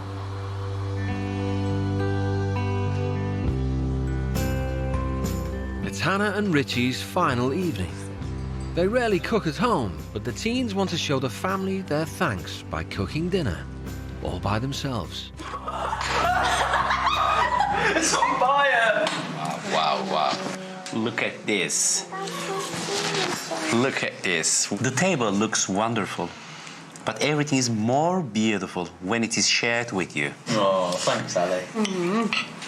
Very delicious. Thank you. Did you miss your parties? I missed 2 parties and a wedding, but it was much better here. Much better here. Yeah. Dixie, do you want some help? How nice, very good. She's a real abla. You know abla, elder sister. Is that better? So that's a yes. It's on your mom. Thank you. All the time. Thanks. And you, Richie? What? Hannah and Richie's time with the Voral family has come to an end. I don't want to leave. I'm quite enjoying it here now. They've made me realise that family life is quite important. I do want to be more of a son to my dad, but I want him to be more of a dad to me as well, not just 2 people that live in a house, housemates. I want to be a family. Being part of the Voral household has also given Hannah a new outlook on family life. It was just really genuinely nice atmosphere, which I don't have at home. When I go back home, I guess I am going to have to take the first step into, like, changing the relationships with my mum, being more of an adult. Hannah hasn't heard from her mum all week and still doesn't know if she's allowed to come home. I just hope that she can accept the letter and accept that I am willing to change. Don't cry, man. Don't cry. Take care, boy. See you later, man. Are we gonna do the handshake one last time? Oh, yeah. Jana and me have tried to give them attention and affection, and it worked. Just for 1 week, we have taught them a lot, but they have taught something to us. We shouldn't leave our kids alone.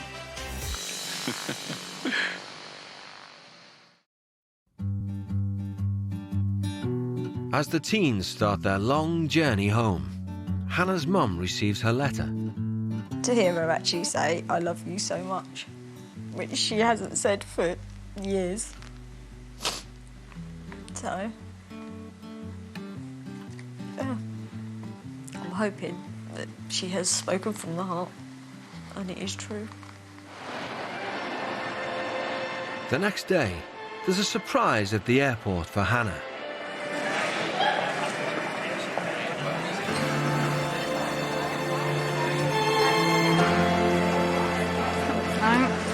I'm sorry for everything. Did you get my letter? I did. Did you like my letter? I did like your letter. This week I just, like, realised how much you do for me and just, like, and how I should appreciate it a lot more. You can come back home, but it is for a trial period only. Okay. Things are going to be different. All right, should we go home? Yeah, let's go. Come on, then. I'm so looking forward to my bed. You're not. I'm not even... Me and Richie cooked dinner, like, on the last day, and we burnt the spaghetti and the whole house nearly went on fire. I'll cook you something. Not spaghetti bolognese, because that was so hard.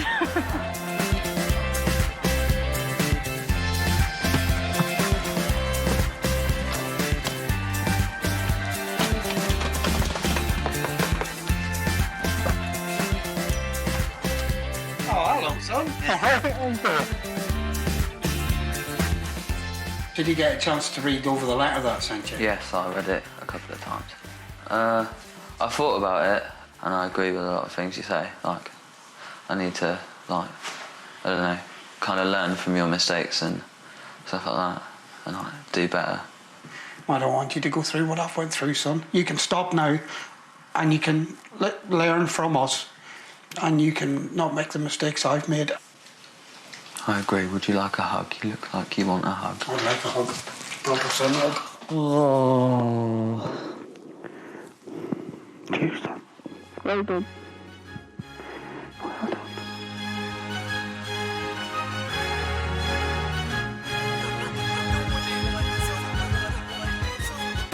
Is there anything else you want me to do after? Can you finish putting the washing up out of the sink and the dishwasher, please? She's just come home, had a total turnaround. It's a lot better. She does help out around the house now so that I can go to bed when I come in from working the night shift. I'm happy with her change. I've definitely realised how important my family is. I've definitely learned stuff. Love you, Mum. Love you. Across Britain, many teenagers are out of control, Come and get me. I'm drinking underage. and parents don't know which way to turn. I think she's a spoiled little cow. She treats me like a slave. I'm not coming back today, by the way. See you in 20 years. Do not swear at me. Dad, just be quiet. This year, 12 wayward British teens volunteered to experience firm discipline and strict rules in the far corners of the globe. Move out! Move out! No! Just move out! Don't be so useless, man. Come on. The world does not revolve around you. That's why I'm trying to move away and she's following me. Tonight, we find out if their experiences made any lasting impression on their lives back home. The Lees made me think, yeah, I can do it. I can do it. If I want to do it, just go for it. I'm just gobsmacked. It's just like a new kid, you know? It was definitely the best experience so far in my life. I would not go back even if you paid me. I couldn't stand him.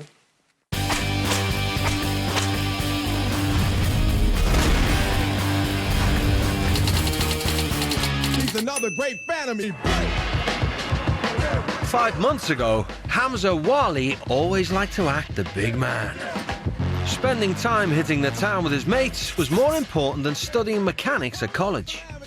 Absent, absent, absent. No, Mum, I don't need those exams because... No, you will need it, Hamza. No, I don't, Mum. Relax. Why you cheat all the time and lying? I'm not lying. Chill. Hamza's behaviour had his traditional Pakistani family fearing the worst. They want to pick and choose for me and I don't want to, I'll do it myself. To me, it seems as if Hamza's just lost that respect and he's lost himself. Privately educated schoolgirl Charlie Denny treated life like one big joke. There's nothing serious to my life at all, and I refuse to take anything seriously. Come and get me! I'm drinking underage! I'll go out about 3 or 4 times a week, and I'll down about 9-10 pints. Bringing Charlotte up has been a very, very challenging experience from day one. She has been somebody who does not accept the word no. To make matters worse, Dad, Bob, has multiple sclerosis, a disease that attacks nerves in the brain cells and spinal cord. But no one talked about it. I think she was quite young when you were first diagnosed. She was probably about 4 or 5, wasn't she? Yes. And probably too young to understand what it was then. Yeah. I don't really talk to my dad about my future or anything, because he's probably got his own stuff going on, you know? And he probably, you know, why do you want to hear about that? Hi, you're all right? Nice to meet you. Nice to meet you too. The British teens were sent over 6,000 miles to South Africa to live with the Dutto Deos family in Plettenberg Bay.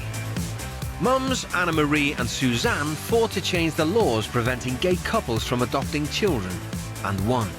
They successfully raised 2 children together. As long as you live in this house, doesn't matter whether you're 22 or 12, you have to follow our rules and principles.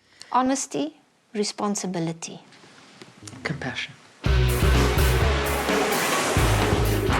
Charlie and Hamza had no idea who they would be staying with. Are those 2 blokes? No, don't say that. I think that's a woman. Oh, that's a woman. Actually, no, is it 2 women? I don't know. Oh, yeah, there's 2 women, what the? I didn't want to get out, man. I don't want to meet these mates, bro. I swear down, bro. You go in there, I ain't going. Oh, 2 women. Oh, my God. And then, like, we got out, we met him, and I was just thinking to myself, raw, man. Like, you could just straight away tell my face was dropped. Hi, guys. Yeah. Hello. As soon as Suzanne hugged me, I go, why is she hugging me? She don't even know me. Like, what's going on here? You know what I mean? So I wasn't used to that. Definitely wasn't used to that. You know, I thought to myself, raw, bro, what's the other one? If this one's hugging me, what's the other one going to do to me? You know what I mean? So... Me and Hamza instantly knew which one was the disciplined one and which one was the kind, motherly type. Because we got Anne-Marie, handshake, Suzanne, hug, and I was thinking, I know who's in charge. That's it, I've been put in my place. Barrister Anna Marie ran a tight ship and wasted no time in laying down the law. No drinking, no drugs, no sex or obscene language while staying with us. But definitely no smoking in the house. We get up at 6:30 in the morning. I got a problem with that one. You won't have a problem. I thought, you know, I'm not taking no rules from no women, bruv. Fuck that, man. I go, bruv, I'm a man, bruv. They're gonna take rules from me, you know what I mean? That's how it's gonna work. It's 6:30. As part of the Dutto Deos family, the British teens were expected to pitch in with the daily running of the farm. I feel like a slave. Fuck this, I ain't doing this, man. It took about 8 minutes, I'd say. 8 minutes before I chucked the spade and walked off. I gave up that quick. Listen, Hamza, I'm not quite sure where you think you are. Look at me when I speak to you. You're a child in this house. I am your parent whilst your parents are not here, okay? I don't care whether you like planting trees. I don't care whether you think it's a good idea or whether it's purposeless or purposeful. Do you know what I care about? I care about the fact that you, at the moment, are living a purposeless life. And you know that. And that's why you're here. Put down that cigarette. Can I finish it? No. Kill it. I've had enough of you. Kill that cigarette now. Just do me a favor and for once put some effort into your life. Don't be so useless, man. Come on. My mum wouldn't come up to my face and do that. And a woman doing that, coming up to my face, and the way she came up to my face and had a go at me, and the way she told me to throw my cigarette away and get in the car, and she was still having a go at me. So I definitely respected her much more and saw her in a different light. Hamza will never forget the day Anna Marie took him to the township to rebuild his shack. Definitely made me appreciate a lot of things that I've got at home. Because they don't have nothing, they don't have proper shoes on their feet, and I felt so bad for them. And I was just thinking, you know, I need to appreciate more things. What do you think, guys? That was crazy, that does. Isn't that brilliant? It made me appreciate what Anne-Marie did for me, and me not putting the effort in, it's just a big smack in their face. The last time I dug a hole, yeah, I moaned like a little girl, I admit that. And I was a bit stupid, I didn't, you know, see the point of doing it. But this time I'm doing it, I'm really enjoying it. And I never thought I'd enjoy it this much. And I just want to say thank you so much, honestly. It's an absolute pleasure. Thank you.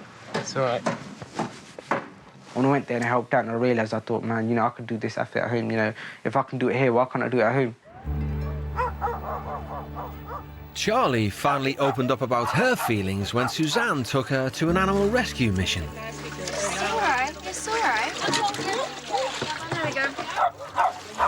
The owners, they stabbed him because they couldn't afford to feed him and they don't want him back.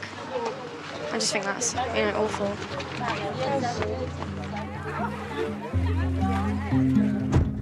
The animal shelter got to me.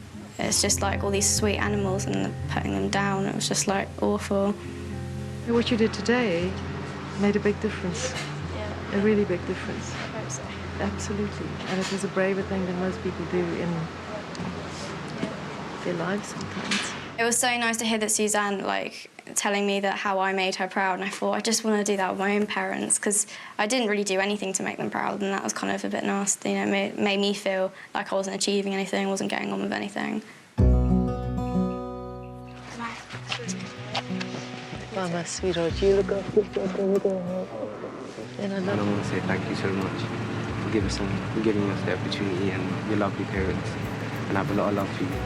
I didn't want to go home, I wanted to stay. I go, bro, I need to do my passport or do something, please. Because they did so much for us in that week, and that week went so quick. So, you know, I was a little sad that I had to go.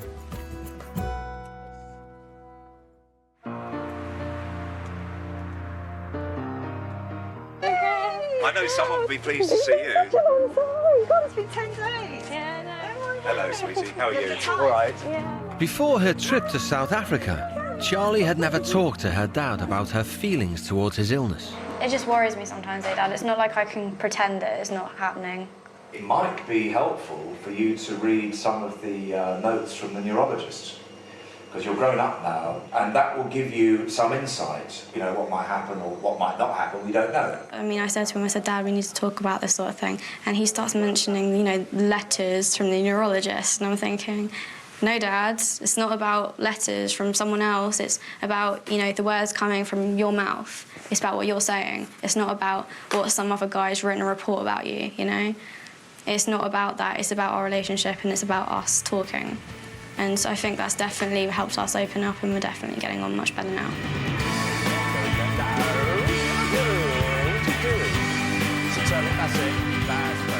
Maybe the life experience that she's had in South Africa has triggered her to think about other people a little bit more.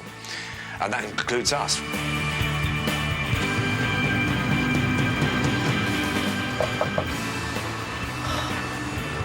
Get on, Dad.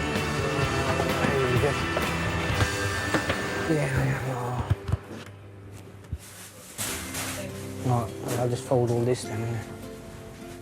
My life was down in the gutter, to be honest. You have to do that now, but now it's not. I'm seeing things quite in a positive side. You know, I'm getting on along with people. I'm enjoying life more than I used to. I love you. Mumsy. Hamza understands what I think family values are now, and he does value that time. Whether that be, you know, spending 5 minutes with my mom or whether that be 5 minutes spending with my dad, it's fun. Don't get emotional, chill, relax. I have been kind of focusing on my religion as well a bit more. I've started to go to the mosque to pray, so it's a good thing, and Mum and Dad are happy with that as well. Before Hamza went away, he wasn't praying at all. In that sense, I think he's proud of himself that he is trying. And then at the same time, he's making my parents quite proud of him as well. If it went for Anne-Marie and Suzanne, I wouldn't see the stuff what I saw, and the way I'd be feeling and the way how I opened up and that. So I would thank them for making me see that you don't need drugs, you don't need alcohol, you don't need cigarettes, all these kind of stuff to have a good time.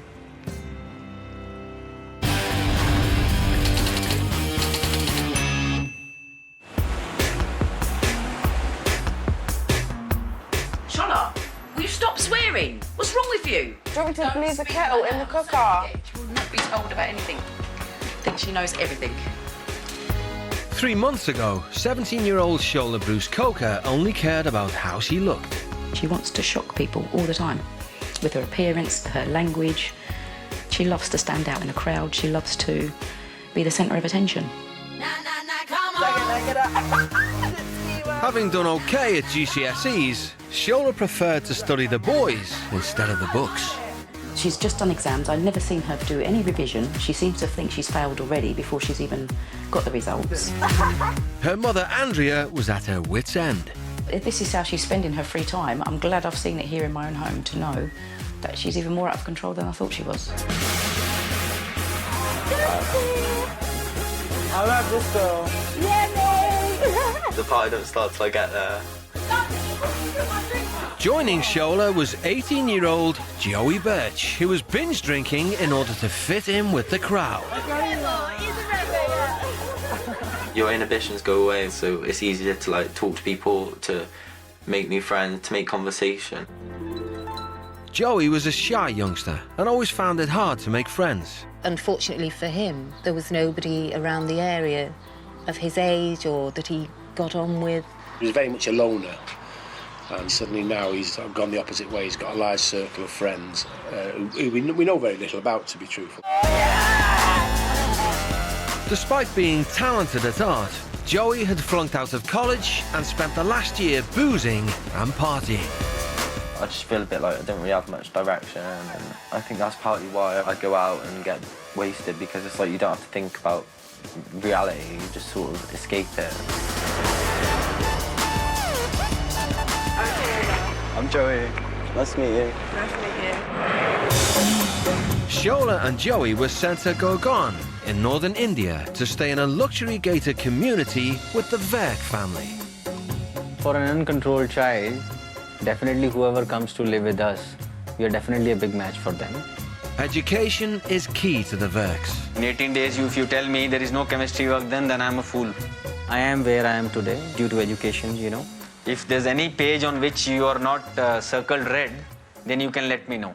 And if we can shape our children, we can shape any child. Arriving in India, Joey immediately resorted to alcohol to deal with his stress. I had this bottle of gin and I thought like, put some in a water bottle so then I can disguise it because it's a clear liquid. I didn't know if they were going to search us like straight away or like anything like that. So I just thought I have to be like one step ahead of them. Oh my God, I can see him. With introductions out of the way, the dad Ashwani got straight to the point. Only wear respectable Indian and Western clothes. For Indian girls, definitely. Respect is to cover their body. That's the thing. I'm in India, but I'm not Indian. Sometimes someone's image means a lot to someone. Of course, the most important, drinking liquor. More like alcohol, no. Well, obviously I wasn't just going to give up my fags and booze. Like, what would be the point in that, going there and being like, oh yeah, by the way, I bought some alcohol and some cigarettes. Like, no. Let's go get drunk. The teens' cunning plan to deceive the family had worked. It was definitely part of my plan to just be like sly and just see how much I could get away with. I like to think that I'm pretty clever, like at being pretty cunning. This is day one and I'm calling time out, you know what I mean? No one's clocked, I don't think. No one's really. I think they just think we're a bit weird.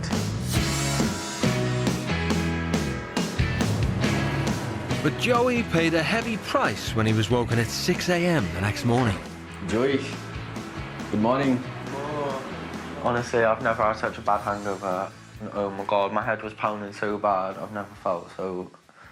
Oh, it was horrible. I think hangovers in India are like 10 times worse than this country. But if it wasn't the booze, it was the fags. The minute Schola and Joey got to school, they sparked up. Happy about it? We're rebels, we don't care. Yeah, well, we started smoking as soon as we got there, obviously. I speak for myself, and I was like stressed out about the whole thing. I wasn't really taking it seriously, I just thought I was just a laugh. I think when the security guy came in, that's when it got serious. Suspecting more contraband, the head ordered a search. Hey, where are you going? With gin stashed away, Joey wasn't keen to cooperate. Get off me, please. No, please, let me calm down then. Just get off me. I'm saying, like, they're not going to search my bag. I was pretty, like, defiant on that. But, like, they weren't backing down either, so I was just like, fuck nah. I was freaked out, to be honest. I just had enough then.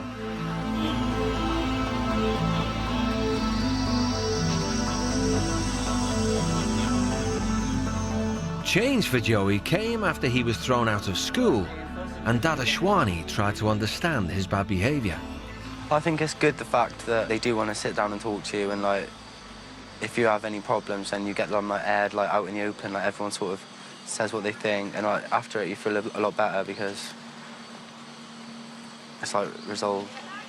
Whereas in my house, it's just, like, issues just carry on, like, there's never, like, a resolution.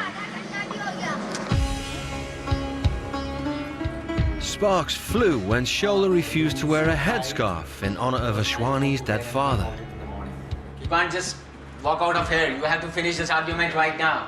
Or you walk out of the house from here. I'm not going out of the house. Right now you can go out. You want me to take you out? Get a fucking lighter, man. Jam. Again, you said fucking? Fucking word for you. Fair.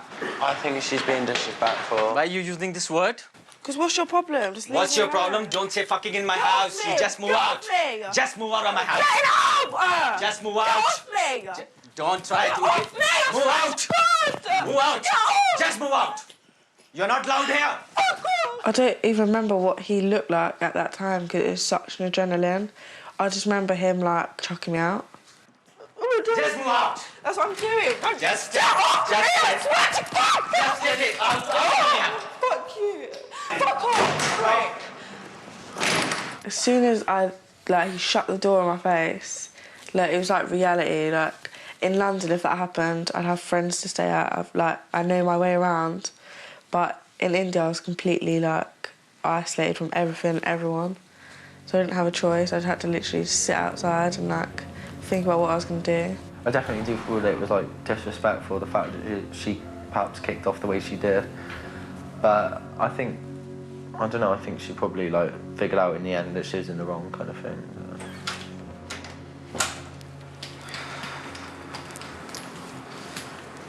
I'm sorry. I didn't mean to disrespect. I overreacted. It's really hurt me by doing what I have done to you also. No shit. Schola, go and sleep. And be ready for the morning tomorrow. Even at the time, I didn't think I was right, like, after he kicked me out. But I didn't want to have to, like, go in. I hate saying sorry to people. I hate it. Like, I'd never say sorry to people. So it was really weird, like, when I eventually said sorry to him, it was, like, a big difference.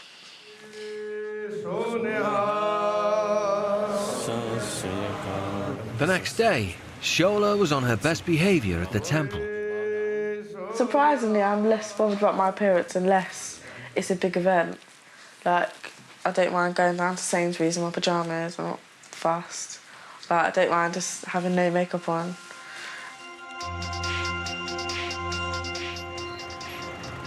When Joey returned to school, he left the booze and fags behind. Who wants to go first and talk about the poster they made? Who'll come forward? Joey, want to take a turn? Would you like to talk about it? Hi. I made my poster. Obviously, it's about water conservation. And my slogan is conserving water in the present for a better future, because obviously, like, you need to, like, prepare for the future by, like, acting now. Yeah, that's my poster. That's very nice. It just makes you appreciate the fact that I might have like thrown away like all my education and stuff, and I just didn't really give a shit. So it makes you think like, right, okay, I've like fucked up in the past, but I'm keen to like sort of get more focus on the future. Having found his voice in public, Joey made a discovery. All gone. I've learned here that you can just like deal with your problems in other ways. I don't feel like I need the alcohol anymore. Like, there's no reason to have it here.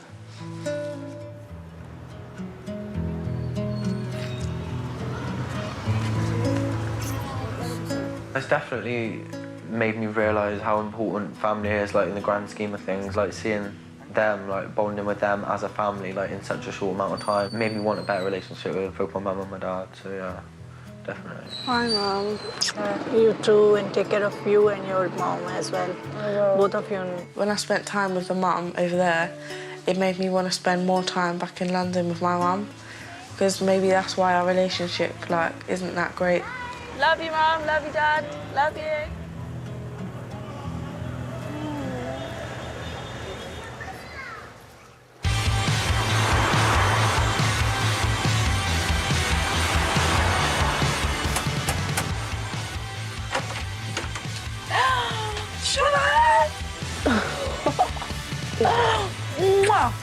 Oh, I've missed you so much, honestly, I really have. Get over that stuff. I'm definitely a lot calmer. That's the one thing I've noticed. Before the trip, I was stressed about everything. I like argue about everything, but I've been so calm since I got back. Like everything's just easy. Yeah, but now you've got black hair, you can wear any colour again. No, I know, but I just don't want to stand out. I look like a big flower. I think her future does look better than it did before she went away, because she was not bothered about even going back to college. If I fail all my lessons, doesn't matter. I can just go out and get a job. She thinks it's that easy, but I think now she realises that it's harder to get a job, and she does need qualifications, and she does need to carry on in college. I can see a lot more glimpses of the caring, sharing Schola that she used to be, and it is little steps, but eventually I think she'll get there. Hello.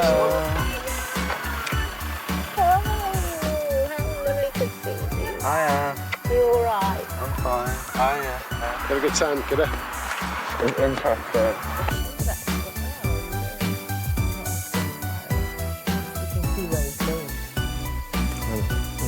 I think like it made me realise being in India like how much my parents do actually do for me. So it's made me want to like give back a little bit and help out.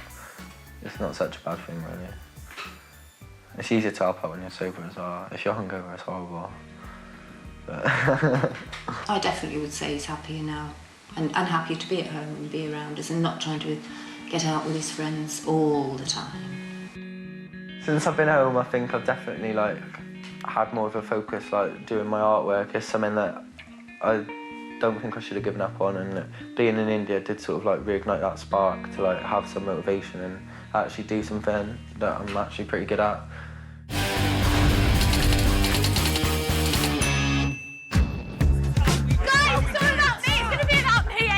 5 months ago, 17-year-old Georgie Ware's behaviour had spiralled out of control. Georgie! And any attempt at challenging her wasn't worth the angry outbursts. Have you washed your hands? It's Georgie's way or no way. What? Stare at me. She smashed things. Her language is atrocious. She's just a cow, really. Georgie's parents had had an acrimonious divorce, which was tough on her as the youngest. You look very smart. You look very horrible. Big day, isn't it? You are a bitch. I built up a character of having to be bolshy and loud. This is the real Georgie, and I've been my friend, having a good drink, having a laugh. Well, so far down a road, you can't really turn around.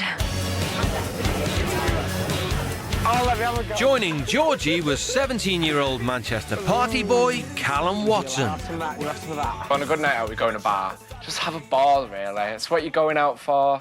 But it wasn't just his binge drinking that was worrying his mum. I have took LSD, cocaine, ecstasy, weed, MDMA, ketamine. All fun though, really. The worst thing for me is some policemen knocking on my door telling me that they've dragged the body out of the canal. With parties and socialising taking priority, Callum struggled with college. Callum was pulling A's and B's, and now he's pulling D's. I think he's already had a warning saying that he might have to resit the year. I'm not getting out of bed. I don't want to get out of bed, Jack. I can't be asked for much. I'm just a lazy person. Hi. Hello. Nice to meet you. Oh. Nice to meet you. How are you? Hello. I'm Georgie. Hello. The British teens were sent to Charlotte, North Carolina, to live with Chinese-American family, the Lees. The Lees had strong family values and very high expectations of their 2 children. Traditional Chinese family, we're all thinking that education is most important thing. My children all understand if they don't do well, they will bring shame to the family. They will face the consequences.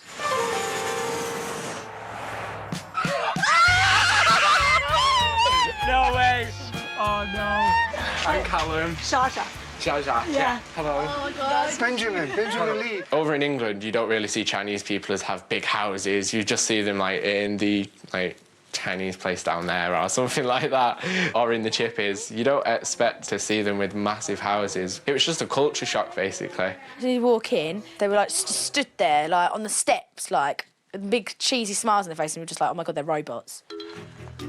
Rule number 1, need to respect parents and the elders at all times. Yeah, that's all right. If we give you respect, we get respect back, so...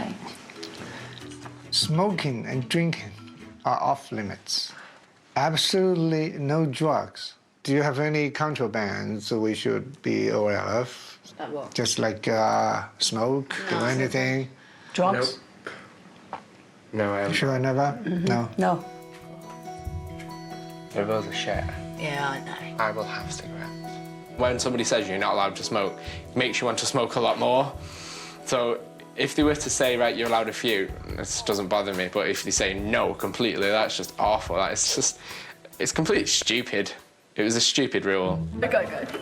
And rules are made to be broken. Would you like to hand over your smokes? No. If I can just have that one, and then that's it. No.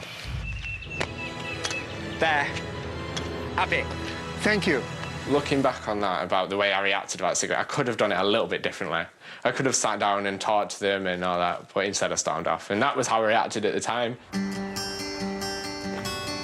When Benjamin took the teens and son, Alex, to a local rescue mission, relationships with the family took a major turn for the worse. Yours is really clean. I'm not... Can we swap? Because you've got a really easy one, and you're a good child, so thanks. I'm not switching with you because it's easier for you. I'm doing this because I think I'll do a better job than you. Whoa. This is the first time Alex come out of his perfect shell. I don't know why he did it, and I was just like, how dare you? You've known me for like a day. You're not better than me. I still better than you, so I do a better job on this than you. Am I here doing it? Yes. You're here because you're being forced to. No, if I didn't want to do this, I wouldn't do it. That's why I'm here, because I don't do things I don't want to do. If I didn't want to do it, I'd be sitting over there sunbathing right now, but I am doing it, and you're making me not want to do it with your attitude. Stop talking to me like that. End of. You know, you want to talk about attitude? You have the worst attitude out of anyone I know. This is how I don't care. When he said that I had the worst attitude, I wasn't really that shocked by this, because I heard it from so many other people. And I know myself that then I had quite a stinking attitude and didn't give anyone the time of day. But it annoyed me because he didn't even know me yet. They really were not doing that good of a job today. Wow. I think that they're perfectly okay with this because this is how they behave normally. George, I don't think you do a good job today. Alex will talk to me. Come on. No. Georgie? She jumped in before she understood everything. She was lucky that I walked away because I was so angry. Were you there? Were you there? You were not there. That is the end of it, because I'm getting very frustrated right now. You are just lying. Do not yell at my mom, all right? Listen to how she's talking to me and say I didn't fucking try. Listen, I am pissed off. the world does not revolve around you. That's why I'm trying to fucking walk away and she's following me. She was tracing me around the house, calling me, you're a liar, you're a liar. I was like, and I'm not a liar. Listen, Georgie. Georgie, you're just acting like very bad kids. I hated her so much. If she came up to me and apologised to me, then farewell, I'm not going to hold a grudge, I'm not going to be horrible to her. But she didn't, and she should have, in my eyes. I still think that today. Her relationship with Jar Jar never recovered, but But Benjamin didn't give up and took her to the Dove's Nest, the women's section of the rescue mission. That is so hard. He like jumps. I can't do that. Come on. I can't do that. That is so hard. Ah, I've lost the wheel. The reason I got on so well with women is because they didn't expect anything from me. They took it as a clean sheet. They just let me be me. I've been a teenager, now I'm a mom, so I get to see both. The best person. Georgie's turning point came when she opened up to Cindy about her relationship with her mum. It's like we don't talk at all. She's out to lunch and she's doing this, and then I'm doing my thing, and we're just so separated. As hard as it is for you to talk to her, I'm sure it is for her, because I didn't know how to talk to my kids. I love you. I love you too. You taught me a lot. I think the Dove Nest opened my eyes a lot because these women are trying so hard for something I already have, like a family. Bye. And I realised that I already have that at home, and I'm taking it for granted.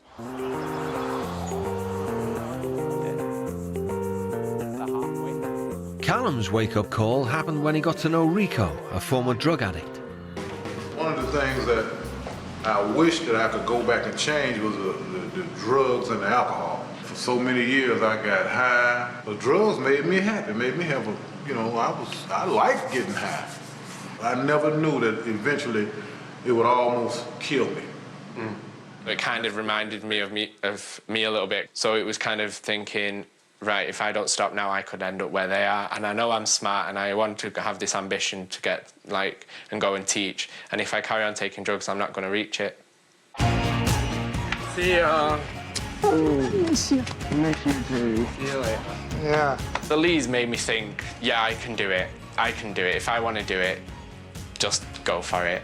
I would easily have rather stayed at the Dove Nest than at the Lee's house. I would not go back to the Lee's, even if you paid me. I couldn't stand him. And the feeling was mutual. I do hope the best for her, but at the same time, I'm glad she's gone. Ugh, freedom. Hello. Oh. Yeah.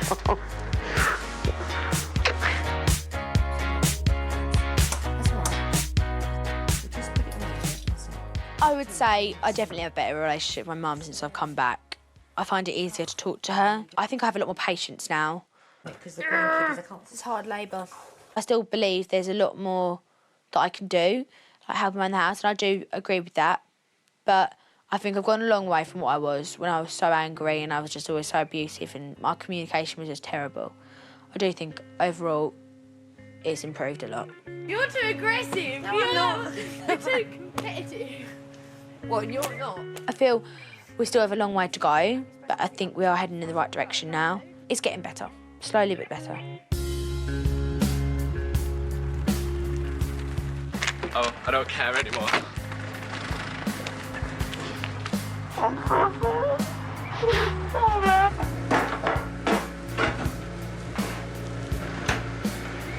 Thank you very much. Since going to North Carolina, it's changed my life. It really has.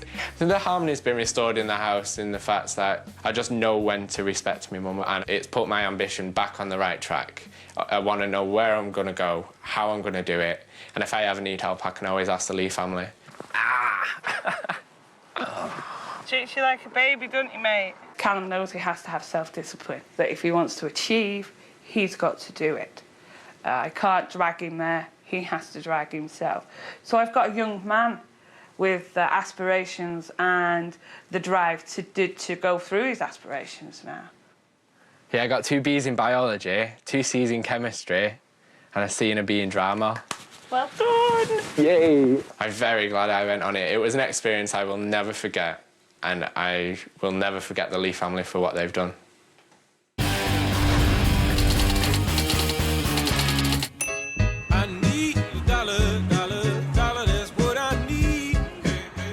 Want money to I ain't got out. No money. I gave you. What did I tell you? I don't care. Just give me money. No, you got no money. You get your own money now, yeah?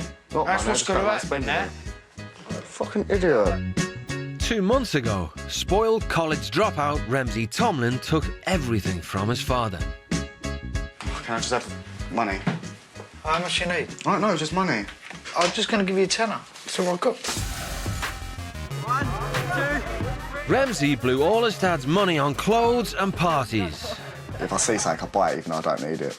I know I'm spoiled, but if they said no when I was younger, I wouldn't be like this. Joining him was 16-year-old Bry Harris, who had a very short fuse. I'll get you a drink, but I'll get you a small bottle, all right? Dad, we always do! Fucking hell! Bryony, please stop swearing.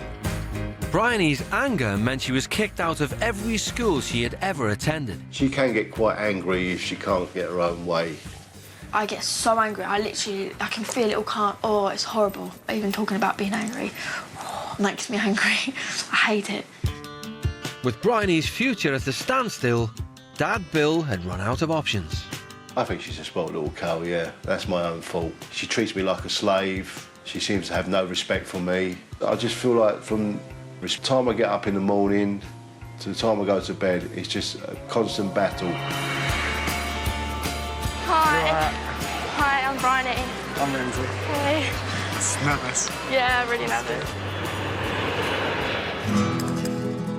The teens were sent to Buenos Aires in Argentina to live with the strict Bustamante family. The first and most important rule in our house is to follow the rules. The Bustamante system of parenting worked by their kids earning rights. If they respect the rules, they can go to parties. If they don't respect the school rules or our rules, they know that the answer is no.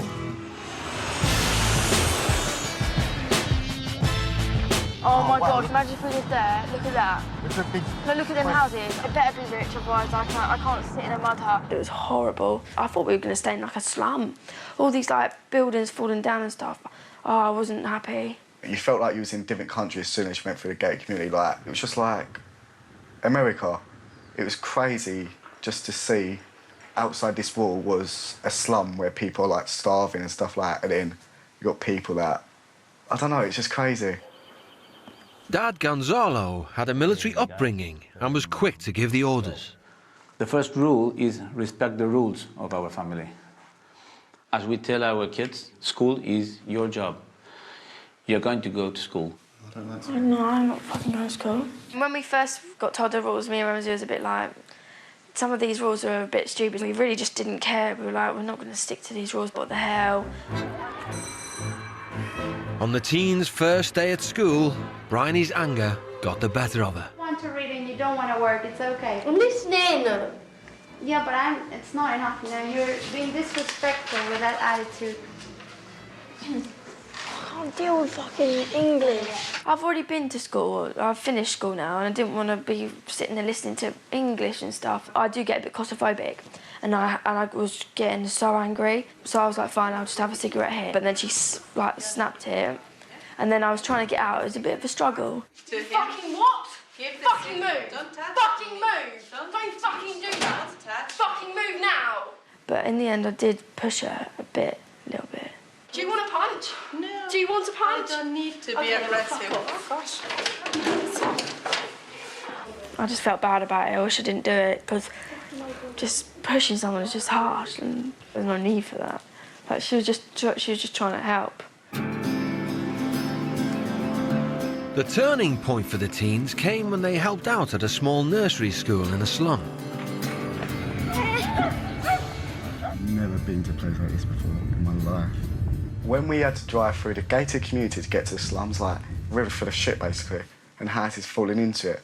And I was just amazed. Like, I was really scared. And everyone was just staring at you. I was like, I'm gonna die. I was convinced I was gonna die. I was like... Hola, chicos. Buen día. ¿Cómo les va? Esta es Bry y Ram. I feel like such a mug. Like, them kids, instead of going out roaming the streets, they've gone to basically a youth club, what these two like amazing people built on the back of their house to learn.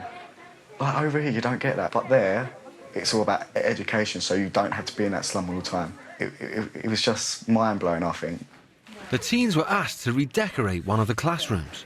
Is it going in? Yeah, bits on the side, so it's fine. They haven't got much, but it's a lot to them. They're happy. I didn't think they'd be really happy at all, but they're happy. Like, it's made me realise that I don't really need all the stuff I've got, and I get angry if I don't get what I want. When Gonzalo discovered the teens had been expelled from school, he said they had to earn the right to continue their work at the slum. Thursday, I think you're not going again to the activity. You have to earn it. Yeah, but we're not exactly earning, we're helping people who are like less fortunate. So you won't even let us help people? If you want to go back, I do. show some, effort, okay? When he said that we wasn't allowed to go back unless we made an effort, I think it sort of like hit us, especially me, because I really enjoyed it so much. And then I think everything changed then. Looking back now, I actually really understand why he did it, because it weren't because he didn't want us to go, it was because we didn't deserve to go. To prove to Gonzalo they could change, the teens spent a day doing chores. And as a reward, they returned to the slums to finish the job. Going into that slum, I think that was the highlight of the experience. I was just so proud. We've done a whole room and painted it in 2 days. It's the first time I've done something for someone and actually enjoyed it and wanted to do it again. I just want to carry on. They all want to thank you very, very much for having done the painting and the drawings, and they're very, very grateful. Thank you. When I finished that all, after we painted it and the kids put their hands in it, it was just amazing. It does make me more happy, thinking about I've finished that and they're probably still enjoying it.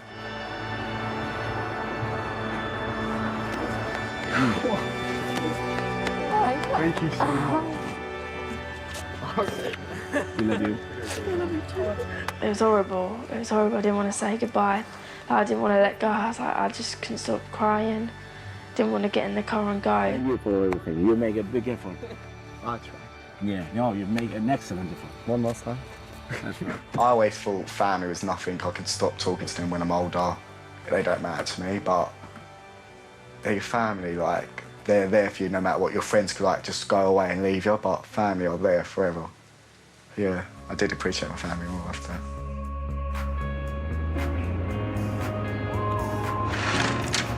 How's the guy? Here's a cuddle. Oh, that's nice. Thank you, son. You all right, yeah? Since I've been back, I try and get up at 10, have a shower, eat breakfast, then I'll wash up, hoover, then wipe down all the sides and mop if I can. Mightn't seem nothing to me because it only takes me half an hour, but to my dad, it's a massive difference because he used to come home and have to clean up my mess, wash up after doing a 9-hour shift. It was just really selfish and horrible. I really honestly just really think that this day would ever come. I'm just gobsmacked that he's changed everything. It's just like a new kid, My dad thought it was my little piggy bank. But now, I would actually think, do I need it for the day? I think that's the best thing, not just taking the money that I don't need.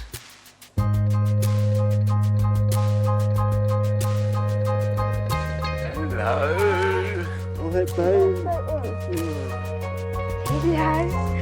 Hello, gorgeous. I'll pass it to you, all right? Well, since I've been back, I just respect things more. I respect what I've got. I keep my room tidy, I tidy up, I wash up for my dad, I put my washing line in upstairs now and stuff. Just little things, it does help, and what I didn't think would help, it does. It makes a big difference, really. I'm proud of Bryony for putting herself up, and she's growing up every day, she's changing her, and I think she will find some kind of direction in her near future. It was a life-changing experience. I don't shut up about it. I love it, even the arguments. I think if there was no arguments, I wouldn't have learned anything. It was definitely the best. I think the best experience so far in my life.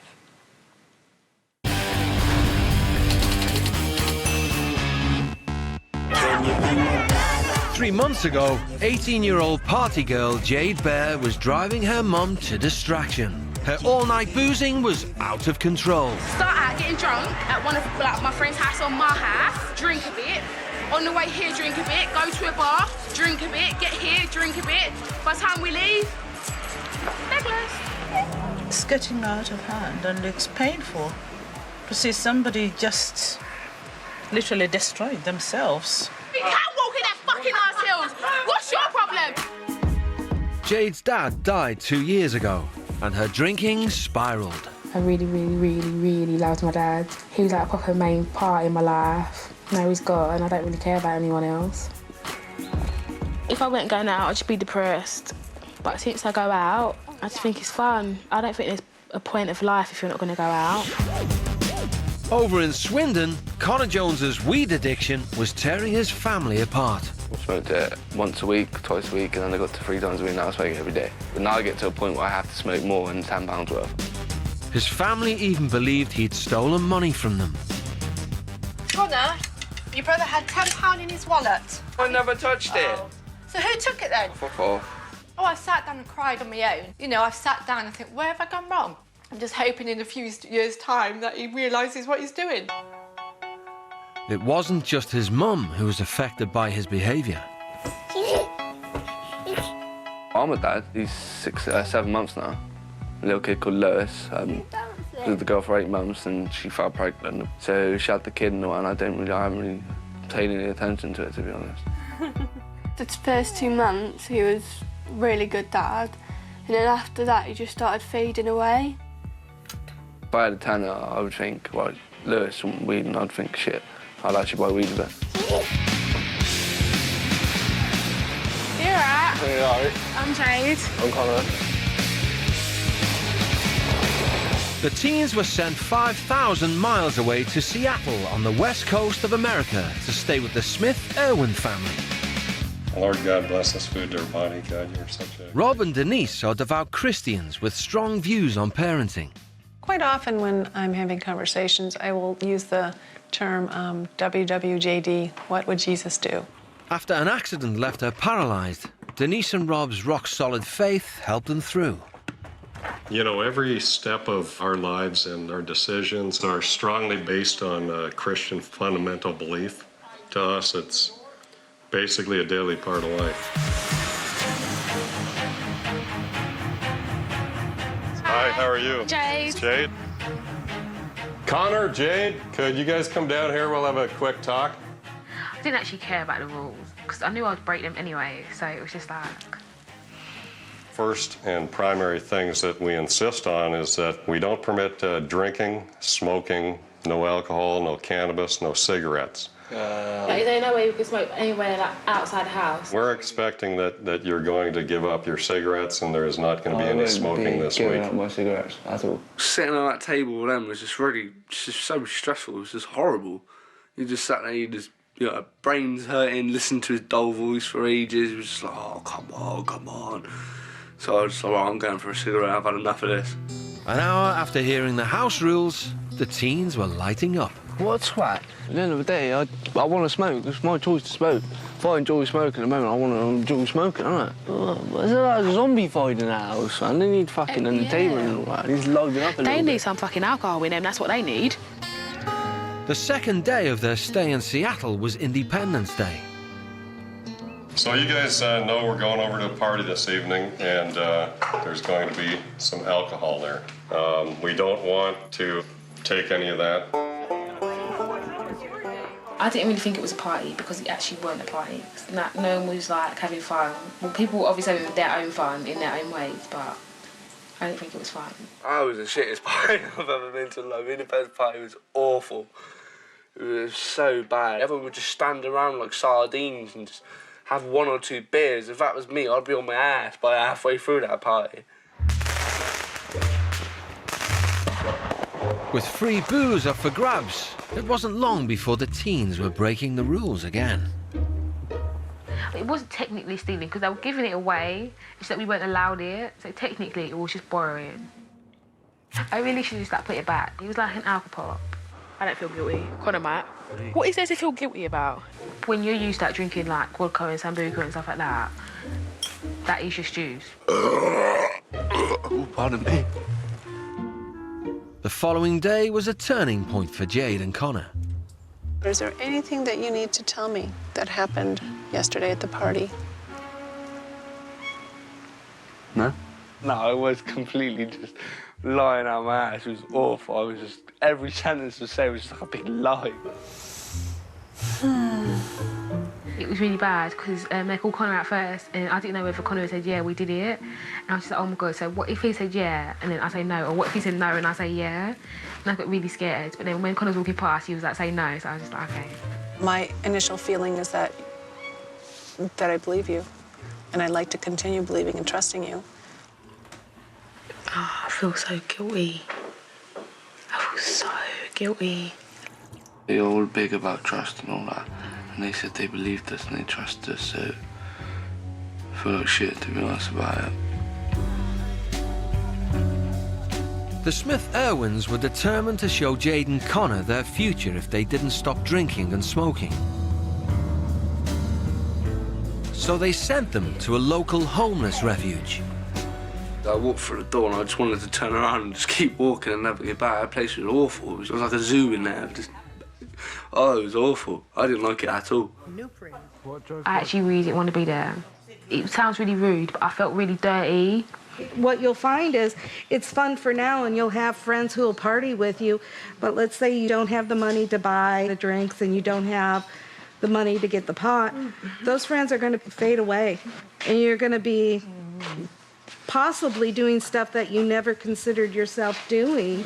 Some of them have had like really hard lives, but some girls went from just being like me in school, going out having fun, and now where they are, and then it kind of made me realise that I shouldn't actually probably drink as much. The biggest thing I learned was completely stay off weed and not take anything for granted. I'm definitely glad weed's out my life because I was always associated like as a big weed head and stuff like that, and like all the time I'd get texts saying, "Oh, you come out for a smoke" and all that, and I still get occasionally ones now, but it's just at the end of the day I don't really want that no more. As the week drew to a close, Denise wanted to understand the reason behind Jade's drinking. My dad died when I was 15, yeah, just before my 16th birthday, yeah. And that was fairly recent. Yeah. Do you miss your dad? I don't know. Probably just like, forget it. You know, if you think about it and you talk about it, and kind of instead of bottling things up, you let things out and discuss them, you feel better inside. I don't know. It don't make sense, but it was kind of like, oh yeah, my dad's just gone away, like he's come back. That's what I was thinking, that's why I was like, oh, whatever. But then like, when I went away and I talked to Denise and that, it like actually made me realise that my dad ain't come back and there ain't nothing I can do to get him back. So it was just like, oh, I might as well just be like, grieve or whatever you call it. Change came for Connor when he attended an activity day for disabled children. It reminded me a lot of my son, of how I could be a dad to my son. I did feel good that I was having an experience, but then I felt really guilty that, because we went to the park and all that, and we were playing all these games and all that, and then I would never have done that with my son. Do you want to get them up here? Yeah. Really did make me want to be a better dad. Everything about that completely changed the perspective I had over being a dad and not being a dad. So like, if I show you, so you're gonna do it like that. Oh, You understand? Yeah. When we went kayaking, all he wanted to do was go faster and faster, and I was really making the effort for him to go faster. I just kept picturing my son's head on the back of his head, and every time I was doing it, just really wanted him there. Just want to say goodbye. Thanks a lot for coming out this week. Thanks for having me. Their time with the Smith-Irwins had come to an end. See ya. I just realised that everything I was doing was actually just ruining my life instead of making it better. Hi, stranger. How are you? Are you turned? When my dad died, I just think I kind of blamed it on my mum. But now I don't blame my mum, I don't blame anyone. Okay, thank you. Being away made Jade to realise that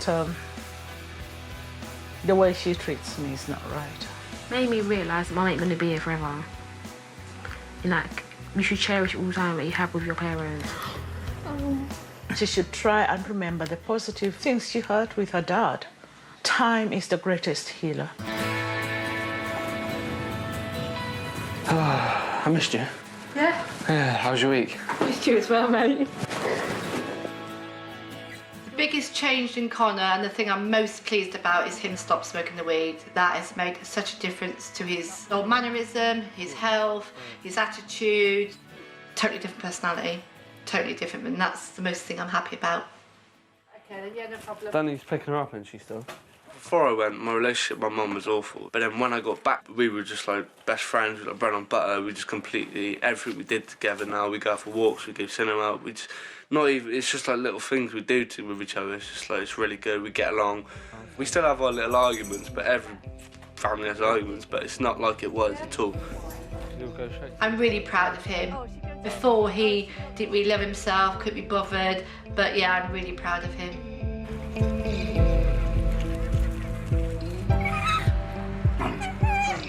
I've been seeing Lewis a bit more when I've come back now, and it's just a lot better. He's actually starting to realise I'm his dad, and it's just really nice to see him smile with me and know who I am.